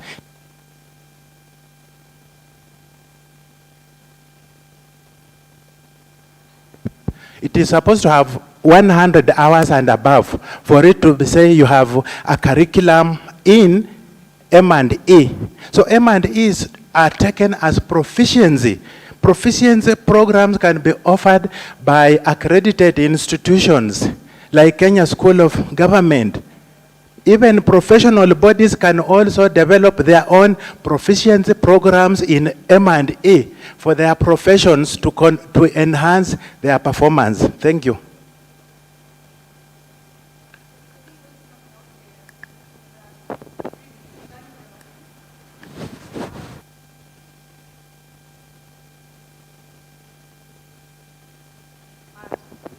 For the professional capacity in this area. So thank you so much, Professor. Thank you so much for all the contributions that we've received from the floor. We're going to end it here and go into the next session.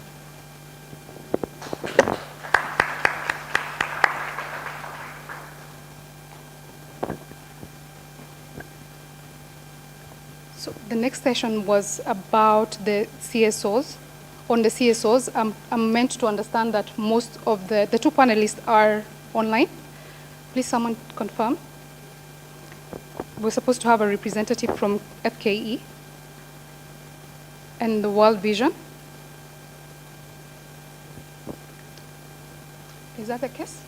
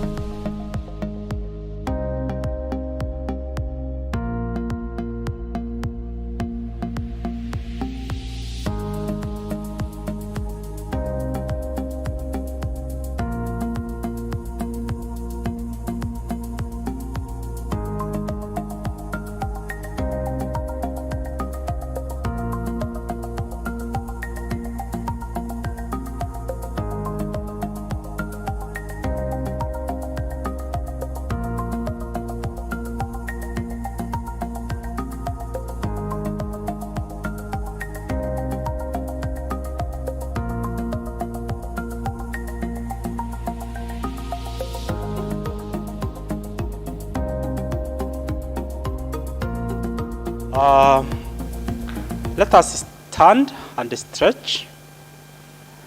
Let us stand, be up standing and stretch as we transition to the next panel. Yeah, breathe in, breathe out.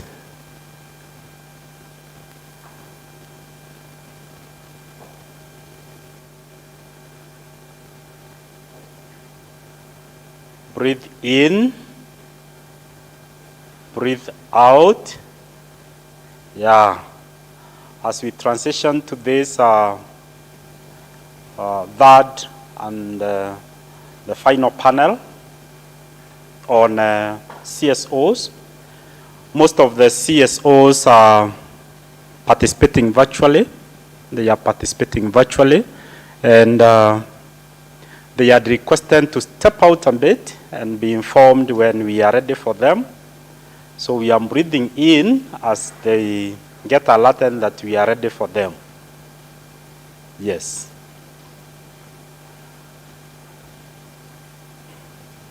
We can be seated as we get hooked to the CSOs.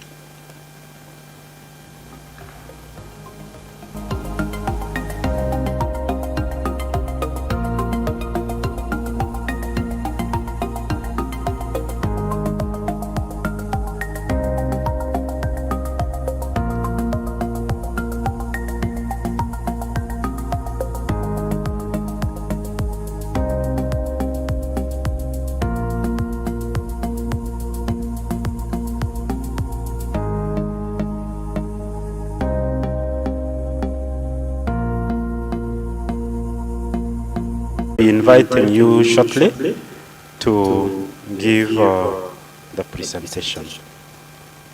Okay. Yes, thank you very much. Karoma, if you can hear my voice now.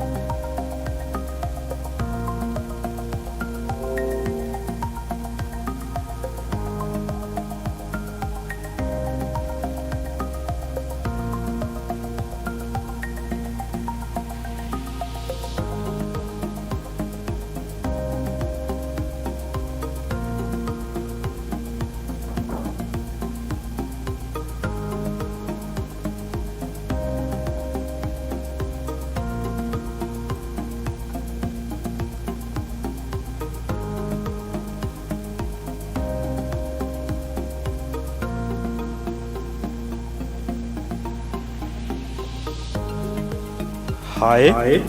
Hello. The participants online, kindly let me know if you can see my screen.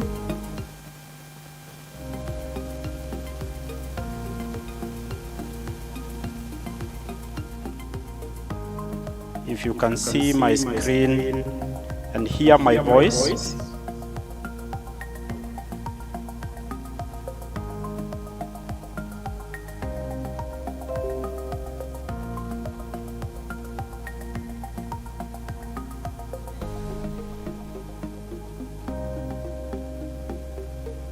I don't seem to get any response, but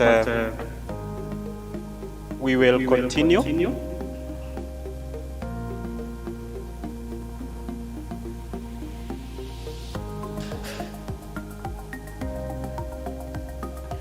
So we, in the schedule, as you can see there, we have had the third panel representing CSOs, and these were presenting virtually. At some point they have dropped out. That's why you would hear me following up on the guests that we have virtually. And after that, one of the presenters is UNICEF, together with the other UN agencies. UNICEF representative happened to have another commitment at this hour. He happened to have another commitment at this hour and asked me to present the document on their behalf. We agreed that we will cover those contents that we can be able to manage, especially beginning with slide 2. And that's what we are going to do. We are going to start with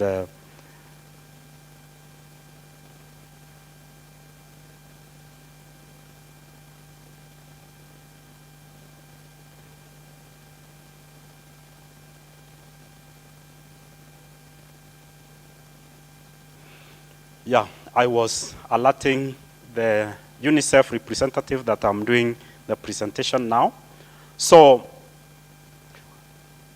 Evaluation Society of Kenya has been working in partnership with UNICEF and other UN agencies over several years, including UN Women and other UN agencies. So, UNICEF support to Kenyans NECD, collaboration with Monitoring and Evaluation Directorate, where the National Monitoring and Evaluation Week that is organized annually, UNICEF takes a key role in the M&E Week that is organized by the Kenyan government through MEND, strengthening national and county integrated evaluation system, the NIMES, national and CMES, county, that is National Integrated Monitoring and Evaluation System, and County Integrated Monitoring and Evaluation System. The result also, the presented, the MEND government presenter also covered the Kenya Evaluation Guideline. This happened towards the end, the launch happened towards the end of last year, and UNICEF was as well a key partner in that process. Collaboration with the Evaluation Society of Kenya. This includes institutionalization of Evaluation Society of Kenya, supported through small-scale funding agreement, SSFA, from September 2020 to Feb 2022, which enabled establishment of the Secretariat and strengthening governance and capacity of the board and the council. Support to professionalization of M&E in Kenya. This includes the following possible collaborations. One, there is need to strengthen and implement the Kenya evaluation guideline by all of the Kenya government ministries, departments, stroke counties. UN agencies could consider supporting the rollout of capacity building at national and county levels. Number two, UN agencies could also further the engagement to embed role/use of evaluations in the periodic VNRSs. Number three, strengthen engagement with members of parliament on promoting the use of evaluations in the country. That's what UNICEF had prepared to present to us. As you can see there, UNICEF plus other UN agencies are very key partners in this journey of M&E professionalization in Kenya. I presented on behalf of Kinley. I presented on behalf of Mr. Kinley. So I'm not in a position to respond to questions effectively as Kinley would have done. If we have questions, maybe we can receive them, record them, and have them responded by UNICEF. And if we have comments that we can make, even as we engage and deliberate in this journey, they are welcome. So after this, now we invite Walter, after these comments, and in case there is a question that we can have Kinley of UNICEF respond to in proxy. Welcome. Any comment, responses?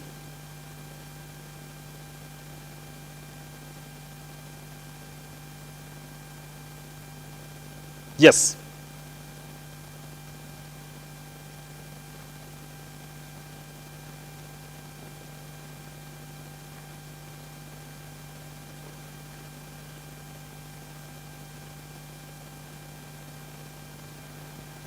Thank you. Mary is my name once again. Mine is not a question, it's just a comment. Thank UNICEF for the partnership and the support that's given to ESK. I think more importance that I picked out was on the support for the members of parliament to, consider taking up evaluation seriously. And I think that's a good addition, even moving forward, for SK in terms of the legislation and having an act of parliament pass through. So we thank UNICEF, and I believe that even that other step will move forward. So thank you. Thank you very much, Mary. Yes, we thank UNICEF, especially the component about legislation, recognition of M&E by act of parliament and legally. Yeah, thank you very much. Any other response, comment?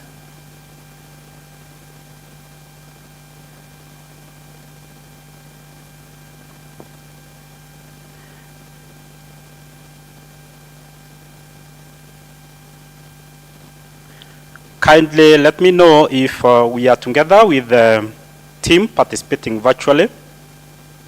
Mr. Walter.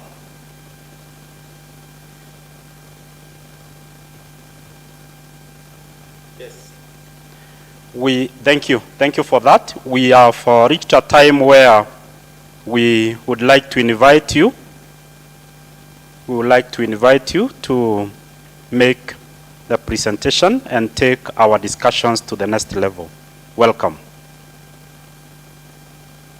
Okay, thanks a lot. I think the invite that came to COG was on, we were to talk on the role of COG and how it may support the professionalization of M&E in Kenya. I think the request was a speech to the CEO. So I'll read the speech as is. So distinguished guests, fellow public servants, development partners, our partners in civil society and academia, ladies and gentlemen, good afternoon. It is a great privilege to participate in the National M&E Professionalization Journey formal launch event. It's also a great pleasure and honor to speak on the role of COG and how it may support the society in the professionalization of M&E in Kenya. Let me first start by appreciating the organizers of this event, the Monitoring and Evaluation Department and the Evaluation Society of Kenya. This is such a powerful meet, especially for monitoring and evaluation. Let me begin by stating that M&E is the better county and national levels and measuring. So I look forward to the focused discussions and the concrete way forward on strengthening the M&E profession and M&E systems in the public sector. As you all know, the national government has been implementing the Kenya Vision 2030 and the Big Four agenda. Also, since its inception in 2013, county governments have continued to align their priorities within the national government's blueprints towards eradicating the triple challenges of unemployment, poverty, and inequality. This has been actualized through County Performance Management Framework developed by the Council of Governors with the support of the Planning Department, informally in the Ministry of Devolution and now in the National Treasury. So I invite you all to read the robust framework found online in our Marifa Center. So Marifa Center is an online platform for knowledge sharing and documentation of best practices in the county.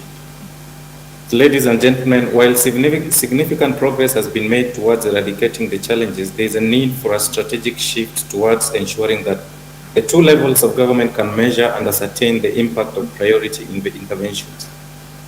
Monitoring and evaluation, a young and fast-rising profession in the country, is core in helping measure the impact of development programs.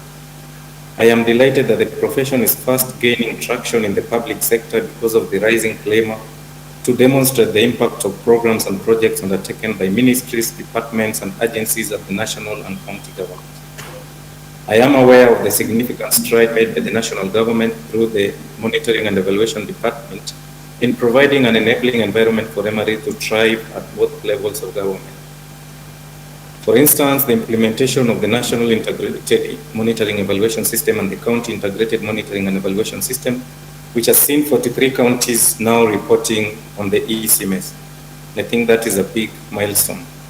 And then the development of the Kenya Evaluation Guidelines, which is a crucial step towards institutionalizing evaluations in the public sector. There is still more to be done regarding the policy environment on monitoring and evaluation, as the current National Monitoring and Evaluation Policy 2012 was developed when the evolution was nascent. We look forward to furthering engagement with MED to fast track the approval of the reviewed policy. The policy right now is in draft. Ladies and gentlemen, I am aware that both levels of government are grappling with setting up functional M&E system. This is partly due to weak M&E culture and inadequate institutional, managerial, and technical capacities. In recent years, our development partners have supported the country in strengthening M&E capacities at both levels of government, but there's still much more to be done. So for this profession to thrive, we need to establish a code of conduct in the profession. And I believe this is the intention of the professionalization of M&E. This will go a long way in offering more evidence-based public sector management.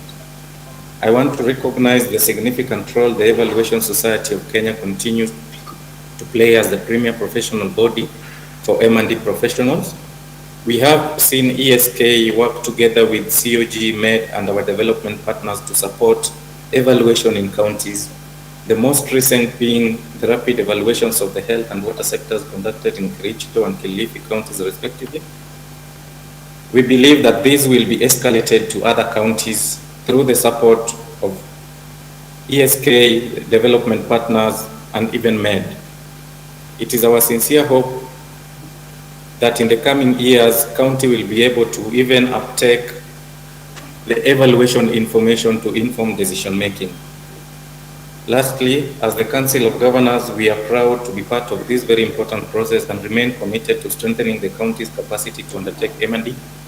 and improve evidence-based decision-making and development planning. The Council will be available when called upon to participate and provide valuable insights into the professionalization, structured engagement with relevant stakeholders to ensure that the journey is a success. I wish us all a good and productive day. Thank you.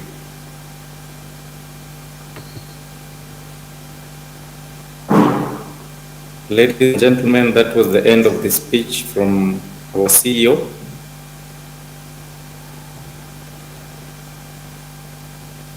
And I would make just one comment on the process. I think it's important that we have mentioned about setting the standards and norms within the profession, the good practices and a code of conduct, which I think in various spaces that I have been in, those have been central discussions, which I think form the bedrock of professionalization. So I think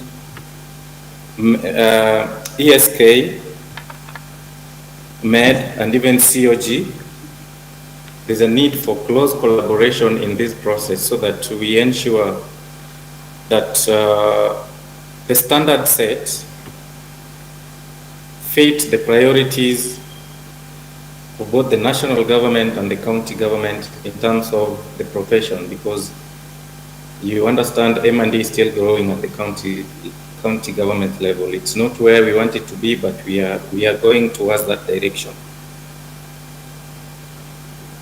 Thank you.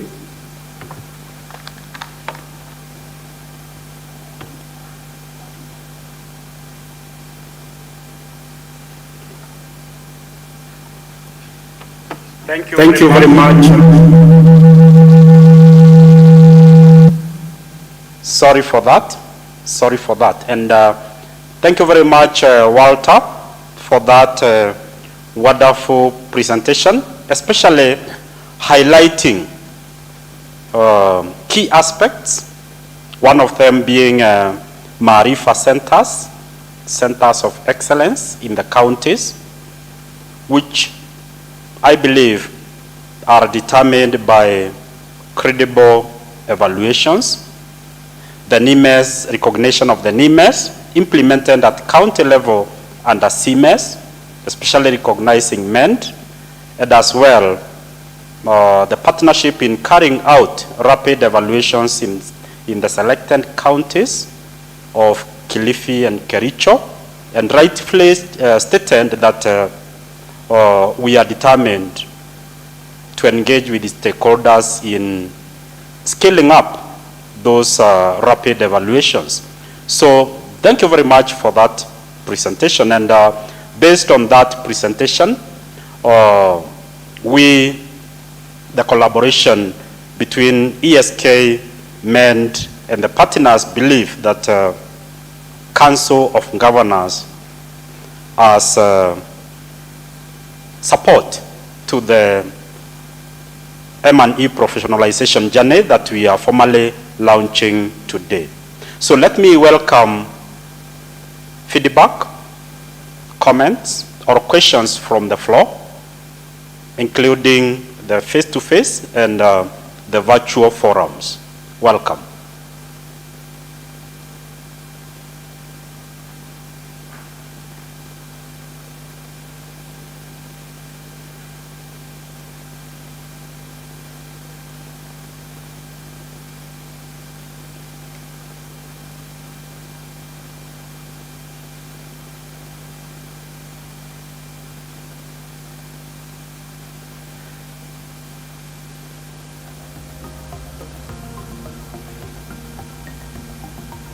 Okay, we are okay with the presentation by Walter.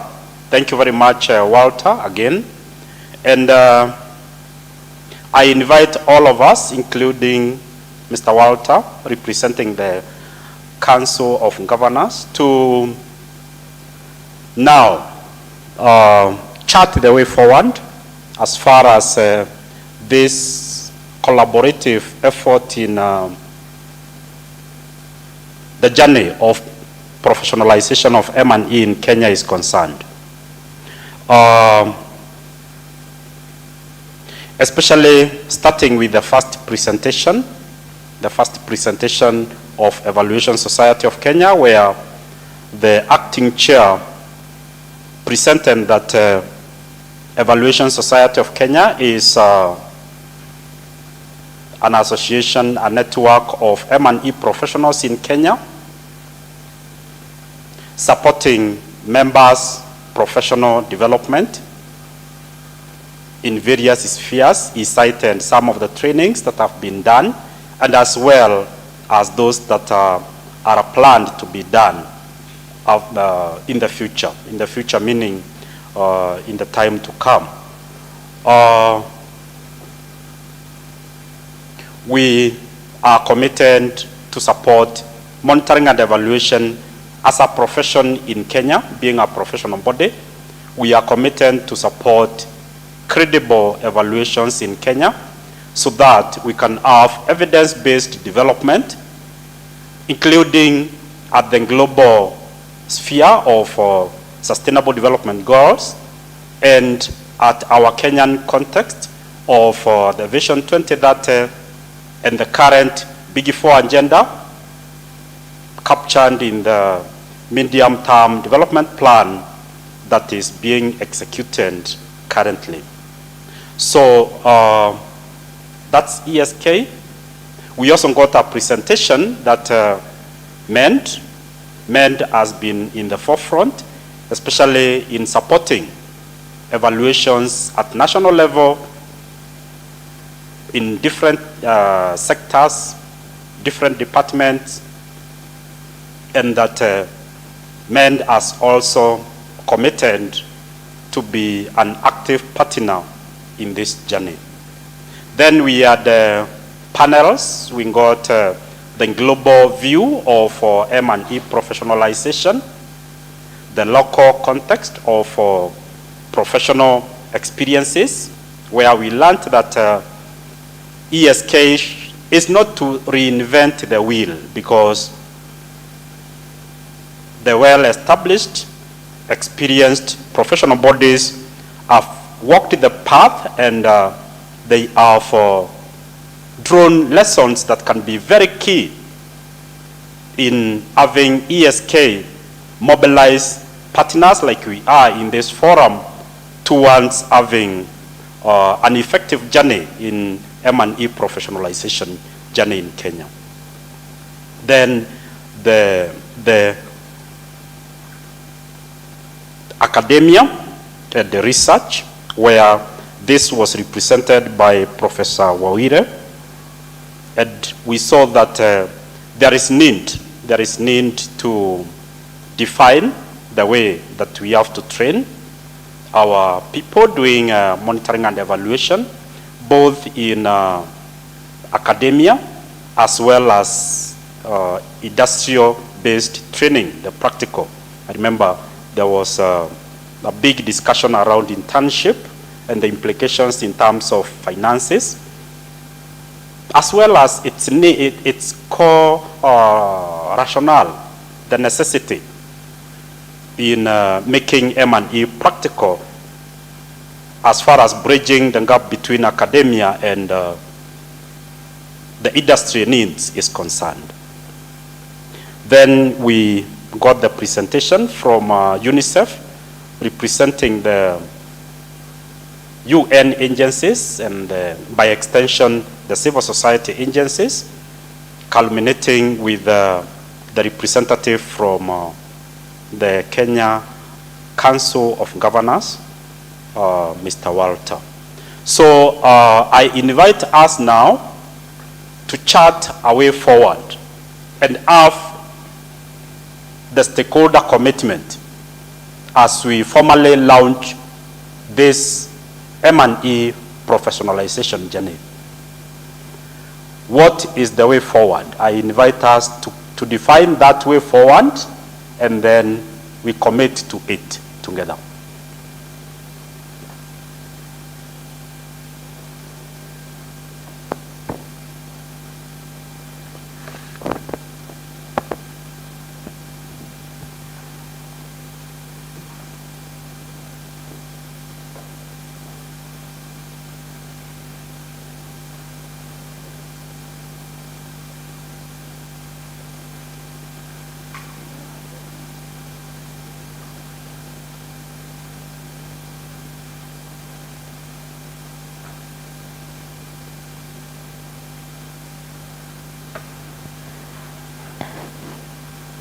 I would like to ask for clarification. Is that a question, or we expect some form of guidance on proposed way forward?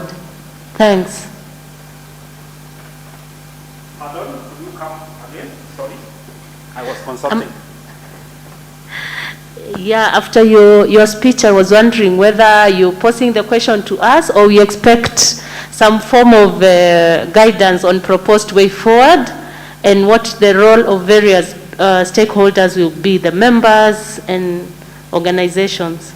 If you could kindly clarify, thanks. Thank you very much. Thank you very much for that. Actually, I was wondering whether we were together. That tells me that we are there. Thank you very much. And your statement has already clarified it. Because I'm inviting us, remember what we started with?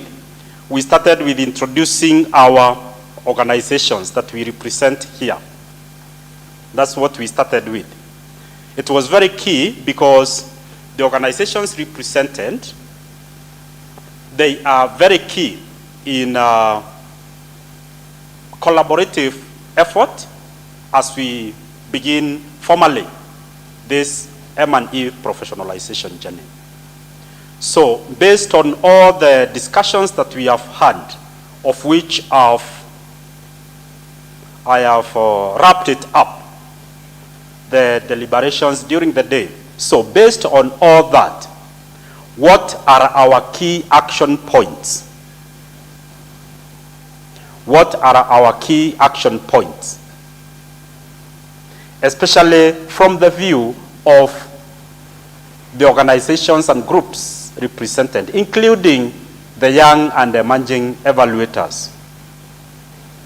What do we glean? What do we gather from the discussions during the day that we can say this is what we are going to do, act on from now on in this journey?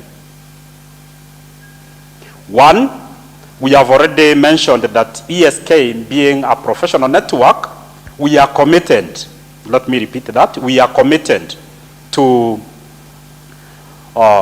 providing professional network for M&E service providers, as well as building their professional capacity, exposure, including with the trainings that were reported by the acting chair and those that will be done in the future.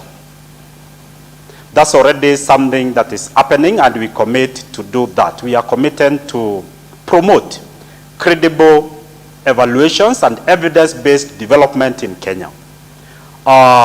So I'm inviting us now to give from our institutional, from our organizational point of view, what do we commit to do now moving forward? In case there is another way of putting it, I see Jennifer is ready there. Kindly welcome.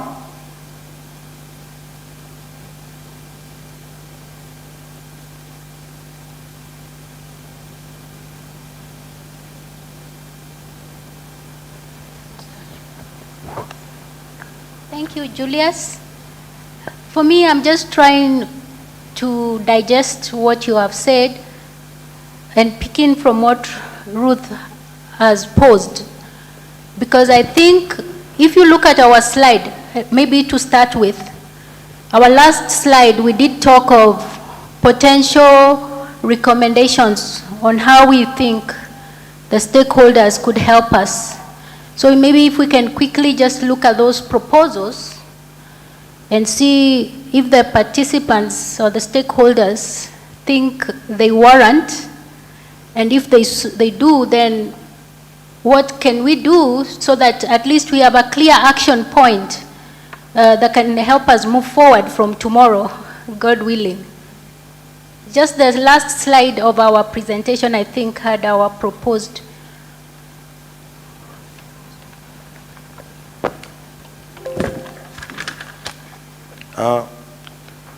Can I give my input as well? Yes, and let me, as you give the input, let us acknowledge and recognize that input, that we look at what was presented. It will refreshen and as well as guide our thoughts and contributions concretely. And welcome. Do it as Dr. is setting to project. Yeah, thank you for asking us to share a few ideas on the way forward. First of all, it's my first time to interact with this organization, and I was very excited to meet these guys who are involved in this because as some people said earlier, this is a very fertile field in terms of opportunities. So that's one thing I saw in it. So my thinking would be, why don't we take advantage of the embracing of the virtual spaces for ongoing training of the members? And you can take advantage now of the most experienced professionals globally who would want to be associated with this ESK, and therefore so that we develop our people to be very competent in this work. Secondly, I'm also keen on the, as an organization, how do you make sure people know about what you do, how they can register, how they can become members, and so on? Because all of us here, I am sure we understand the importance of belonging to a professional body. So take advantage of the fact that most of us would be interested in registering this body. Finally, I saw in the letter that you had talked about evaluation of SDGs, which may not have been captured in our meeting today. I read your letter very keenly because I'm very interested in that field. And I think I called you in the morning and told you I sent an email that was not read. And in that email, I also shared a certificate I acquired having trained on evaluation on SDGs and regeneration. That is a field when you're looking at partnership where you can get very good funding from maybe UNESCO and other bodies for us to evaluate sustainable development programs in this country and implementation of the SDGs. So there are a lot of opportunities, and for me, I'm excited and I really want to work with you. I want to become a member of this professional body. And colleagues, we have a lot to do, and thank you very much. Thank you. Let's appreciate this and if you are here and you are not a member of ESK, I started by saying monitoring and evaluation is applicable in all disciplines, in all professions. It's across practice. So you are welcome to join ESK so that we can develop and sharpen our skills in doing M&E together. And now, based on contribution by Jennifer, I will invite Dr. Moses Oyagi to speak out through this. But before that, I don't know the presentation by the Council of Governors captured indirectly the evaluation of SDGs, especially with the rapid evaluations in the counties. I don't know if, Madam Jennifer, you have something to say briefly based on what he said, and then we allow Dr. Moses Oyagi to pick from there.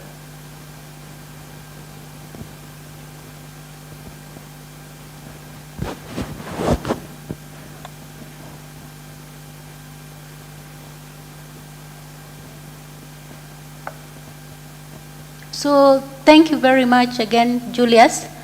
Just again to clarify and echo what Riara University has said and what the COG and even UNICEF presented around the SDGs. Because if you look at our network that has born this day is actually under the EVAL SDGs. and that is to promote the evaluation of the rather it is to promote evaluation vis-a-vis monitoring. Because in this country, if you look at the NIMES or the CIMES, for example, they have focused a lot on the annual progress reporting, and which is good, you know, but we know that we need to understand why and if indeed these resources that are being pumped into development are making impacts on the citizens. So evaluation has been left behind.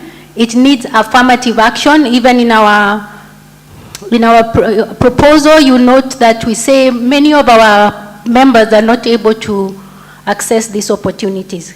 First, because they don't have the capacities. They have a lot of theory. We have a critical mass of practitioners with theory, but the institutional environment is not that conducive to make them excellent service deliverers, so to speak. And that's what we are saying. We need that affirmative action to us as suppliers, as experts, but also on the demand side, that the government, for example, which is our biggest development stakeholder in this nation, with so much money going into development, into the counties, that if they can allocate something on M&E for the evaluation function, so that strategic evaluations for projects or programs that are very key in a county or the nation can be evaluated. And that way we will get jobs, and we'll also hone our skills and develop the profession. So that's what we are trying to say. And with the county pilot project, for example, it is to build that capacity for ESK on the supply side, because the consultants are ESK members, and the government, or through the counties and MED, are the ones who are commissioning. So also building the capacities of the counties, including on how to manage, rather how to commission and manage an evaluation that will give value for money.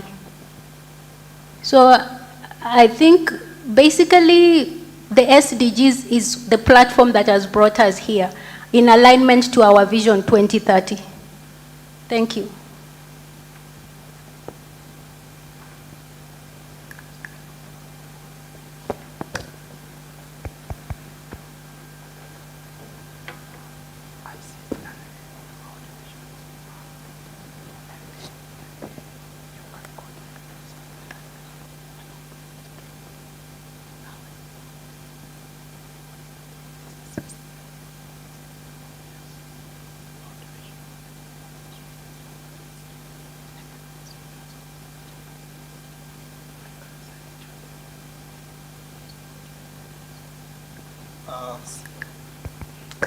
Thank you, Julius.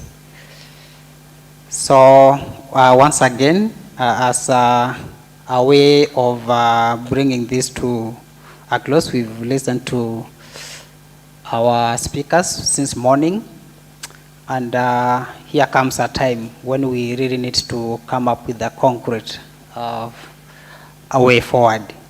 So as ESK, we had some proposals in terms of way forward, and just to sorry, just remembered I'm on mute for those who cannot allow me.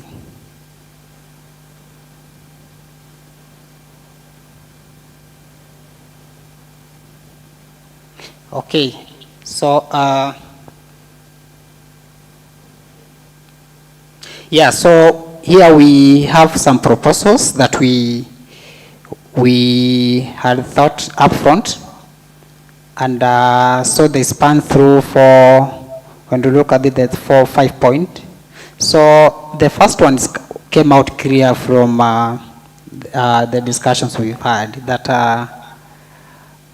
it's an opportunity for us as ESK to benchmark, you know, with the professional bodies that have been in the space for long, so that we get to understand especially the focus was on the certification process. And yeah, that came out clear and confirms what we are proposing as a way forward. So just to repeat it, we need support towards the attainment of the formal dimension of professionalizations. And what we are thinking here, we were thinking of having these peer-to-peer learning sessions, and of course experience sharing from the long-established professional networks. We already started this journey, but in terms of reaching out to some of these professional bodies, but we are yet to really have the actual sessions happen. So that's one way forward. So the other one is on capacity, and this on capacity, we are actually looking for more opportunities to our members, and clearly this was coming out in terms of building capacity of our members. So we thinking through the spaces within a money week, participation, trainings, and a practical evaluation of field experience. And especially these evaluations is the one which is lagging behind. And most of our members, we know maybe they more on the monitoring, but really needs a lot of capacity building when it comes to the evaluation aspect of it. And clearly what's happening, we know when it comes to evaluations, we get consultants, and many of this comes from outside the country, just to do they come and do the evaluations. So, and the reason behind is like they really don't view our members having that experience that is required. So that's why we really calling for more of these opportunities to be able to give our members that. So the other proposal towards that is affirmative action. And this is for our members. So we are thinking the line of having them roped into a UN agency evaluation. So the thinking here is, yes, UN agencies, whenever they're commissioning, the evaluations may be across the country, and I know they may use the expertise. So what we're thinking here, as much as the lead consultant is that expert, maybe may come from not necessarily local, so we can have our members also work with them, So in such a way, giving them an opportunity to also learn, share. And we've been focusing more on these experiences so that they can also put the theory into practice. So that's one proposal we're making, that if we can have this affirmative action for our members, then it will really help us in terms of getting the required skills. And this more of the practical aspect. The other proposal is on this funding support for ESK participation, especially when it comes to national events, national M&E agenda through the NIMES and CIMES.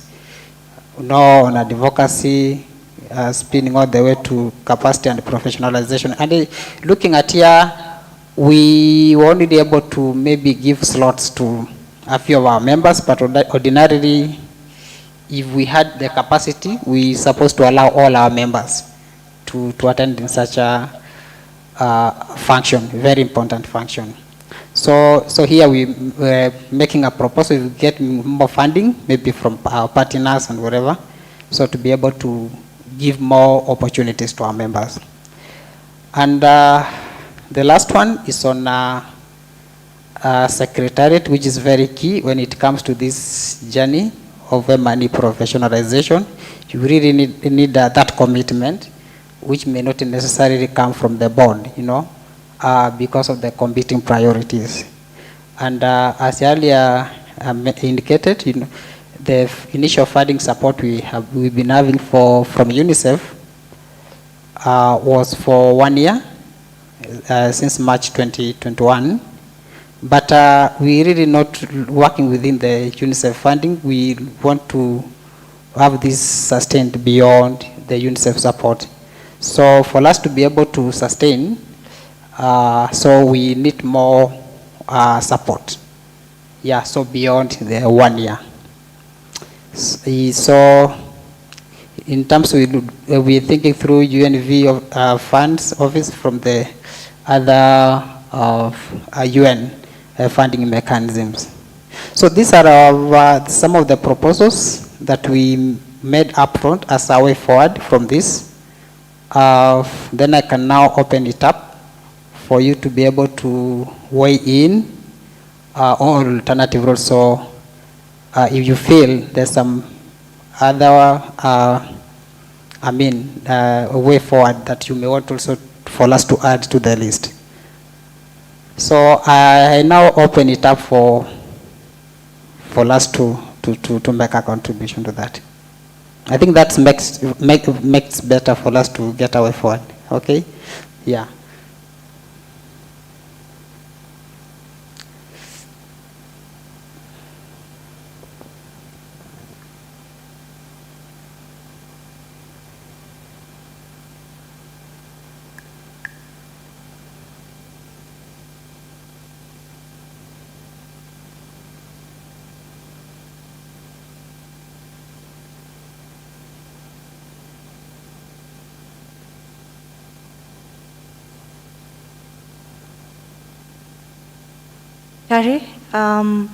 My contribution will be in regards to the young emerging evaluators.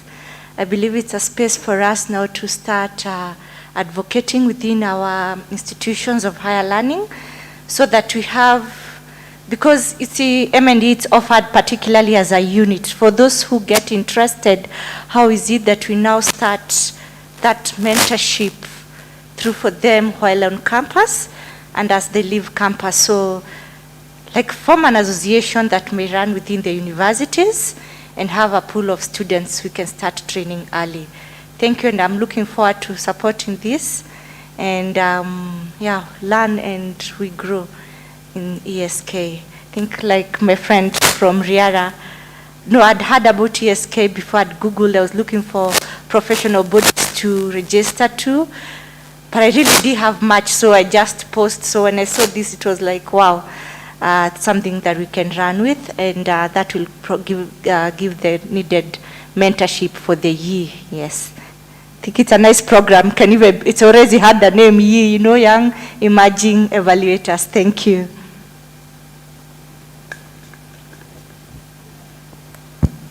Thank you. Thank you very much for that important contribution, especially volunteering to take this gospel, back as you go. I think that would be important also to help us even get more members join ESK, and so I think that's equally important in terms of going back and doing the advocacy, and also the mentorship we are talking about.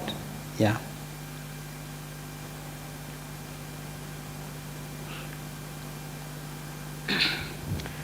Okay, thank you very much. My name is Vivian, a young emerging evaluator.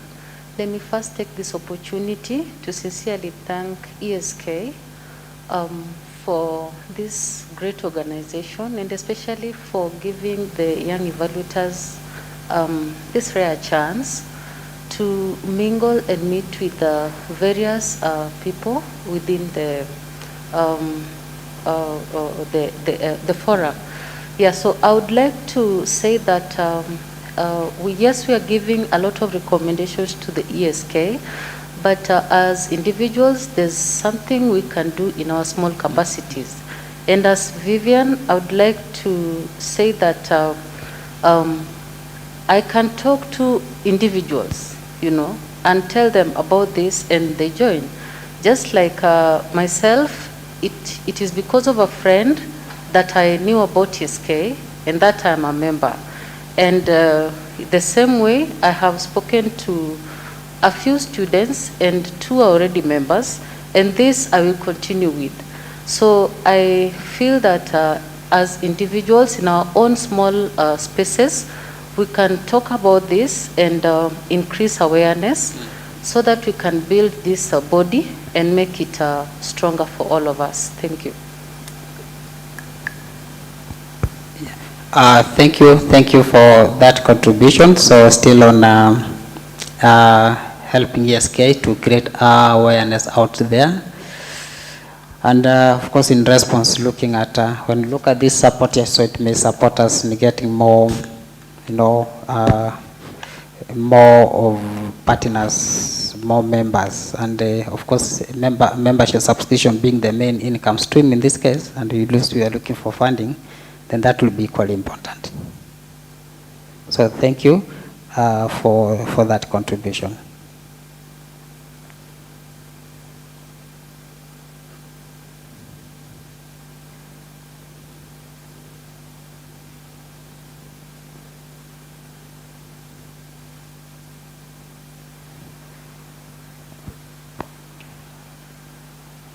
All protocol observed, good afternoon. My name is Martin Olo, a student at Kenyatta University of Kenya. I would like to give a vote of thanks for ESK for inviting us, we the young emerging evaluators, to come and attend this launching. I just want to add a voice to what Vivian had said, that if the Evaluation Society of Kenya can engage students, more students into ambassador to help them create awareness of it. I think that can popularize the society. Thank you. Thank you, Olo. Thank you for that. Still, I see this is all around how we can create more awareness outside there, and what role you can do as you go basically to talk over money, and in that way you also contributing to capacity. Good afternoon, all protocols observed. My point and my contribution is on KIPRA. I'm Rachel Wanjau from KU, and on advocacy, you can partner with other organizations. For example, KIPRA has a mentoring program for universities, where it goes around universities around the country and mentoring students from different universities. The organization can partner with the KIPRA, so that when they go for those meetings, you can also have a space to speak out to the students and create advocacy so that more people are aware of it. Thank you. Thank you. Thank you very much for that. So that the point is taken. So we really need to look out for partners we can ride on, and you've given an example of KIPRA, so we can make our work easier to really get to spread our gospel out there.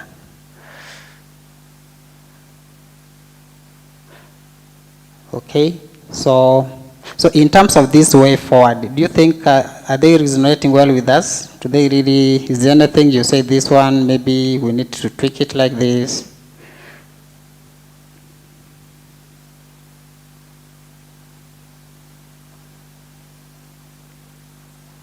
Listen to their contributions. I get a feel that we seem to resonate well with this recommendation way forward. Of maybe Jennifer?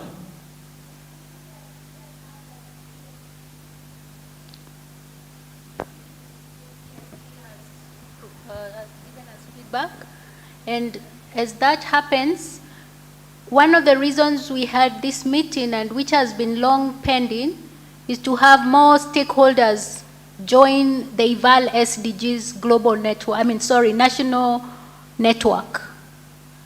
So we don't know, we know many of you are institutional representatives. The idea was to get the institutions into the EVAL SDGs. Then together we can see now how we support this big M&E agenda that is so big and bigger than us.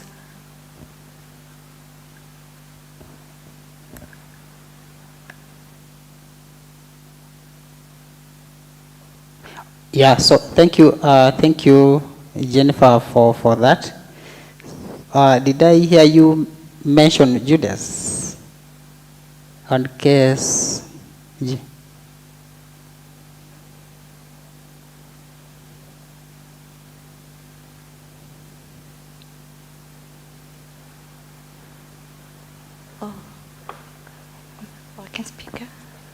All right.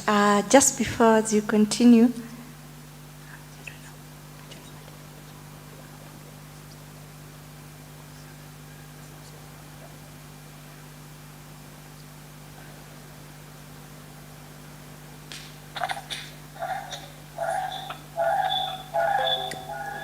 Okay, so any other? Yeah. Mm-hmm. yeah, so for me, it's also in terms of partnership with other stakeholders. I don't know, the lady from USIU left, they have a docket that teaches on impact evaluation and have a body which offers training. So I think it's a good space to also partner and collaborate because they train on impact evaluation. It's affiliated to the University of Berkeley in California. And so that's a good space because as we're saying, the opportunity for evaluation is growing more and more day by day. And so they offer quite a number of trainings. So University of Berkeley, and so USAU is one of the centers in Africa that helps to coordinate that.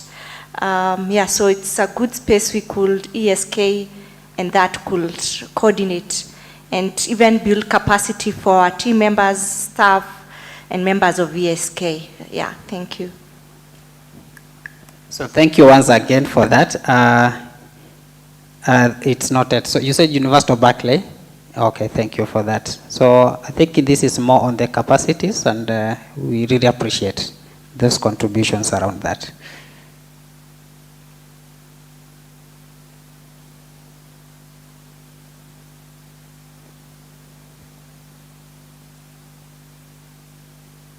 Any other contribution that can help us farm up a way forward?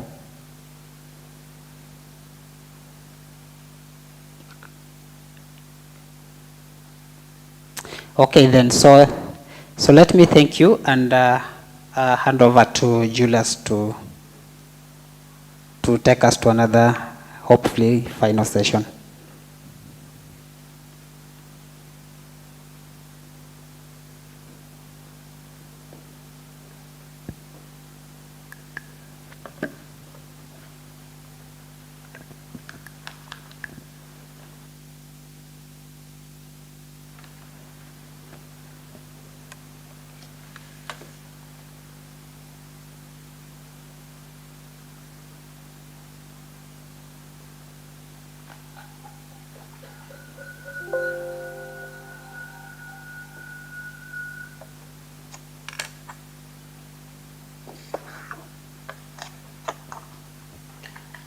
Thank you very much, members of this event.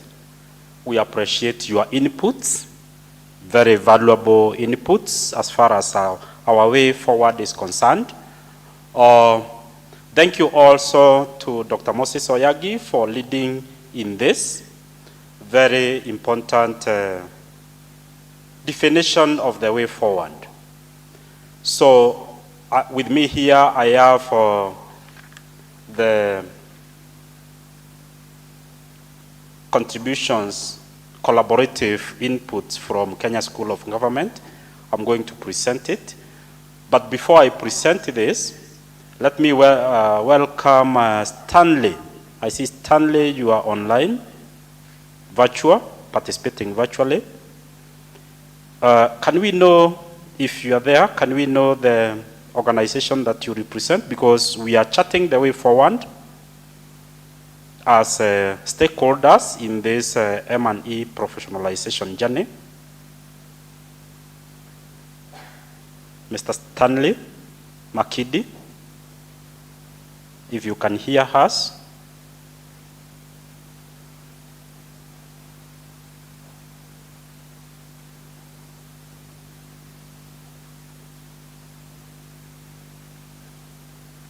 Mr. Stanley, if you can hear us, we are defining the way forward, especially with the organizations and institutions that we represent, noting that we are meeting as stakeholders in this M&E professionalization journey. if we can kindly know the organization that you represent, and welcoming you in case you have some contributions in this discussion. If you can hear my voice, if you can hear my voice at any point, you can show by unmuting yourself, and we will be ready to listen to your inputs in this discussion. With me here, I have the Kenya School of Government willing to contribute in the following ways. 1, training in M&E, especially public servants and private sector. 2, continuous professional development. 3, policy research and advisories. 4, advocacy and outreach programs. 5, policy research and advisories, that is repeated. It is repeated in number 3 and 5. So number 6, policy dissemination, fora, providing that fora for policy dissemination. And number 7, which becomes now 6, is consultancy, including technical assistance and support to ministries, counties, and other agencies. So the Kenya School of Government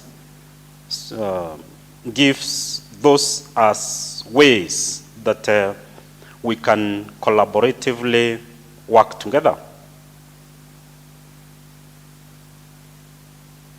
Any further comment about this? Yes, Jennifer?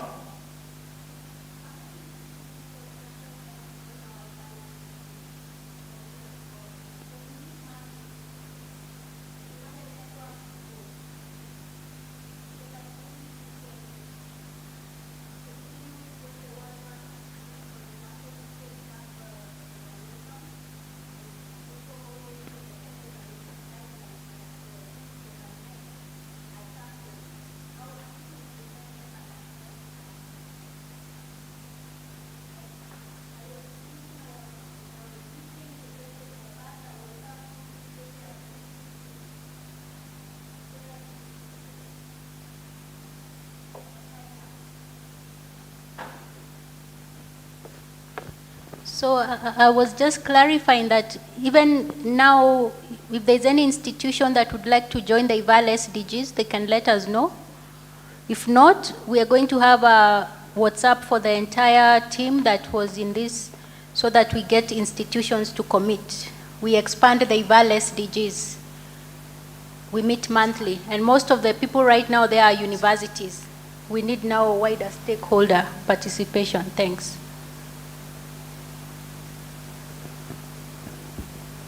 Thank you very much, Jennifer, for that. And especially, we can create that WhatsApp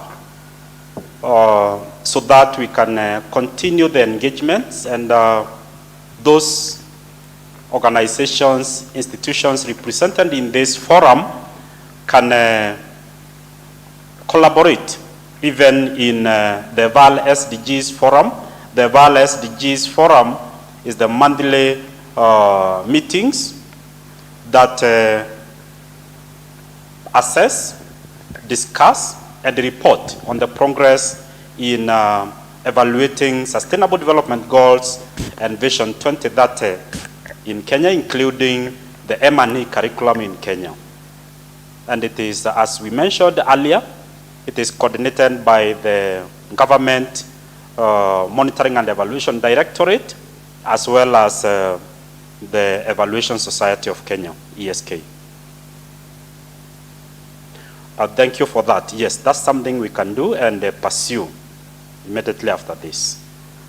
And because we are the invited members that are here, and like the representative from Riara University mentioned, that we are welcome to join Evaluation Society of Kenya.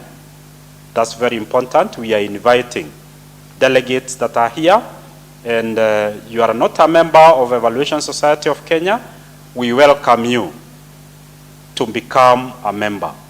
Begin making efforts right now or immediately after this event so that we can work together in this journey of M&E professionalization journey in Kenya. And how does one become a member of Evaluation Society of Kenya? What are the requirements? What are the benefits? So those three questions. How does one become a member? What are the requirements? What are the benefits? I invite Rose Sure to give a brief on that so that those that are here and are not members of ESK have a brief of how to become a member, what are the requirements and what are the benefits. The process, requirements, benefits, briefly. And this is briefly so that we can have a place to start in becoming members of ESK. Welcome, Rose.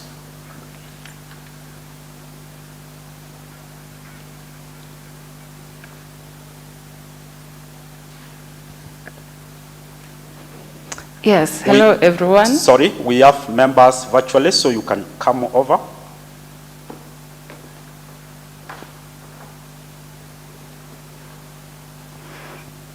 Hello everyone. So I'll be taking you through the process to be a member. So we have categories of members. You can be a corporate one or an individual membership. So the one for corporate involves your place of work, identifying 5 people, then they pay their annual membership fee. Then we have the individual one, which is 1,000 annual membership fee for students, then 5,000 for if you're not a student. And by students, we mean the undergraduate students. The masters, you pay like the rest 5,000 for the annual fee. So the requirements, you have to be 18 years and above and interested in M&E. What do you gain? What do you stand to gain? You will have the membership certificate. Then you will have access to ESK-owned information portals, evaluation resources, database and directories, membership to AFREA, networking platforms and events for ESK members, calendar trainings on monitoring and evaluation, and access to M&A opportunities, and so much more. We have our offices at Dista University, the one at Ngong Road, and you're welcome there. We work from Monday to Friday, 7 to 5. You can also visit our website, www.evaluationkenya. Then there you can select how to become a member, and the process is clearly outlined. Then you'll get back to you. Thank you.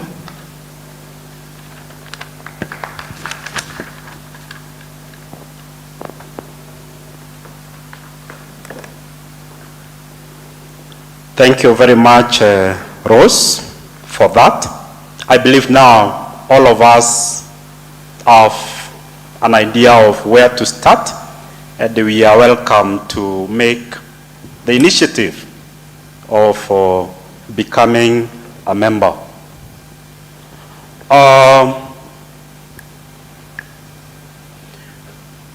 More comments, questions, contributions?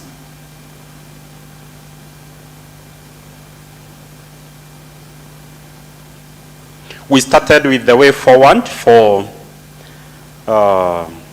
especially as ESK, based on ESK mandate, including mobilizing more mobilizing and recruiting more members, building the capacity, trainings. Actually, there were more feedback and contributions around building capacity. And this was very, very important. Partnering with the other agencies, including in mentoring the young, especially with the mention of KIPRA, the mention of USIU in their mentorship programs with university students and other forums, including partnering with the university dealing with youth mentorship. Then a mention of individual efforts that we become ambassadors. We become ambassadors in this journey of M&E professionalization in Kenya, that we talk about it, we discuss M&E professionalization with friends in groups where we are, like those that represent organizations, that we initiate those group efforts in the organizations that we represent in our small and big ways, because you can share with an individual, you can share with a department, you can share with your organization. In all those, it's not limited, because we need all the efforts as we begin formally this M&E professionalization journey. I had invited Stanley Makidi. I believe I'm pronouncing your name well, sir. If you can hear me, we are winding up and we would like to hear your voice in this, if you can hear us. Stanley, participating virtually, if you can hear us. We are winding our deliberations, and we would kindly like to hear your voice in what we are discussing, especially from the organizational point of view, the one that you represent.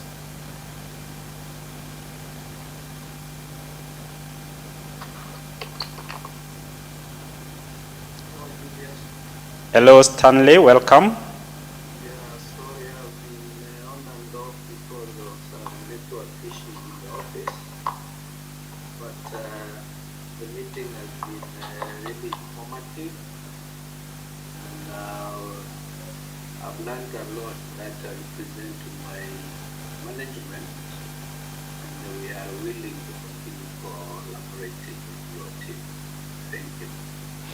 Kindly, before you leave, could we know whether you represent an organization? Sorry, can you be loud? Yes, sorry. We kindly would like to know whether you represent an organization. I cannot get you clearly. Could we know kindly if you represent an organization? I'm representing Machakos University. Thank you very much. And just like representatives of other universities and contributed, there is a lot that we can do together. The universities represented have mentioned about capacity building trainings, mentoring young and emerging evaluators, especially those that do courses, single unit courses in evaluation, or those that do a degree where in their career they need to do evaluations. We can partner in building the capacities of such youth and the young and emerging evaluators so that they can be more competent in doing monitoring and evaluation. Do you think or suggest any other way that we can collaborate, especially in this journey that we are launching formally?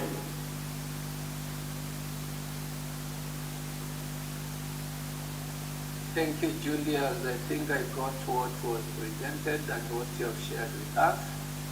And I will engage with your organization through the university management and see which other areas we can collaborate on. Thank you very much, Stanley. We are glad to have you, and especially we will be looking forward to further collaborative efforts, even as we formally launch this M&E professionalization journey. And now I open this to all of us. We are winding up. If you have a burning comment, we are winding up our discussions. This is the time to say any burning comment that has not been made. We have defined the way forward. We have identified some of the roles that at individual, at organizational, at departmental level, we can be able to weigh in and contribute in this journey. Anything that you feel you need to mention as we wind up?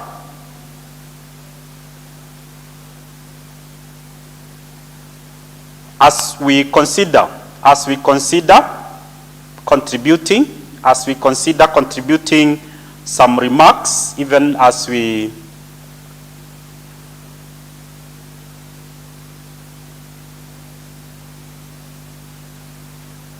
any comments as we wind up? We are winding up. Yes, I'm saying that we are winding up this discussion. We have been discussing on the way forward, including those roles that individuals and represented organizations can take, those roles they can take as we collaborate as stakeholders in this journey that we are launching today formally, launching it with action points that we have identified going forward. And I'm asking, is there something that you feel can be mentioned as we wind up this discussion? And now, endeavor as a group, as a team, to walk this journey together.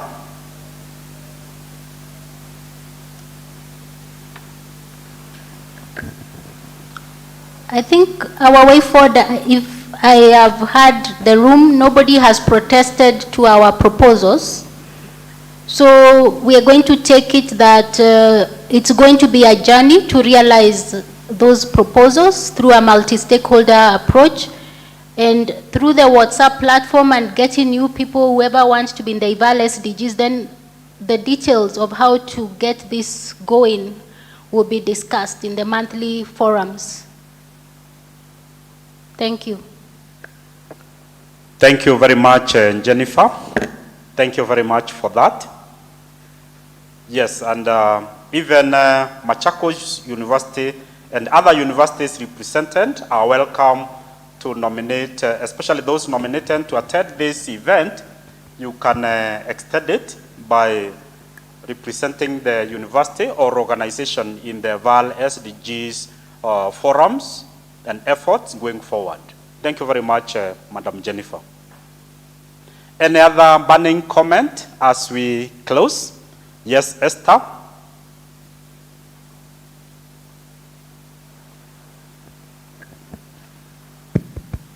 Okay, thank you very much. If you can kindly stand up. Thank you. And walk to this so that you can as well talk to the virtual team.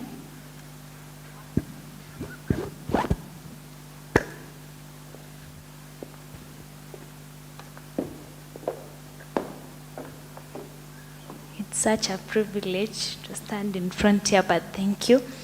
Okay, so now that we've nearly exhausted all the inputs that we are promising to put across as stakeholders, I would really love to hear from the government. What does the government has for us? Or what is the government willing to do for us now that we have the State Department, I don't know, representative for MND. That is what I'd like to hear. Thank you, Esther. And this is one of the young and emerging ambassadors.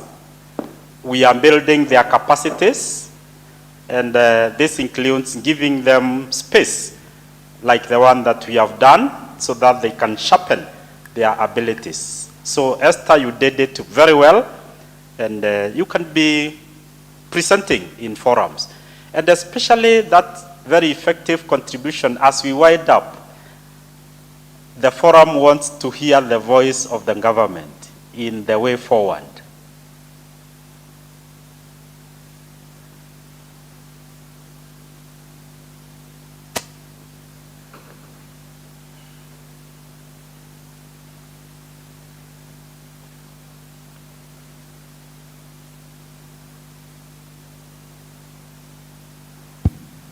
Good evening, everyone. Good evening. Yeah, as we have been engaging from the morning, as the government and as maybe speaking from the Monitoring and Evaluation Directorate, we have had so many fruitful engagements with the ESK from previous periods. And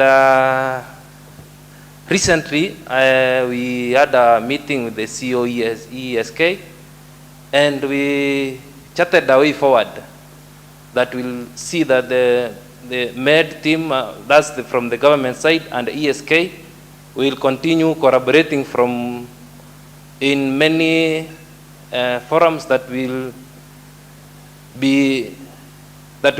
enable us to take the evaluation process in agenda in the country forward.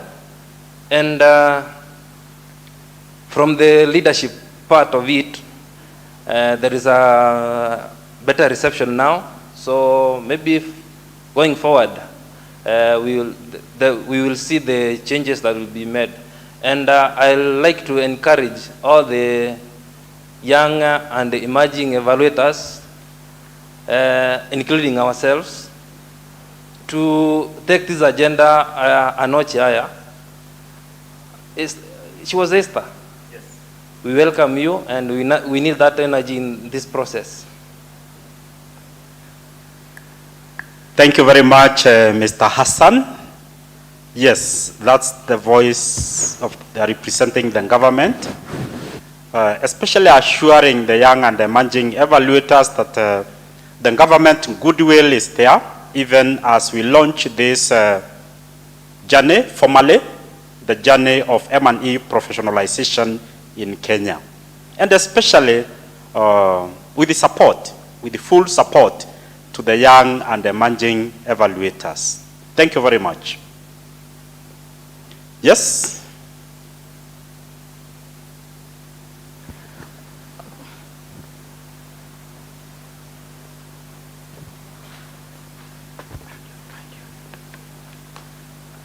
Okay, thank you very much.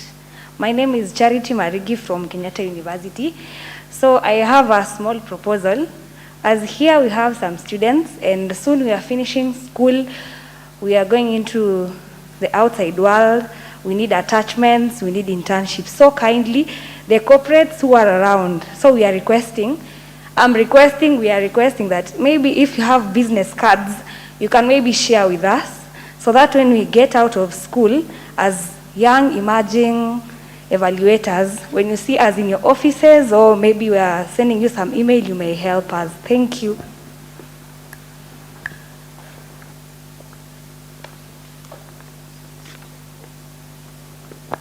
Thank you very much, Charity. Yes, we have students amongst the participants in this event, and if you can offer them networking opportunity, those corporates that are represented here, it will be much appreciated within the spirit of supporting the young and emerging evaluators. Thank you very much.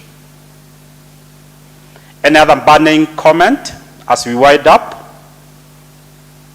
We are winding up.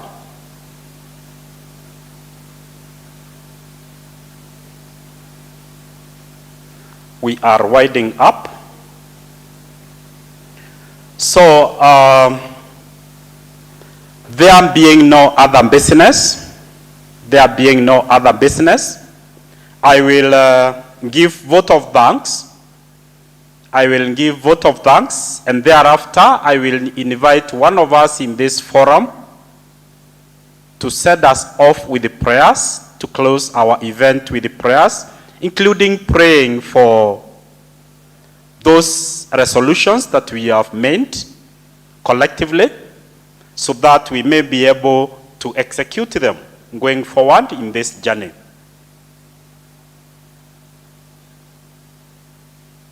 I'm repeating what I've said. I'm saying we are winding up. We are winding up. So I'll give vote of thanks, closing remarks. Then we will have someone praying, someone from the floor praying. And in that prayer, we pray for those action points, those resolutions that we have made, so that as we walk this journey, we can be able to execute those resolutions effectively. And if Madam Jennifer, you have a comment. Oh, yes. So let me give a vote of thanks, and then we will have Madam Jennifer praying with us as we end today's event. Let me begin by thanking all of us here present physically and here present virtually for making it to attend to this event. In our programming as planning team, we had planned to have this event up to 2 p.m. But because of the nature of engaging discussions that we have had, we have been able to discuss and deliberate up to this far. And we really appreciate you. We appreciate you much for the effort made, both at individual level and at the organizational level, those organizations, institutions, and agencies represented in this forum. We appreciate you for that effort, including for being willing to commit to participate in this event up to this point, which is beyond the 2 p.m. that we had captured in our program agenda. Thank you very much for the valuable inputs, valuable presentations, valuable panel deliberations. We appreciate those people that made the presentations, right from the first presenter, second presenter, those that participated in panels, panel 1, panel 2, even plenary, the question and answer sessions. Those that are here and those that have left, we appreciate you, including the presentations by UNICEF, the presentation by the Council of Governors. We appreciate you, and we count on each one of us as ambassadors and as key stakeholders in this journey that we have launched, which we commit ourselves to implement the resolutions that we have agreed on as we formally launch this M&E professionalization journey in Kenya. Thank you very much. And now I welcome Jennifer to pray with us as we end this event session.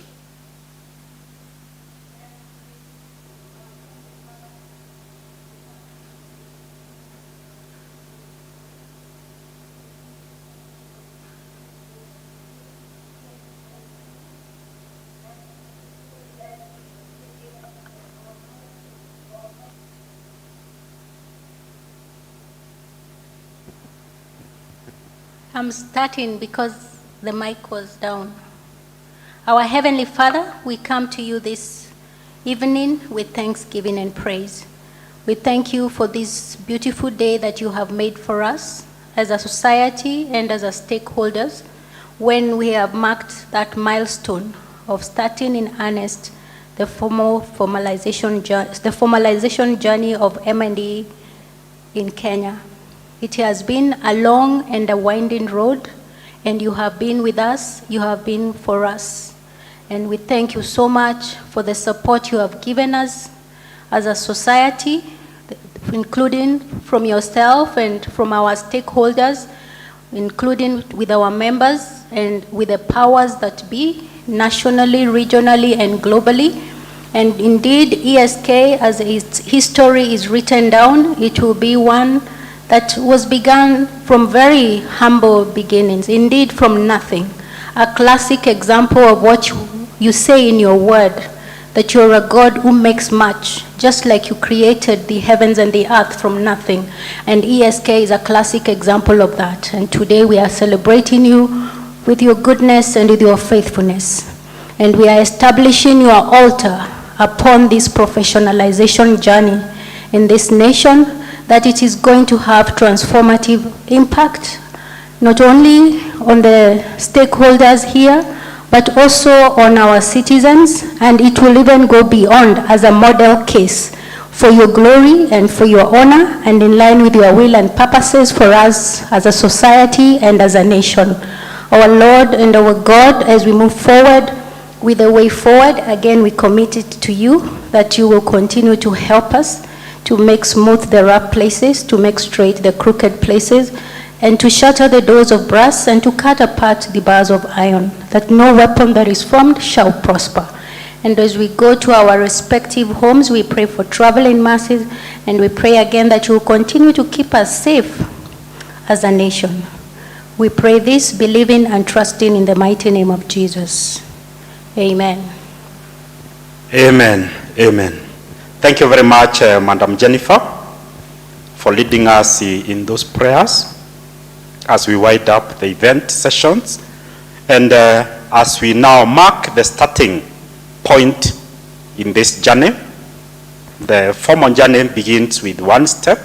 So immediately after this, let's make sure that we take those steps so that we can execute those resolutions. Thank you very much, delegates, participants, panelists, presenters, both here physically and virtually. We thank you again, and bye-bye.